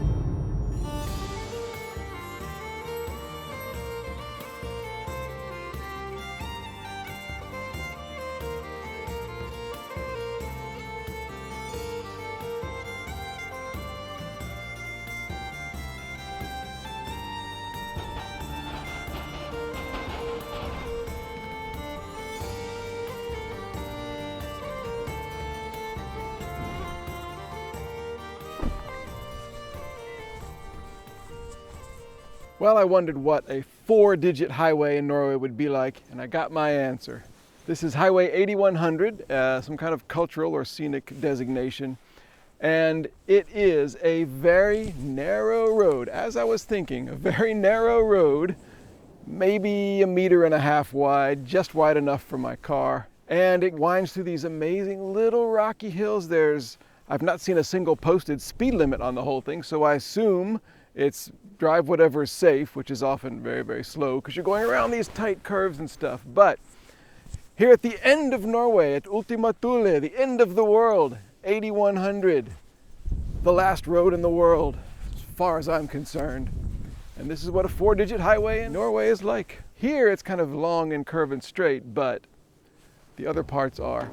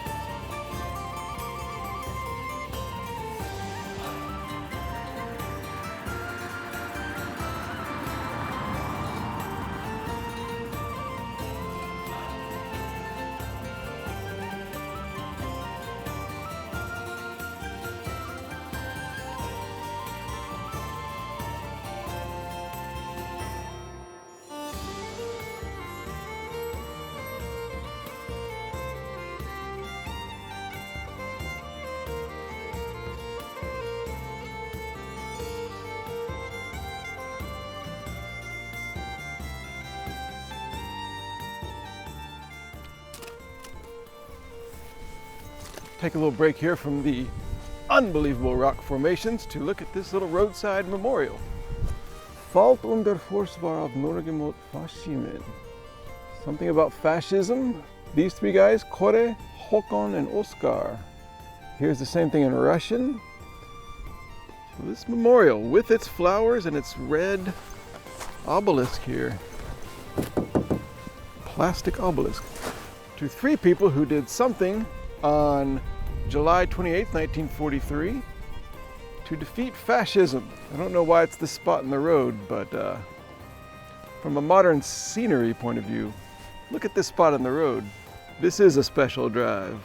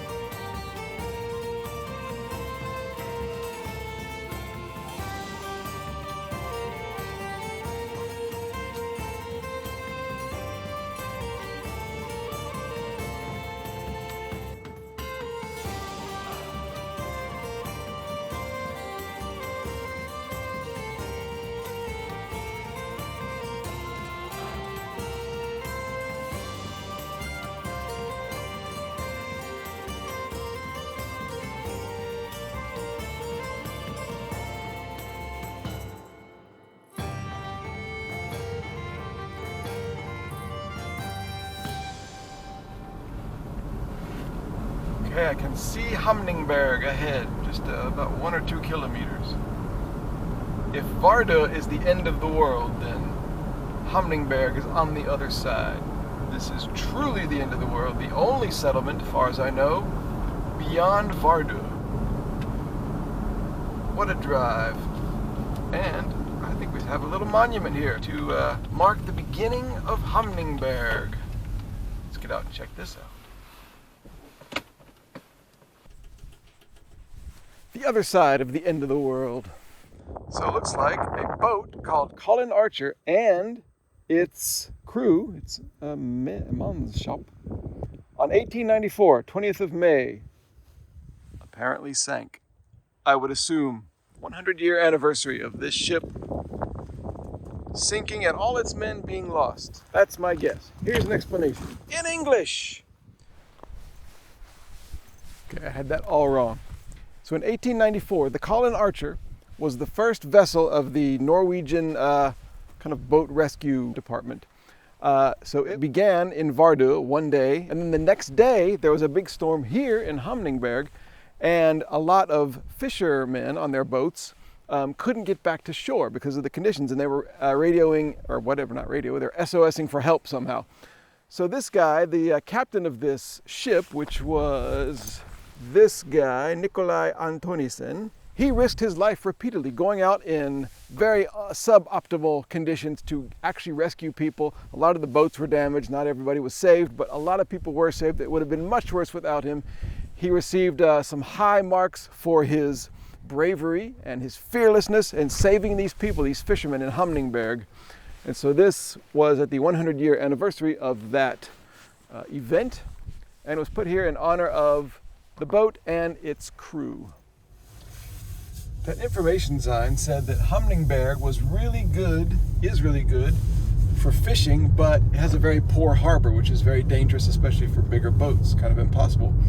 And the Norwegian government was going to develop it, but then they decided not to and kind of went back on their word. And so in 1965, they told everybody to just evacuate this place because it's too dangerous and nobody should be living here. And then 4 older people stayed for another 13 years till 1978, and then they were gone, and then that was it. That's what the sign says, as if nobody was here now, as if it were a ghost town, but that's not true. Somebody lives here. So the sign didn't tell the whole modern story. It only got up to 1978. So I don't know who's here now. I don't know why they're here. I see a dog. So there's one dog. That's all I've seen so far. That's the only civilization, except all these houses, which are clearly being kept up. So somebody's here now. I don't know why, but this is an amazing little fishing village. This is This is true gorgeousness on the edge of the Barents Sea.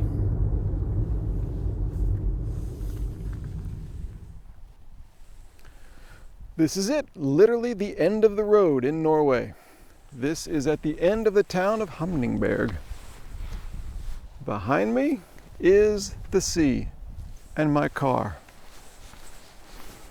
So this, as far as I know, is as far as it's possible to get by paved roads here in eastern Finnmark.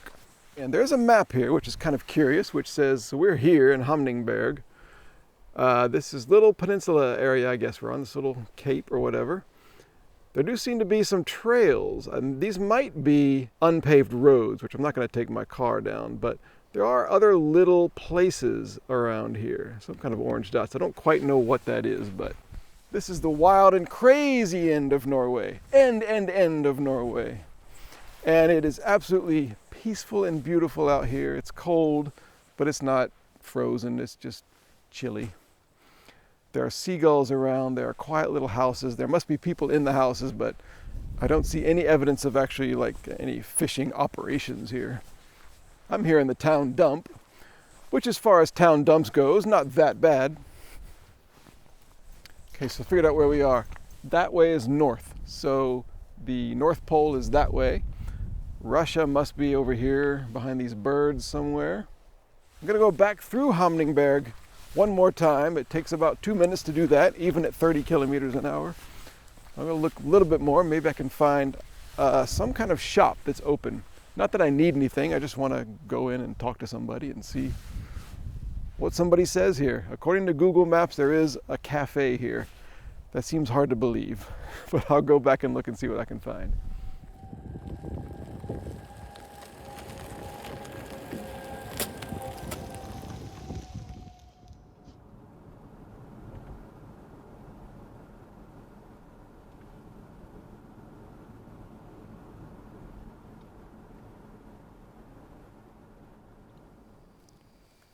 According to this sign, this village, unbelievably, was not destroyed by the Nazis. So the buildings in this town are from before the war. I guess some of them, I don't know if all of them or just some of them, but this is the style of building before the war, which is very rare to see in this part of Norway. So Hamningberg is a museum, an open air museum that's also a town with people in it. Wow. What an opportunity to see something like this. This building's got a sign on it. Let's go see what it says. Oh wow, this is the school. The Hamningberg School. Well, it's early afternoon on a Tuesday. School should be in session. I don't hear any learning going on inside. Wonder how many kids go to this school. Could it be 0? This may be pre-war. Whatever this building is, may date from before World War II. Something you never see in Norway, in this part of Norway. I have thoroughly loved my time in Hamningberg. I haven't eaten anything. Could knock on someone's door and say, I'm hungry, I'm a hungry traveler, please give me some food. Over here, one thing I love, one thing I hate. The public free bathroom, which I think is a great feature of Norway. And the thing I hate, a bucket of these stupid orange-pink poles, which you have seen in virtually all of my footage, which line the roads here in all of this part of Norway.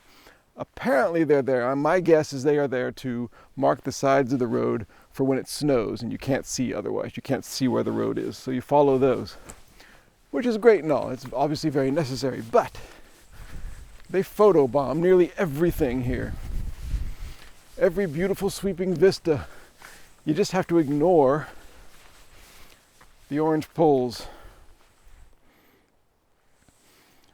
Many of the shots, many of the video footage I've gotten and the still pictures I've taken across fjords and across roads and stuff, I've tried to position it to just kind of miss the orange poles as best I could, but you can't really avoid them. They're always there. Yeah.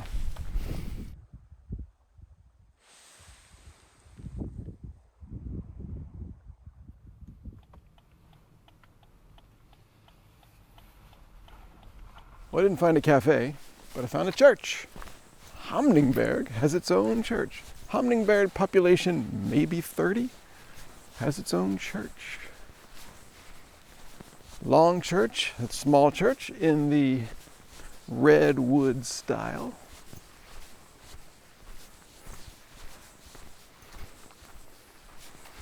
Surrounded by some buildings that are even more picturesque.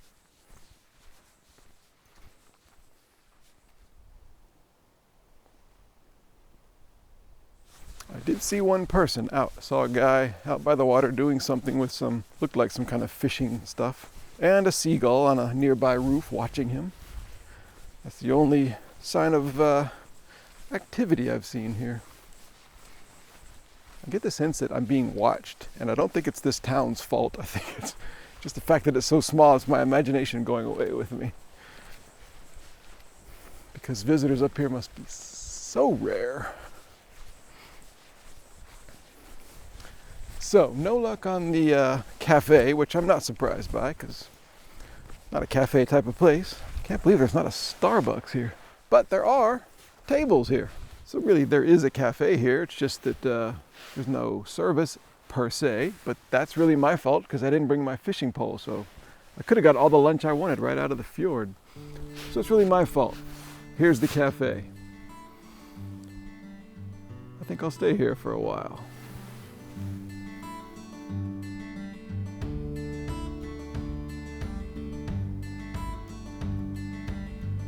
Go check out the playground, and I'll explain the rest of this video to you. Normally, in a video like this, you would get to the destination like this, some lovely little place, and the drive would be over, and you'd say, well, let's end the video here. Thanks for watching. See you next time. Please subscribe and like. Old boat for the playground. But I want to show you the drive back, because it's going to be along that same rocky road. But when you go back along roads like that here, the views are totally different. So here are the highlights of the drive back way down south to Vardø.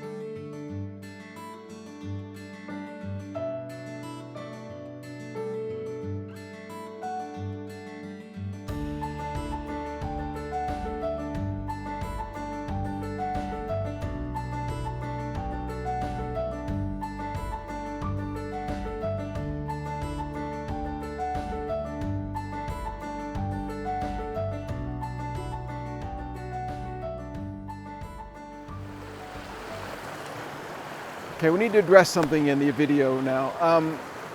As you know, I love these sort of mountain streams that come down. They crash over, they splash over the rocks and everything, and very, very lovely. But just because I see one does not mean I'm gonna like go crazy and lose my head and jump around and all this kind of crazy stuff like this.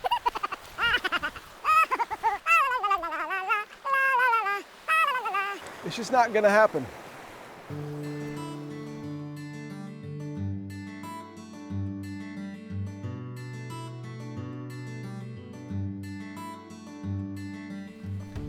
One thing that's really cool here is in this section of the road, there are all these rocks that are red or green, kind of pink and green. It makes for a very pretty rock feel. They're all real rounded. I think somebody's been here before. What is this? Sacrificial reindeer carcass pyre. This spot in the road is actually one of the more remarkable on the whole drive because it's got everything. It's got the big rock walls and the crazy kind of jagged rock, little smaller rocks down there. It's got the red and green rocks, the pink and green rocks. It's got the yellow grasses and the green ivy type stuff, orange trees over there. Out here it's got the rolling green farmlands. And then right here, a sandy beach with actual waves hitting an actual beach from the actual Barents Sea. Quiet, there's nobody around. I've seen no cars since Hamningberg, which was like 30, 40 minutes ago. No cars out here, just mine. No people around, just the sun and the sky and the rocks and the sea. And us.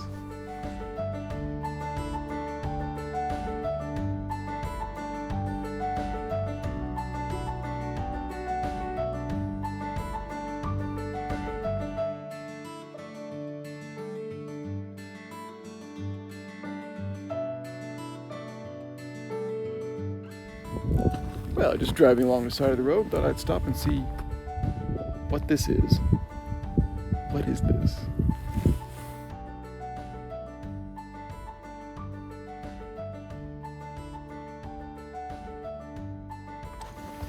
You know, I think I found my home. I'm just gonna stay here tonight. Is it okay with you guys? No answer. Probably means it's okay. Okay, we're getting a little bit closer to Vardø now, and the landscape is kind of flattened out. It's more back to the graceful sweeping curves over the gentle landscape. So, thank you for driving to Hamningberg with me, the other side of the end of the world. It's amazing. I will remember it for years and years and years. So anyway, thanks for driving, and I'll see you on the next one.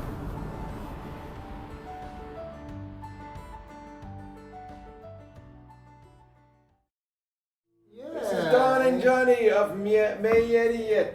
Yes, the milk barn. That's right, the milk barn in Vardø. Thanks for everything. You're very welcome. Bye. All right, good morning from sunny Vardø, Norway. Here's today's plan. We're going on a drive. This is the final big drive of the Norway part of this trip. We're going to the final destination in Norway where we're staying at a hotel. There are some cool day trips coming up. But anyway, today we're in Vardø, which is the end of the world. So we're going all the way down the E75, back through Vadsø, back to Varangerbotn. And then we're taking the mighty E6, the road that started it all on this road trip, all the way over in Narvik, over here. We're taking the E6 again, which goes down here, very close to the Finnish border, and all the way to Kirkenes, where I'm staying for 3 nights. But we're not leaving Vardø yet. First, we have one thing to do in Vardø, and that is to see a very, very strange Viking landmark. So let's go see that first. Out beyond the last row of houses, way up in northern Vardø Island, is a sculpture monument to the Drakar Leviathan, installed in 2016. It's half Viking ship, half whale carcass, whale skeleton. And here it is. Let's go hike to it and see what it's all about.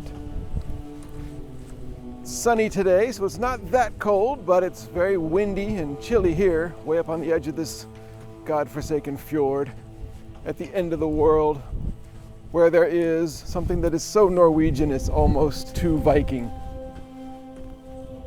Well, right away I can tell that it's not a real whale skeleton, it's all made of wood, which is pretty cool.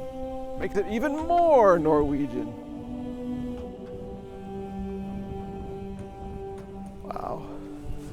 Look at this. Look at just the general shape of it, the styling, the perfect angles of everything. It's such a Viking ship. It's perfect.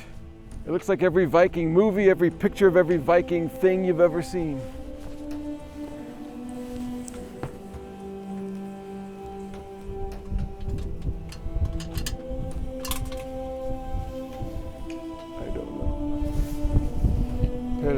Hashtag don't know what that is. So anyway, the planks of the ship, like the underside, the underplanks of the bow of the ship, and then they just become the whale skeleton.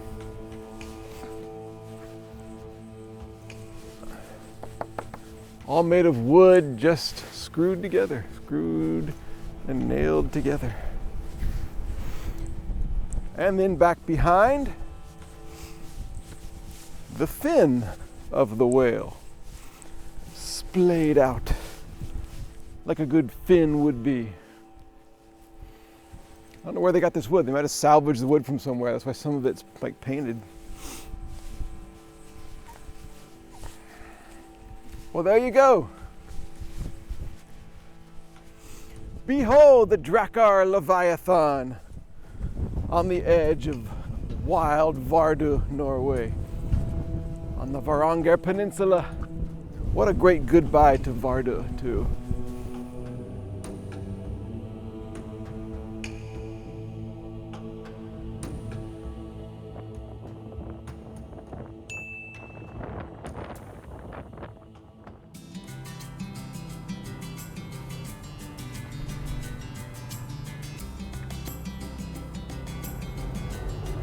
All right, we're leaving Vardø on the undersea tunnel, which is 3 kilometers long. This is our final time in an undersea tunnel on this road trip, and it's the longest time we've been in a tunnel. It's not the longest tunnel, but we happen to be behind some kind of truck or something that is going very, very slow. So we're flying through the tunnel at a blinding 7 miles an hour or so. We've been in here for 10 or 15 minutes or whatever. It's not a long time to be undersea in a tunnel. One final little adventure. A little Norway Vardø road adventure. I see the light of the outside, so we're almost out of our long, dark nightmare.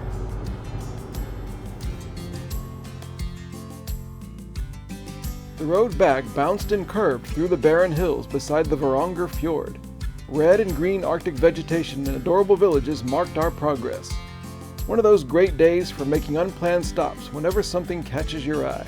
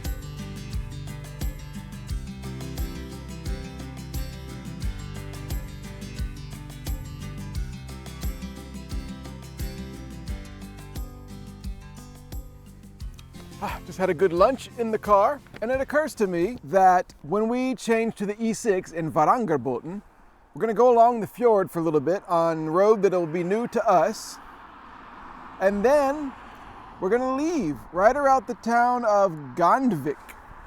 We're going to leave the fjord. The E6 goes in, and that'll be our last look at fjords. Really, last look driving on fjords of this whole trip.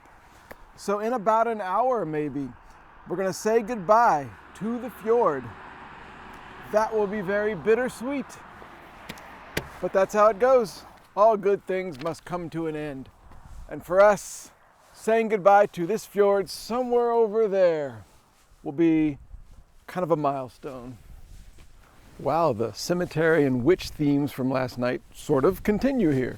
Didn't realize it. At this place we pulled over to eat lunch, this whole mountainside is an ancient Sami burial site with lots of kind of graves, marked and unmarked, all over the place.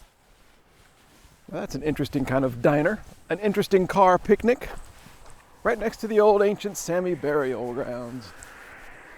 Where else can you get that but right here? Just driving along after lunch and saw a sign pointing off the road to some cultural landmark or something called Mortensnes. It had like a little logo of a sundial or something on it, so I got curious. So, pulled over here next to the Varanger Fjord to see what is the Skeavkagaje Mortensnes or something. Okay, so this turns out to be an ancient Sami site of great importance to Sami people. There are a lot of graves here and there from about 2,500 years ago.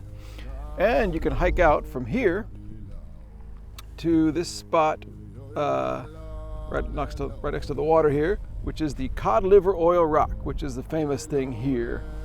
We're gonna hike out all the way out there, 1.3 kilometers here in the freezing cold wind. Yep. Why, I see an English language sign here. That'll help. Welcome, please close the gate. Fair enough.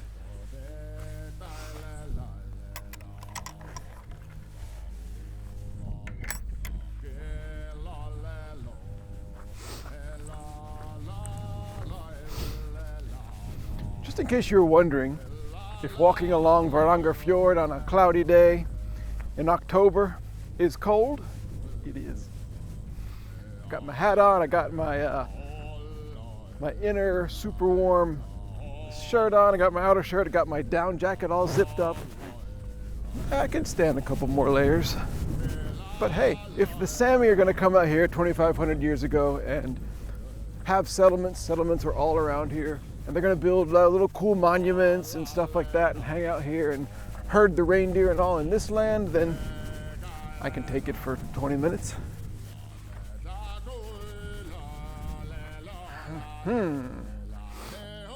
The early Stone Age, excuse me. The earliest traces of human habitation in Varanger are more than 10,000 years old. 25 tent rings and sites from the early Stone Age. So yeah, so they built their settlements on the shoreline, and now it's not really the shoreline anymore. Other things, other ground has come up. Wild, untamed Norway. This is what you come to northern Norway to see. Just wild, cold, windswept, beautiful Norway.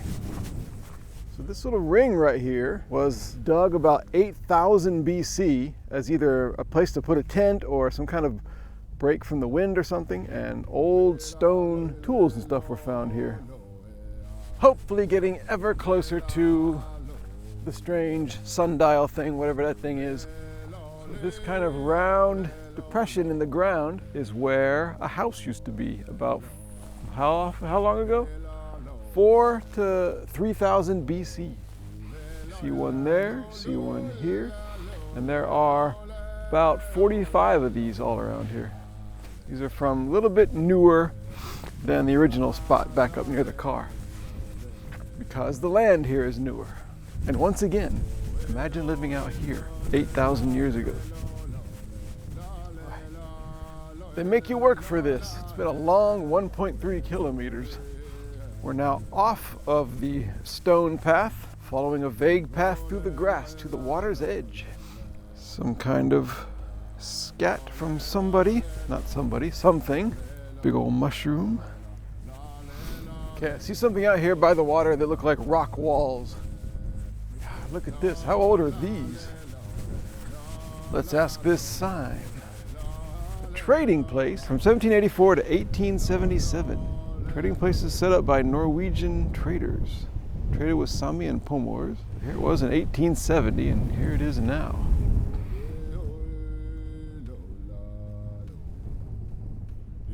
Still looking for that sundial type thing, but as long as I've come all this way, let's touch the Varanger waters one last time. Whoa, whoa, whoa, my shoes. What a wise thing that was to do. I think it's time to skip another stone, actually. Watch this. I'm gonna throw this out. You see how far I can skip it. Not very far. All right, how about this one? Boo. Find the perfect skipping stone. How about this one? Oh, look at this one. Look at this one. A little notch for my finger. Okay, here we go.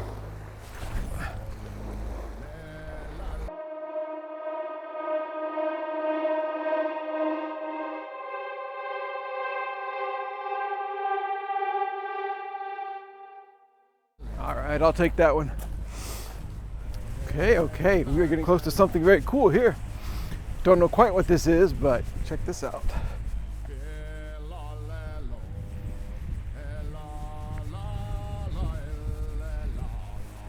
Wow, look at this. Look at this thing. This is a reconstruction of a communal hut of the stave type with animal shed section. That's amazing. Go inside.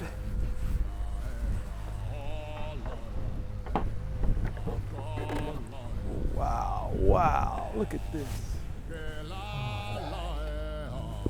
Look at this. Look at this hut. What an amazing reconstruction.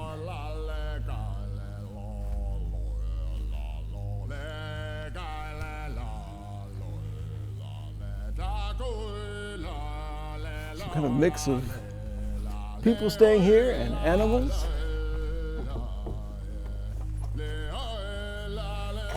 Another chamber here with a supermarket bag.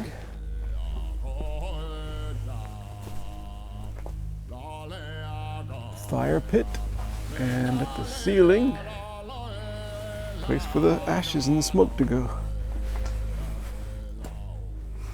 So imagine sitting in here. It's actually kind of warm in here. Imagine sitting here looking out at that. What a view. Right by the fjord. These walls made of sticks. I'm not a tall person, but you have to duck around here.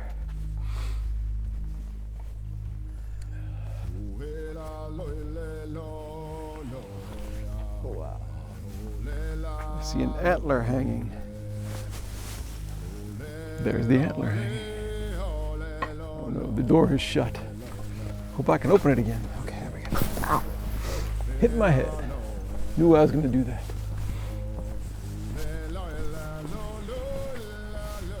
Whew!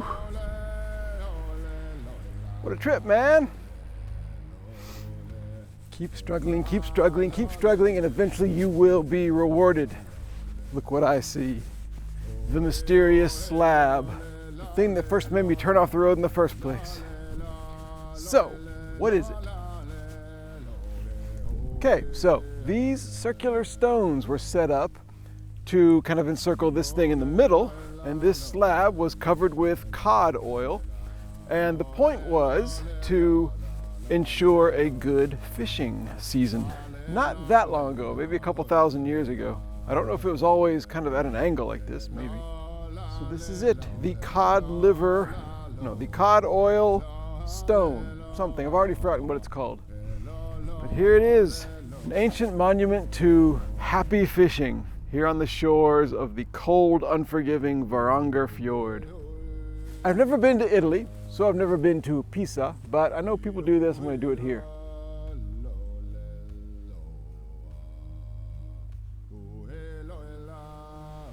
The effect's not the same, is it? About that.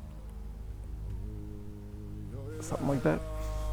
Okay, that's the visit, the long hike to the area whose Norwegian name I cannot remember and whose Sami name I cannot pronounce. An unbelievable hike, absolutely like no other. The kind of thing you have to come to this part of Norway to do.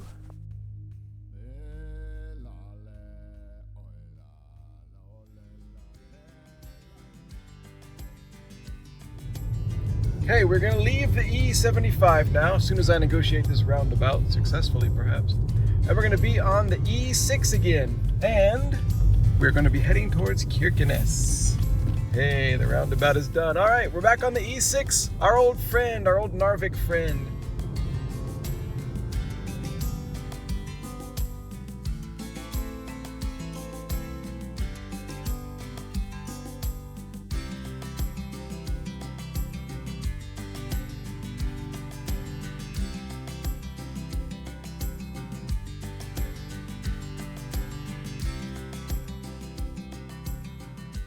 Okay, here it is, the big moment. This is the fjord, and this is the road going that way. The E6 splits off, and we will not see another fjord on this trip. So this is it. This is our final look. There are boats going by. It is a beautiful and fitting goodbye to the fjords of this road trip. Now, if you're a big water fan, don't worry. There's more water coming up. We're still later driving through Finland and Sweden, so there's going to be lots of lakes and rivers and stuff like that.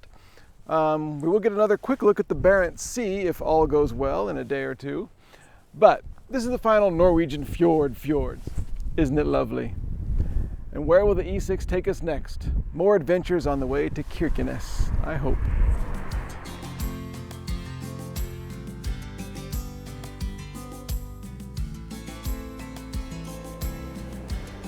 I've stopped pulling over for every waterfall I see just because there's so many nice ones, but I saw one here on the side of the road here in Naden, Norway, that I had to stop and see. I hope my microphone is picking up the roar of this waterfall. That is impressive. Let's see where this trail goes.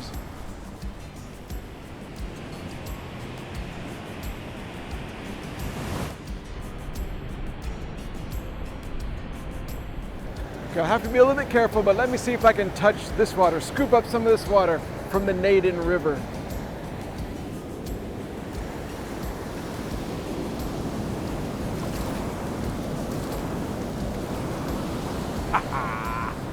Look, my hands are dripping with real Naden River water from, could it possibly be the best waterfall so far on this trip? It's a contender.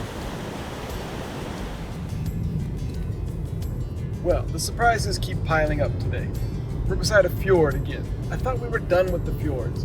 So I pulled over and I looked at the map a little closer, and we're done with the big Varanger fjord, the big major fjord that you notice on the map. This water here is connected to a fjord, but it's among many, many, many islands, and you don't really notice it as much on a map, at least I didn't. And it leads all the way to Kirkenes, so we're gonna be by the water for quite a while here. So, bonus fjord.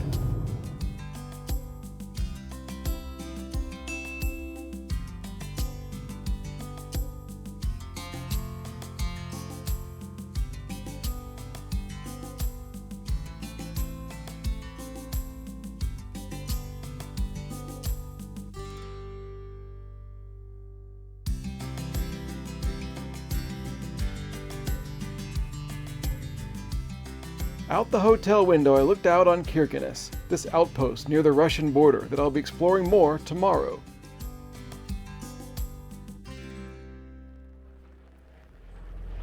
On this road trip, I've become preoccupied with the little regional airports all around northern Norway because there are actual regular scheduled services between them, and I just think it's really cool that they exist, such little towns.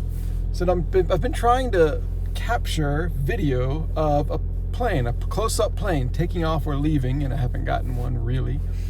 But today is the chance. There's the Kirkenes Airport near here. I have seen the schedule on the internet, so I'm going to go there. There are a few planes taking off and leaving, departing and arriving this afternoon. I've had my hot dog lunch from Narvik, quite tasty. So I'm just going to go to the airport, see what the inside of the airport looks like, see if I can find airplanes. I've also been keeping an eye on the website, the schedule today.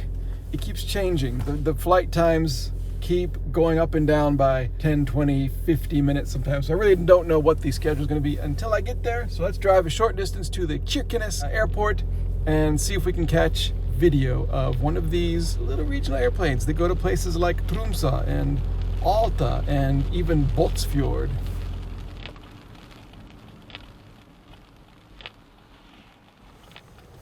This part of Norway is so close to Russia that it's kind of touchy, kind of militarily touchy. So there's this sign here, military restrictions, with languages in Norwegian, English, German, Finnish, and Russian, I think. Camping, photographing, and stop is prohibited. I don't quite know what that means. Photographing anything, anywhere in this area, the fjord, this is all Norway. I'm surrounded by Norway still, so I don't know what that means. Why would they say stopping is prohibited if they have a sign here telling you to stop to read it? I don't know. And here I am going to the airport to photograph things. Well, we'll see what happens.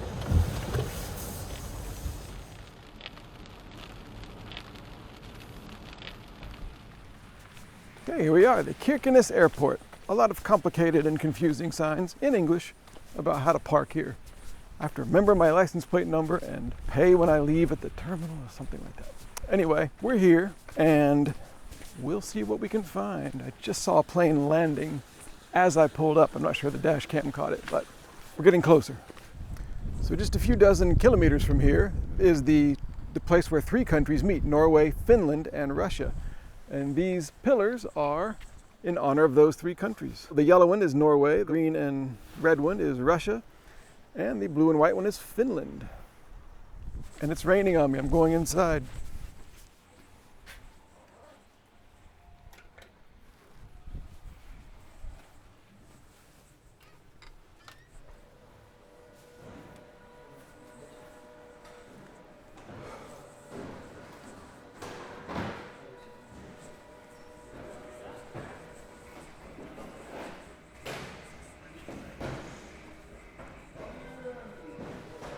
Kind of wandering around. I've not seen a departure board yet. Somehow I ended up in the baggage claim area. Ooh, departures.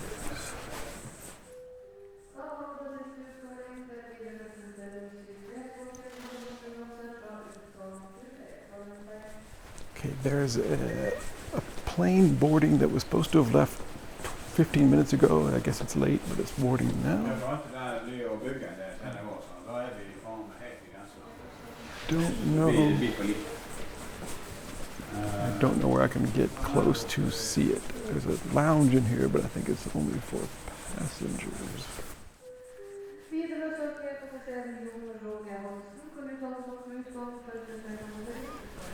Let's wander around until I get in trouble. I can't get closer. The propellers are spinning on this Widerøe plane. That's progress.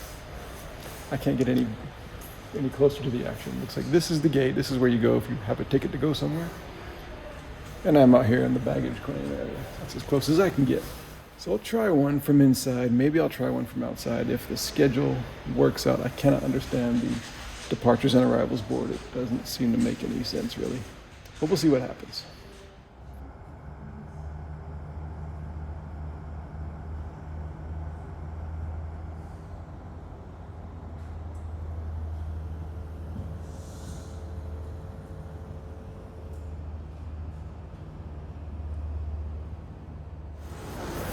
Well, it's not exciting to see a plane take off from inside an airport. That's not that interesting. It's not that unusual.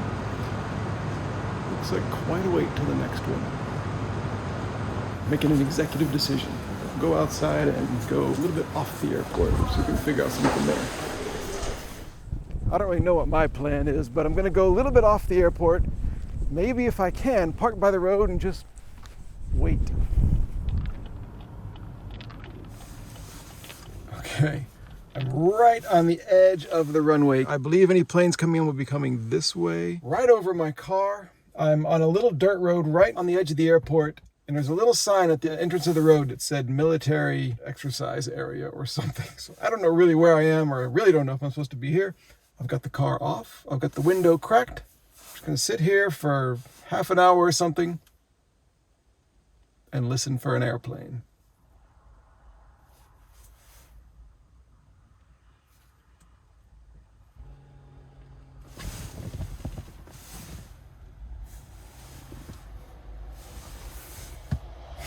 Okay, there's a problem.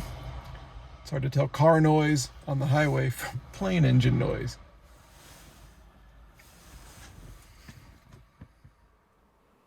I waited and waited, scanning the sky for any incoming plane.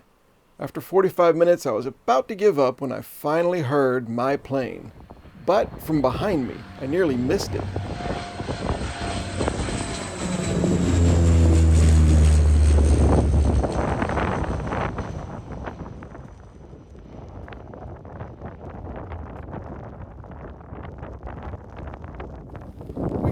We gotta take off.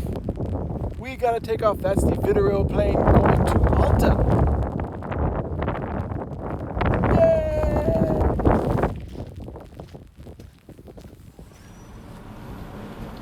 All right, success. I was just about to give up. I'd been up there for about 45 minutes sitting in my idling car and nothing was going on.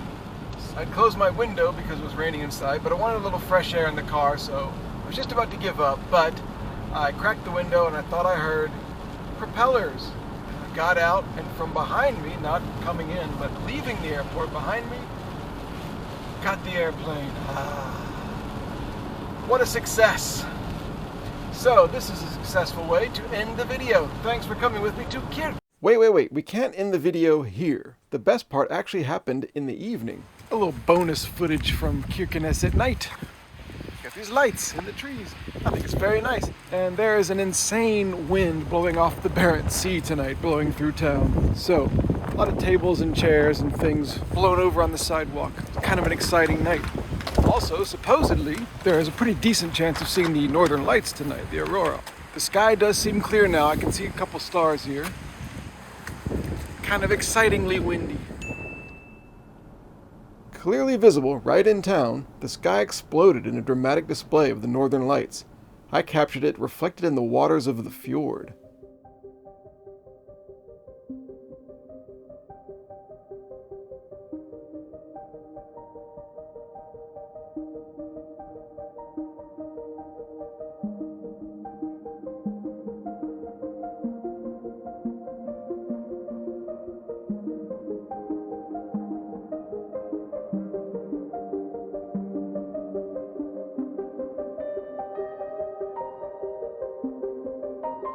Okay, now, as I was saying... So, this is a successful way to end the video. Thanks for coming with me to Kirkenes.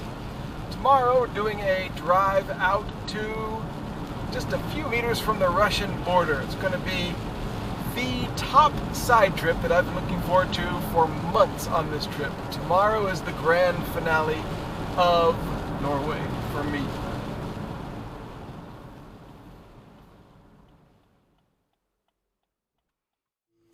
Good morning from Kirkenes. It's the final full day in Norway. Today's drive is a drive that I've been looking forward to maybe the most out of any drive on this whole trip. Lo, these many months. This is Russia, this is Finland, this is a little bit of Norway.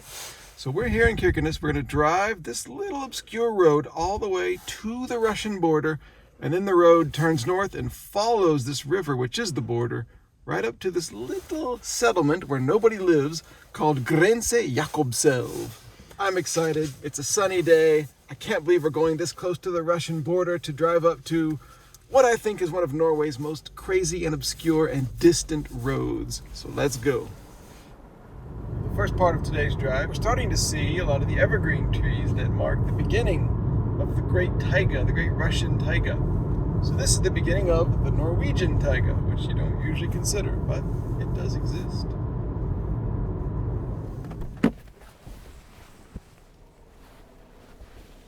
This is actually not the end of the drive. We got a ways to go, but the road does kind of glance off the border here. Here you go.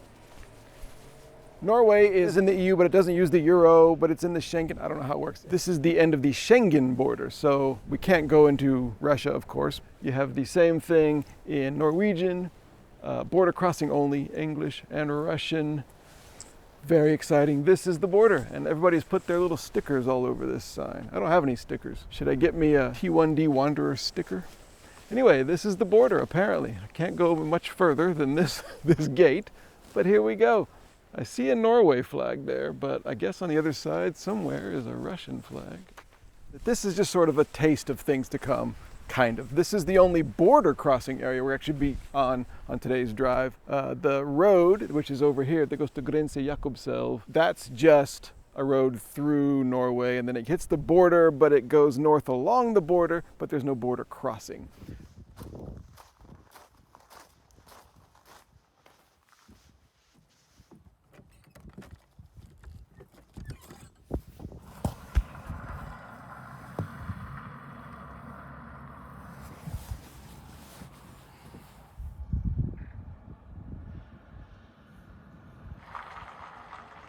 The Russian bear. I found him. So the Russian border's right over there. This is right inside the Norwegian border, right inside Norway. And the first thing you see here is the classic set of Norwegian bathrooms, the free highway bathrooms, as if to remind Russia and the world, look how we provide for people. Look how decent and modern we are. So let's go see exactly what kind of bathroom Norway has given the Russian visitors and, yes, the entire Asian part of the world that comes over this far to What am I talking about? Let's just go see the bathroom.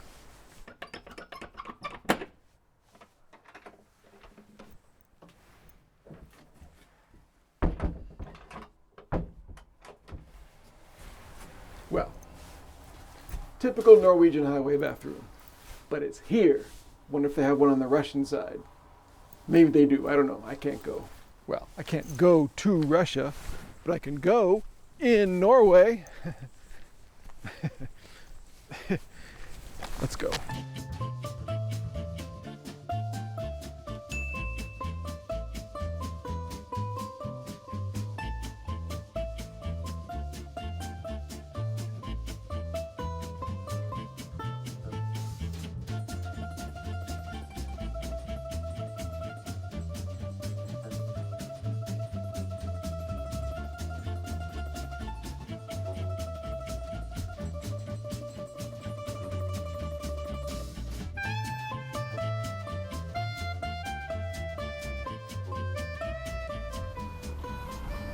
I must say, the end of Norway is very lovely, especially today when this fjord here is just kind of a deep blue reflecting the sky. It's great on this rickety little road where the speed limit is 80 kilometers per hour. I'm going less than 60 just because I'm enjoying it and because the road is so bumpy and windy. And we're not even at the strangest part of it yet.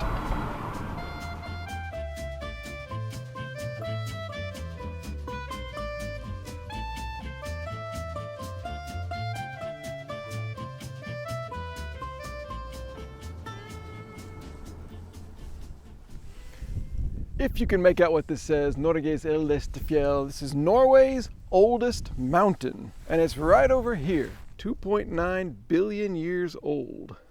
At its prettiest, I would say, today.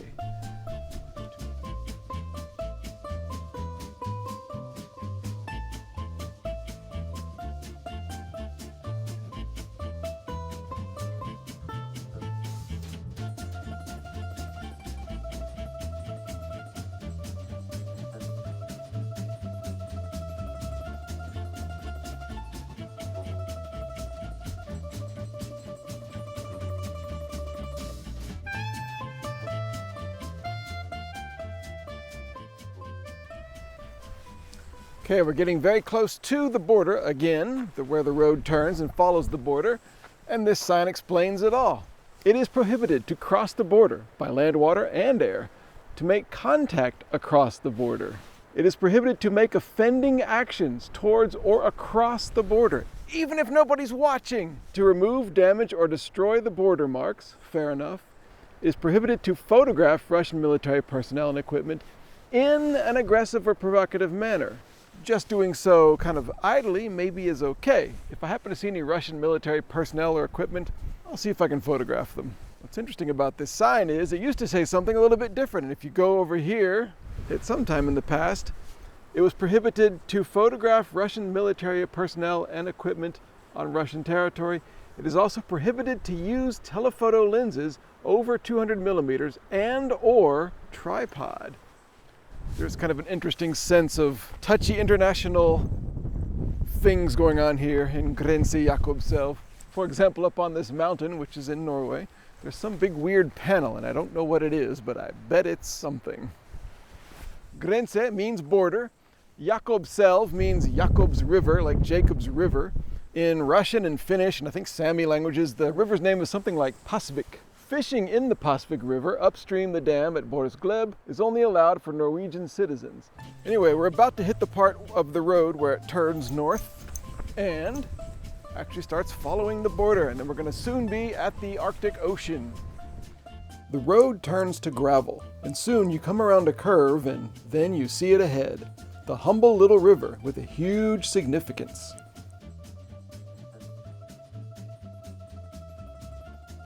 And here it is. The road comes in like this and the river's right here. This is the border. This river runs to the Arctic Ocean. So everything over there on that bank, that's Russia. The border is, I guess, the center of the river, or the river is the border. So all these mountains here and all these trees is Big Mother Russia. All the stuff over here is good old Norway. And again, there's some weird things up on the mountain. Conduct at the border. Can't even throw things like rocks over the border. All right, I won't. Let's see.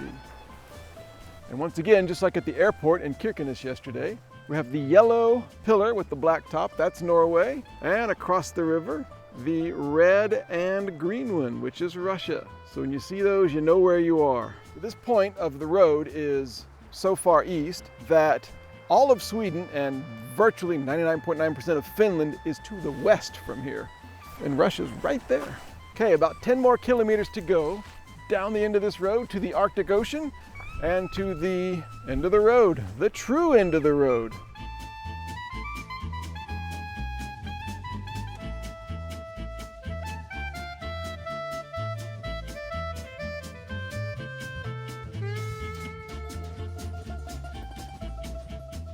This sign explains that people lived here about 10,000 years ago. Now it says if you look on the Russian side, you can see electric barbed wire fence, which was put up all along the border from the Soviet Union times. Also, interestingly, on both sides of the river, you find watchtowers. Here, the soldiers sit with powerful binoculars and make sure the border agreements are complied with.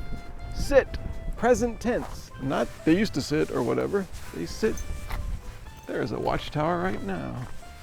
We could be being watched right now. You could be being watched. They're saying, hey, there's a guy down there with a selfie stick and a camera. What's he doing?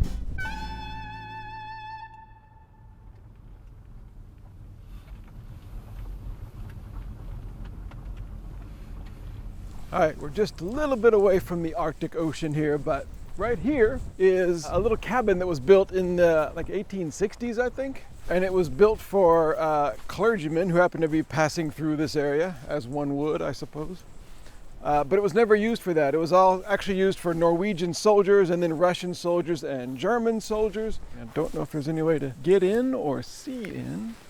Would be fun to go in. Let's see. I see a giant padlock. Wooden chest with an axe on it. That's pretty cool as far as decoration goes. I'm glad that it survived the war somehow. I don't know why this wasn't destroyed. I guess the Soviets came over here, right over there, to liberate this part of Norway first. I guess the Germans just didn't have time to destroy this, maybe. Oh, too bad I can't get in. And that little gray building up there, I think it was the old customs station for the old border crossing. A dilapidated wooden shack from the 1800s. And I wonder what we can see. Can we get in?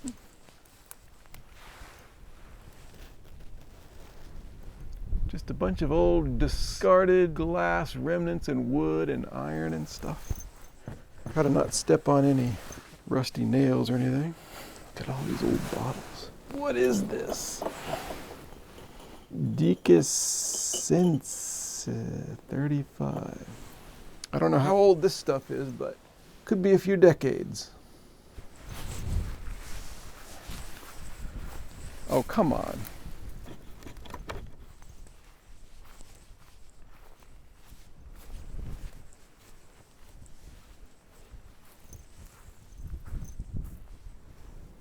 That looked like it was a warm blanket at one time in its day. Decent old furniture. You could restore some of this furniture. So that was a small bed, a couple of tables. Wow. What an awesome little wooden shack from the 1800s. Something that survived the war. Because as a sign over there points out, Kirkenes was the first town to be liberated by the Soviets in World War II, but the people right here were the first people on Norwegian soil to welcome the Soviet army, as the sign said. So it's a very, very historic place, and how could you get more picturesque than that?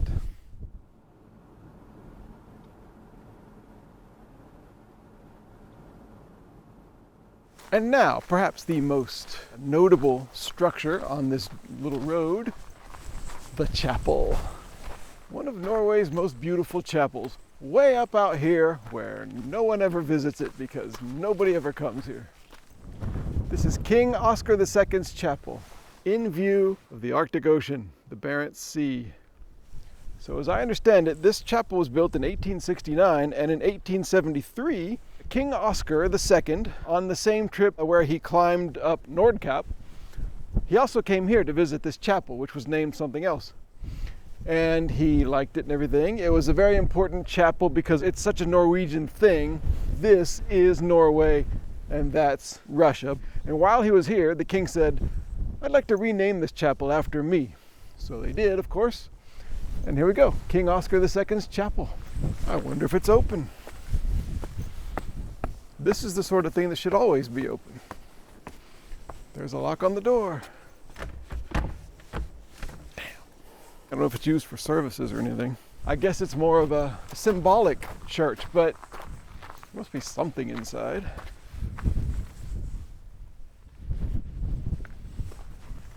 Nope. It really is a gorgeous church. It's one of the nicest churches I've seen, and it's just way up here in the middle of nowhere. I mean, nowhere. What I didn't know is that the chapel has a little cemetery. I don't know how to get in, so I'm just gonna get in.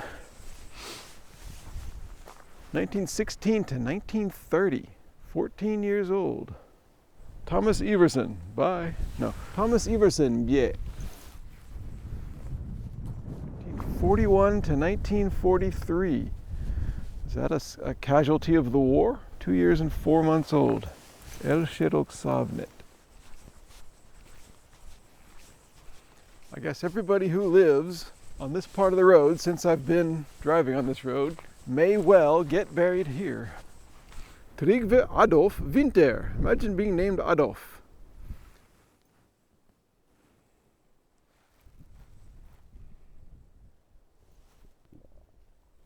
Wow, what an amazing little cemetery here. No Larsons. Maybe I can be the first.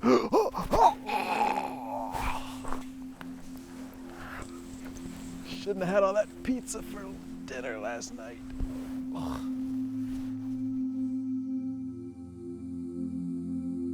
The last little piece of road goes to the end.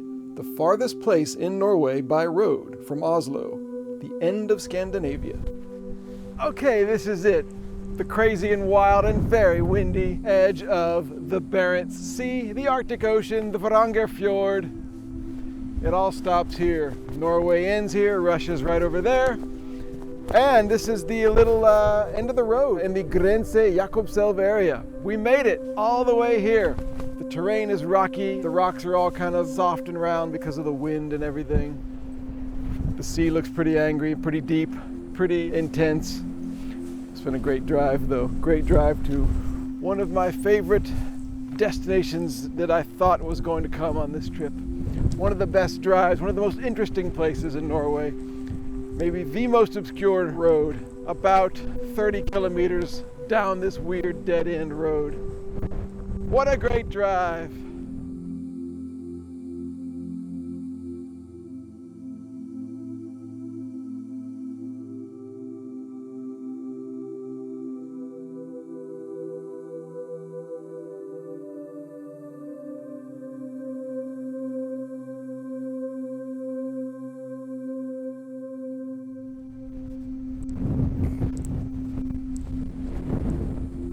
The wind is going to blow me into the ocean.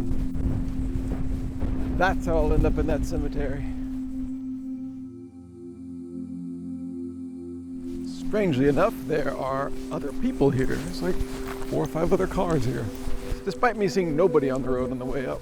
And why would anybody come here? In front of us lies the Varanger Fjord and the Barents Sea. This sea area is feared for its severe storms.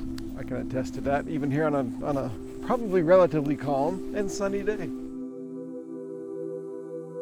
Oh, I've just sat in the car for 20 minutes eating leftover pizza from last night and watching these amazing waves crashing against the shore here of the Arctic Ocean. And I think I saw something swimming by, like a seal or something. I have to check my video and see what it looks like.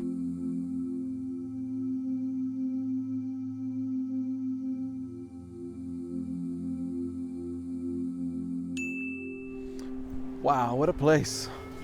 Okay, well that's the end of the road here. Now it's just 60 kilometers back to Kirkenes, back along the same roads, along the Russian border. Thanks for driving up here with me. This was a great capper to my time in Norway. The next drive, after I go back to Kirkenes, is into Finland tomorrow. All new language, maybe all new road signs. I don't know, I gotta research that tonight. But thanks for coming to Grense Jakobselv with me.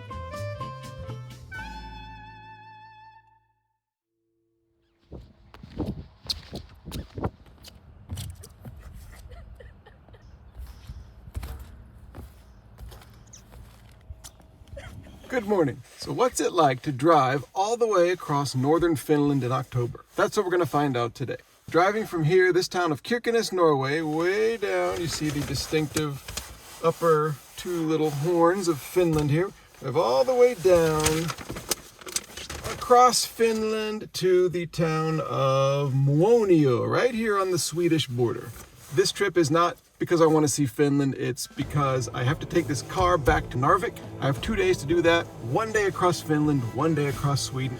It's a long, straight drive with no stopping because I just have to get this car back down into the land of forests and lakes. So let's go.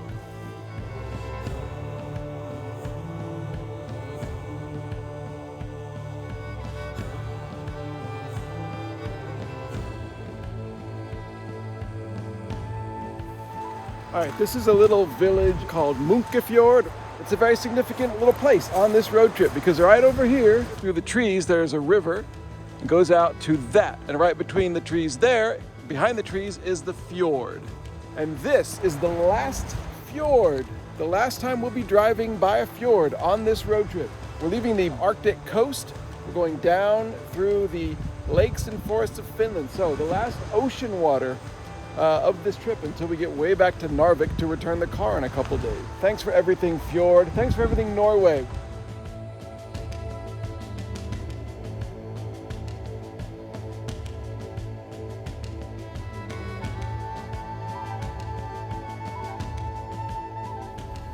All right, we're leaving Norway and entering Finland. I see it right ahead. And I think this is the line. Yay! I'm now officially in Finland! I've always loved the way that the Finnish language looks. They are not afraid of double letters, and they are not afraid of dots over their letters, over their vowels. I just love looking at the Finnish language, so I'm looking forward to seeing all of the signs today. Okay, just entered Finland about 10 seconds ago. We're in the Lapland section of Finland, which is all of northern Finland, and already the trees are green. Evergreen trees. I think this is going to be the next 48 hours of my life is lots and lots and lots of green trees. Lapland, oh Lapland, your name is in my heart. Lapland, oh Lapland, at the border I did start.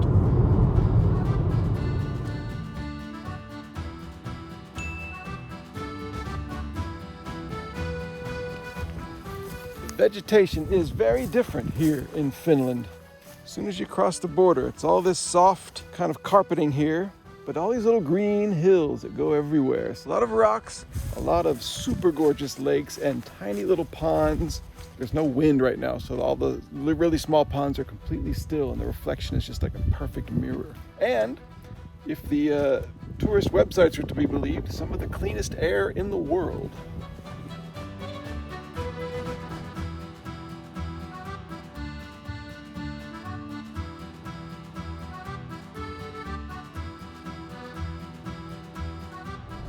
And now, all of the Finnish words that I know. Ravintola. Rautatieasema. Think. Kiitos. Minulla on sokeritauti.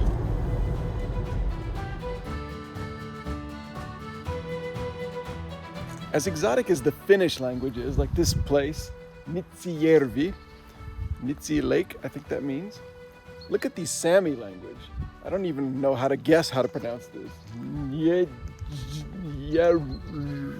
something. I'm sure it sounds amazing if it's said correctly.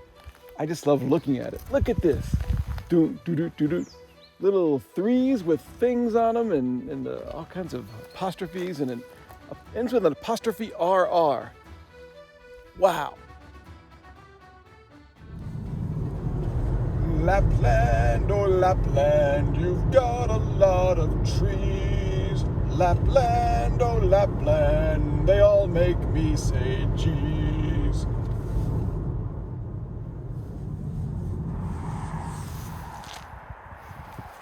My first ever bathroom stop in Finland. Let's see if this place is even open.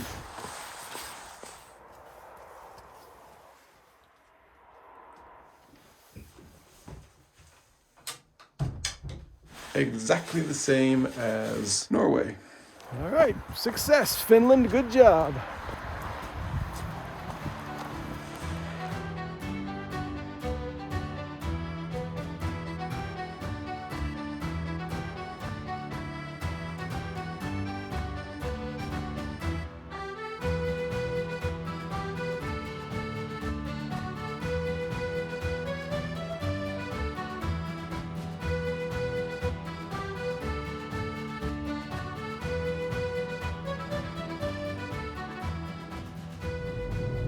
Here's the situation. It's lunchtime, and Finland is an hour ahead of Norway, so it's especially lunchtime, and I'm hungry. And on this road, which is called 955, there is nowhere to stop for lunch. Sometimes you see a nice lake or a river or something, but they didn't add any place to turn out to see the thing. No picnic tables. We got food, we got crackers, and we got mackerel in a can, we got some yogurt. We're all ready, we just need a place to stop. And so far, nothing. But I have faith that Finland will do the right thing and provide something for us, even on little road 955. Okay, found a little sandy lot right off the road here, right next to some water. It's not bad, actually. Road 955 helped me out. Back in Norway, I bought another can of King Oscar because we saw his chapel yesterday in Grense Jakobselv. So, again, it's King Oscar and his tomato chili mackerel fillet, which, like the church, he wanted to name after himself. Scoop it out with the cracker. Oh!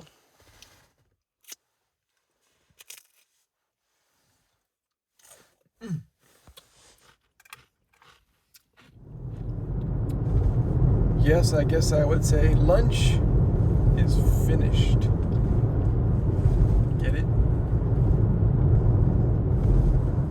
An excellent roadside lunch. I told you Finland would look out for us. Lapland, oh Lapland, your ground is mossy peat. Lapland, oh Lapland, I found a place to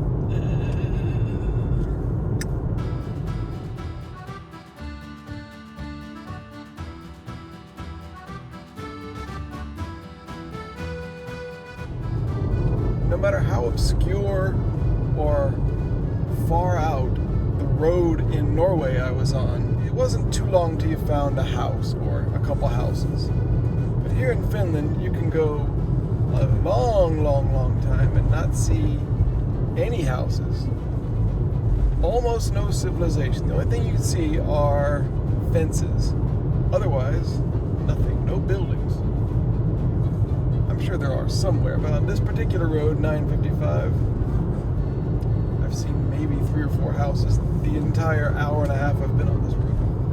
It has more of a feeling of just being in the middle of nowhere, but not unpleasantly. Very relaxing drive, because there's just nothing here, nothing to distract you.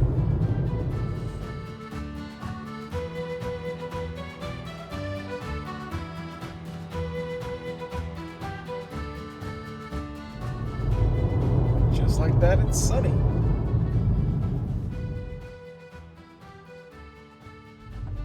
The point is not to concentrate on the dirt road. The point is to concentrate on the lovely forest right outside the driver's door.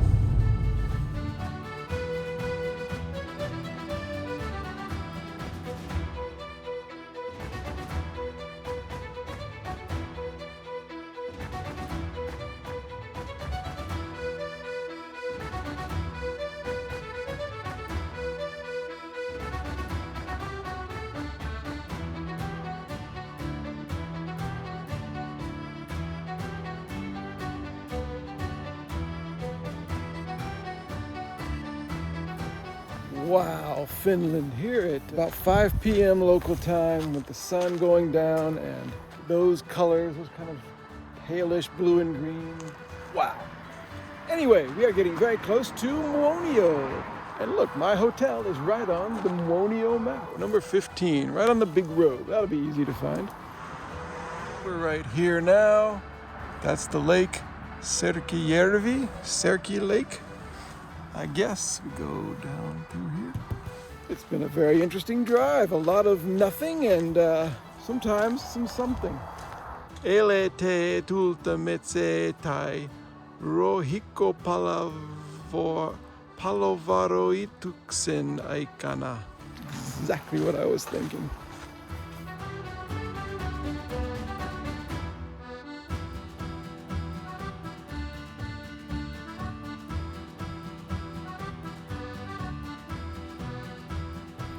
Okay, and that's it. The drive across Finland is done. I've checked in here at the SEO Muonio Hotel here in Muonio, Finland, right on the Swedish border. But I must say, I'm inspired to come back and see more. Maybe a later trip where I see all of Finland. Tomorrow, same thing, but across Sweden.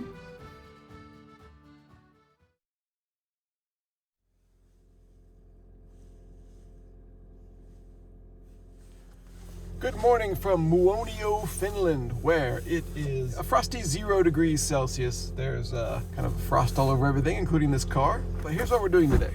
We're in Muonio, Finland, which is right on the Swedish border. We're going to cross the border, go all the way up here to the Torneträsk Lake, and we're going to stop at a place in Björkliden, where snow is forecast for today. Not great amounts of snow, I hope. This is not a winter trip. This is a driving trip, so I don't want there to be too much snow and ice on the roads. I'm not real good at driving in snow, being from Georgia.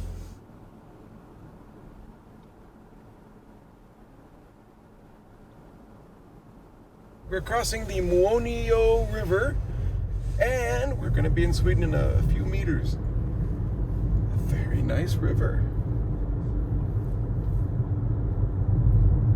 And there we go. We are in Sweden.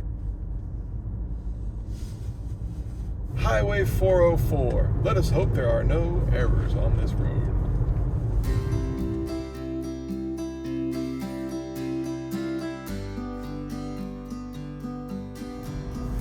Well, so far so good for the primeval Swedish forest. Great green carpeting, lovely evergreen trees, super clean air. It's cold today, 3 degrees Celsius outside. So far so good here, 5 minutes into Sweden. I'm loving it. So I've been driving this car for about 3 weeks, and one thing I have not seen at all in Norway or Finland is a stop sign. And look, a stop sign. I don't know why they don't have them in Norway. All you do is yield. Whenever you get to even a large intersection, they just say yield, or there's a roundabout. That is the first stop sign I've seen on the whole trip.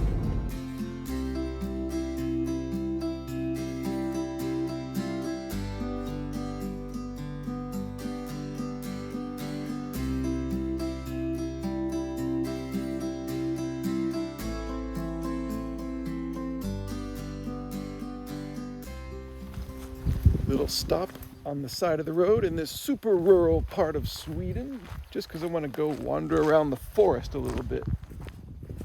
There's a lot of this light, kind of light colored lichen or whatever it is, with the green stuff here, the green and yellow. All this wood just seems very sturdy and very kind of evenly placed. There's a lot of space between the trees. Very quiet, very peaceful. I'm going to be quiet and just listen.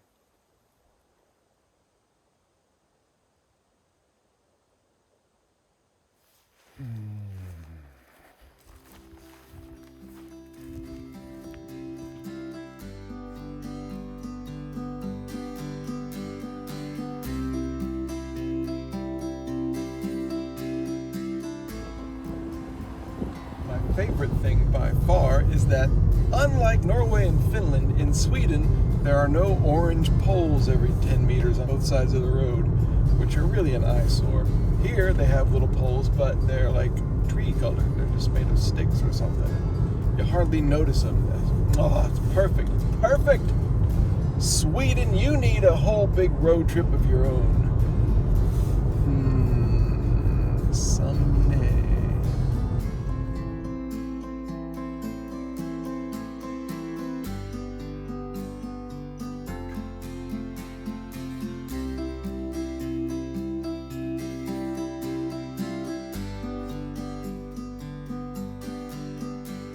Another stop, this time by this amazing lake. Welcome to Sveaskog. I don't really know if we're supposed to park here. This sign says parking only Fisher. But they put a bathroom right across the street. And I say it's better to ask for forgiveness than permission, so I'm just gonna go see what the bathroom is like. I guess I'm Hare.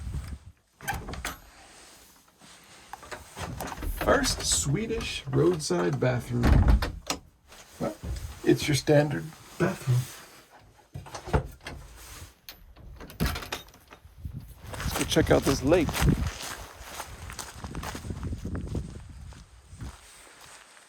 Nakajärvi, Lake Naka, Stinkt. I am actually feeling in an anointing mood. I would like to anoint this trip by dipping my hand in the waters and maybe splashing my face. I feel that would be appropriate, but I don't want to do it here. I don't want to do it on the edge of a big lake. I'm feeling that this trip needs a very small stream or river or a small pond. So I'm going to wait till I see just the right water that will lend itself to the anointing of this trip correctly. This is nice, but this is for gazing, and the smaller place is for anointing.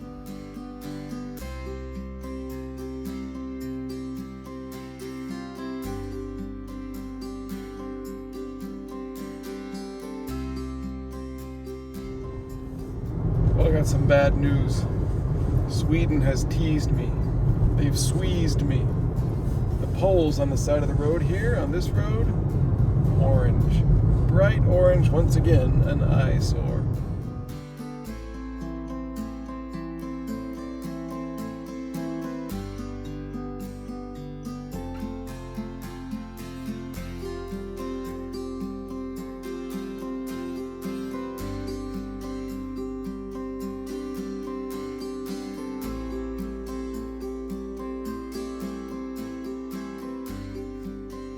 Okay, a couple things.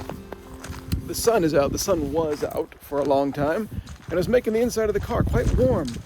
That, plus the serenity of the roads and the atmosphere, was making me quite drowsy. And also, after I saw that big lake and I said I wanted to anoint the trip, the landscape suddenly changed and there were no more lakes or rivers or ponds or anything. So I'm kind of going back on what I said. I'm going to anoint the trip here. This is the first good candidate I've seen. I might not get the chance otherwise. I need some cold, clear, Swedish water splashed on my face. That would wake me up. How do I get close to the water without falling in? Ooh. Whoa, whoa. Let me see over here. What would you do? Have better shoes? Big boots?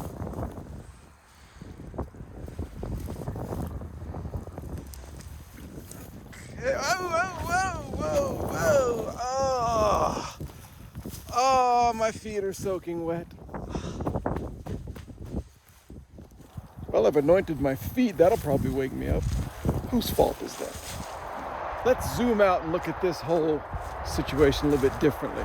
I don't know if that counts as anointing the trip per se, because I didn't get my hand in it, didn't splash my face.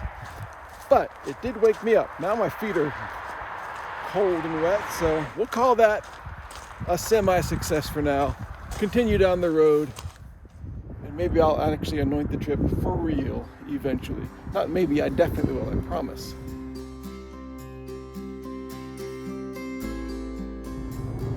Okay, we just hit another big milestone in the trip.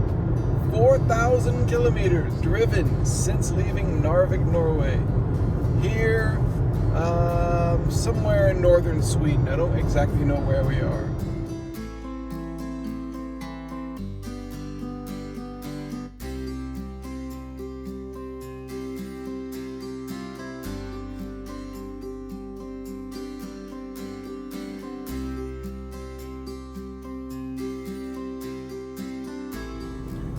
All right, just had some good fish and chips for lunch at a place called Arctic Thai and Grill in the city of Kiruna. Ahead right now, I see a bunch of cool wind turbines on a hill, but also in the distance, huge snowy mountains. I'm very excited for the rest of this drive.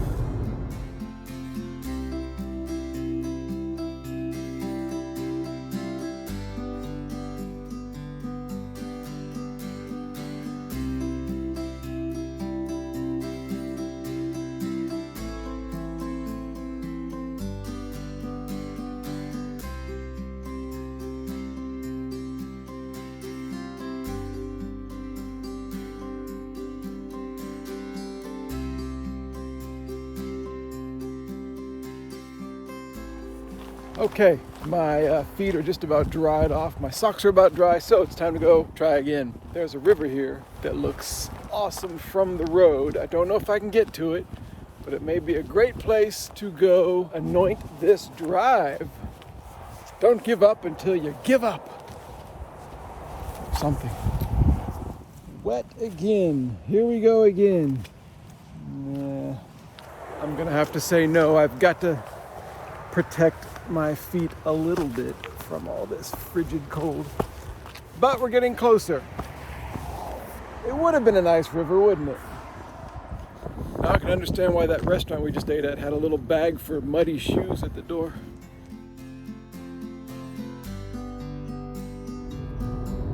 Been going north for a little while, and we're getting closer to Torneträsk Lake, the big lake in this part of Sweden. And the scenery is lots of big mountains, lots of dramatic shadows from the sun, lots of big, pretty lakes, and a dusting of snow on the mountaintops. Kind of suddenly stunning after the uniform, mostly flat forest of the last couple days. This is my thing.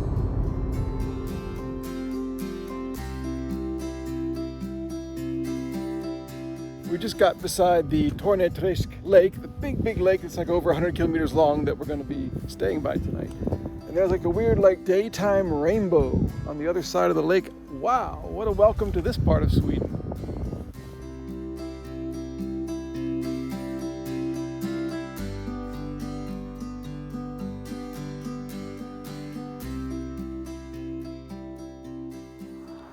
Okay, I'm in a town called Björkliden. I have checked into my little room, which is an entire house, which has an amazing view of this very famous kind of cut shape in these mountains. Apologies once again for the audio. There are cars going by and I'm not wearing my lapel mic. But I think I have found a perfect place to anoint this trip.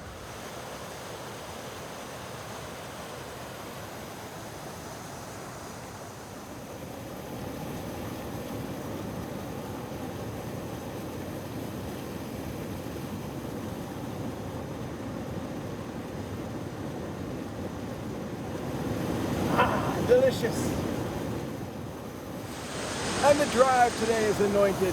Thanks for riding along with me today in Sweden. I'll see you tomorrow for the return of the car and then the overnight train back down to Stockholm. Awesome.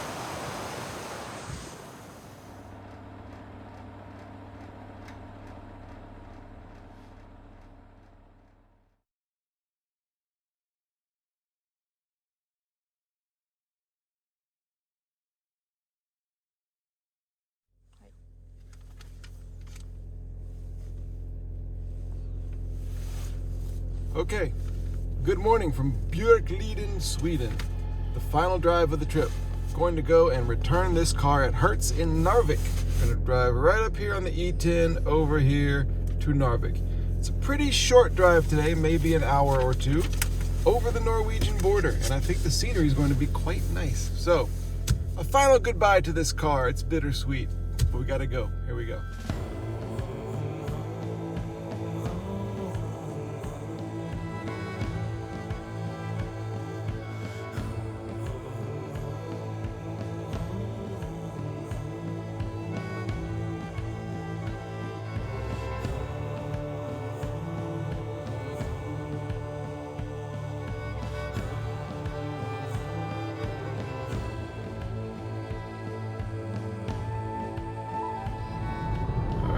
It's been a great last few kilometers of Sweden. these amazing lakes in the morning on a misty morning and fog and snow on the hills. But we're leaving Sweden in just a few seconds to enter where it all began, Norway. The third border crossing in 3 days. Okay, nothing to declare. That's me. Where's my nothing to declare line? Can I go around? I'm just gonna have to go around these people, see what happens.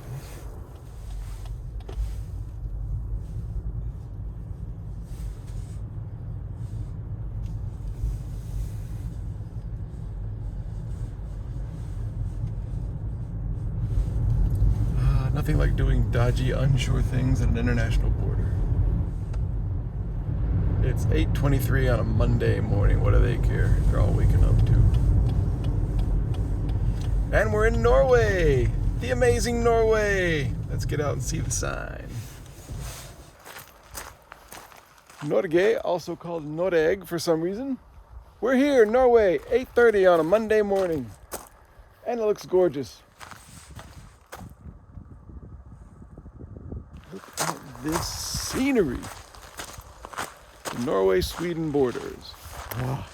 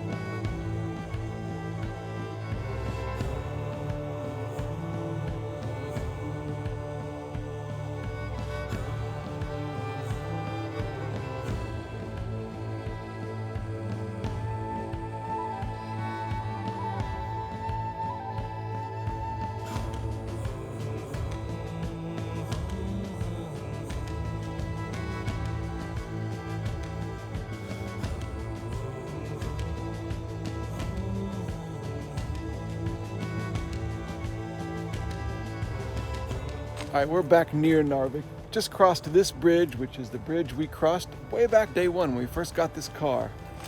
This car, which we're about to turn back into, hurts.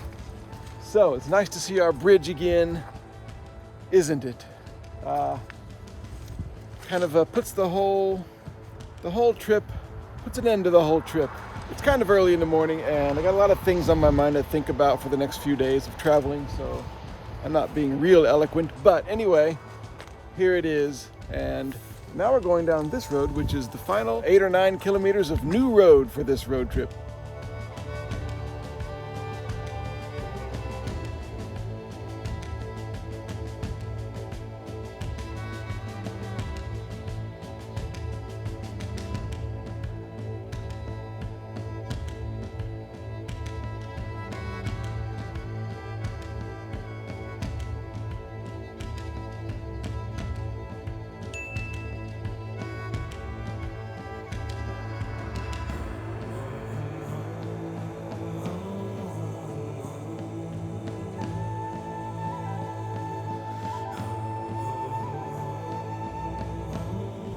And here we are at Hertz, so the big moment. And the final tally for the road trip, 4,285.3 kilometers. Not a bad 3 weeks work, is it? All the way across northern Norway, through Finland and Sweden and back here to Narvik. Yeah. Okay. Yeah. Thank you. Bye-bye.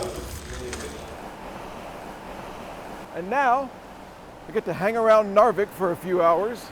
But yeah, the next big exciting part, shut up, I'm doing a video. The next big exciting part is the train, the overnight train from Narvik down to Stockholm.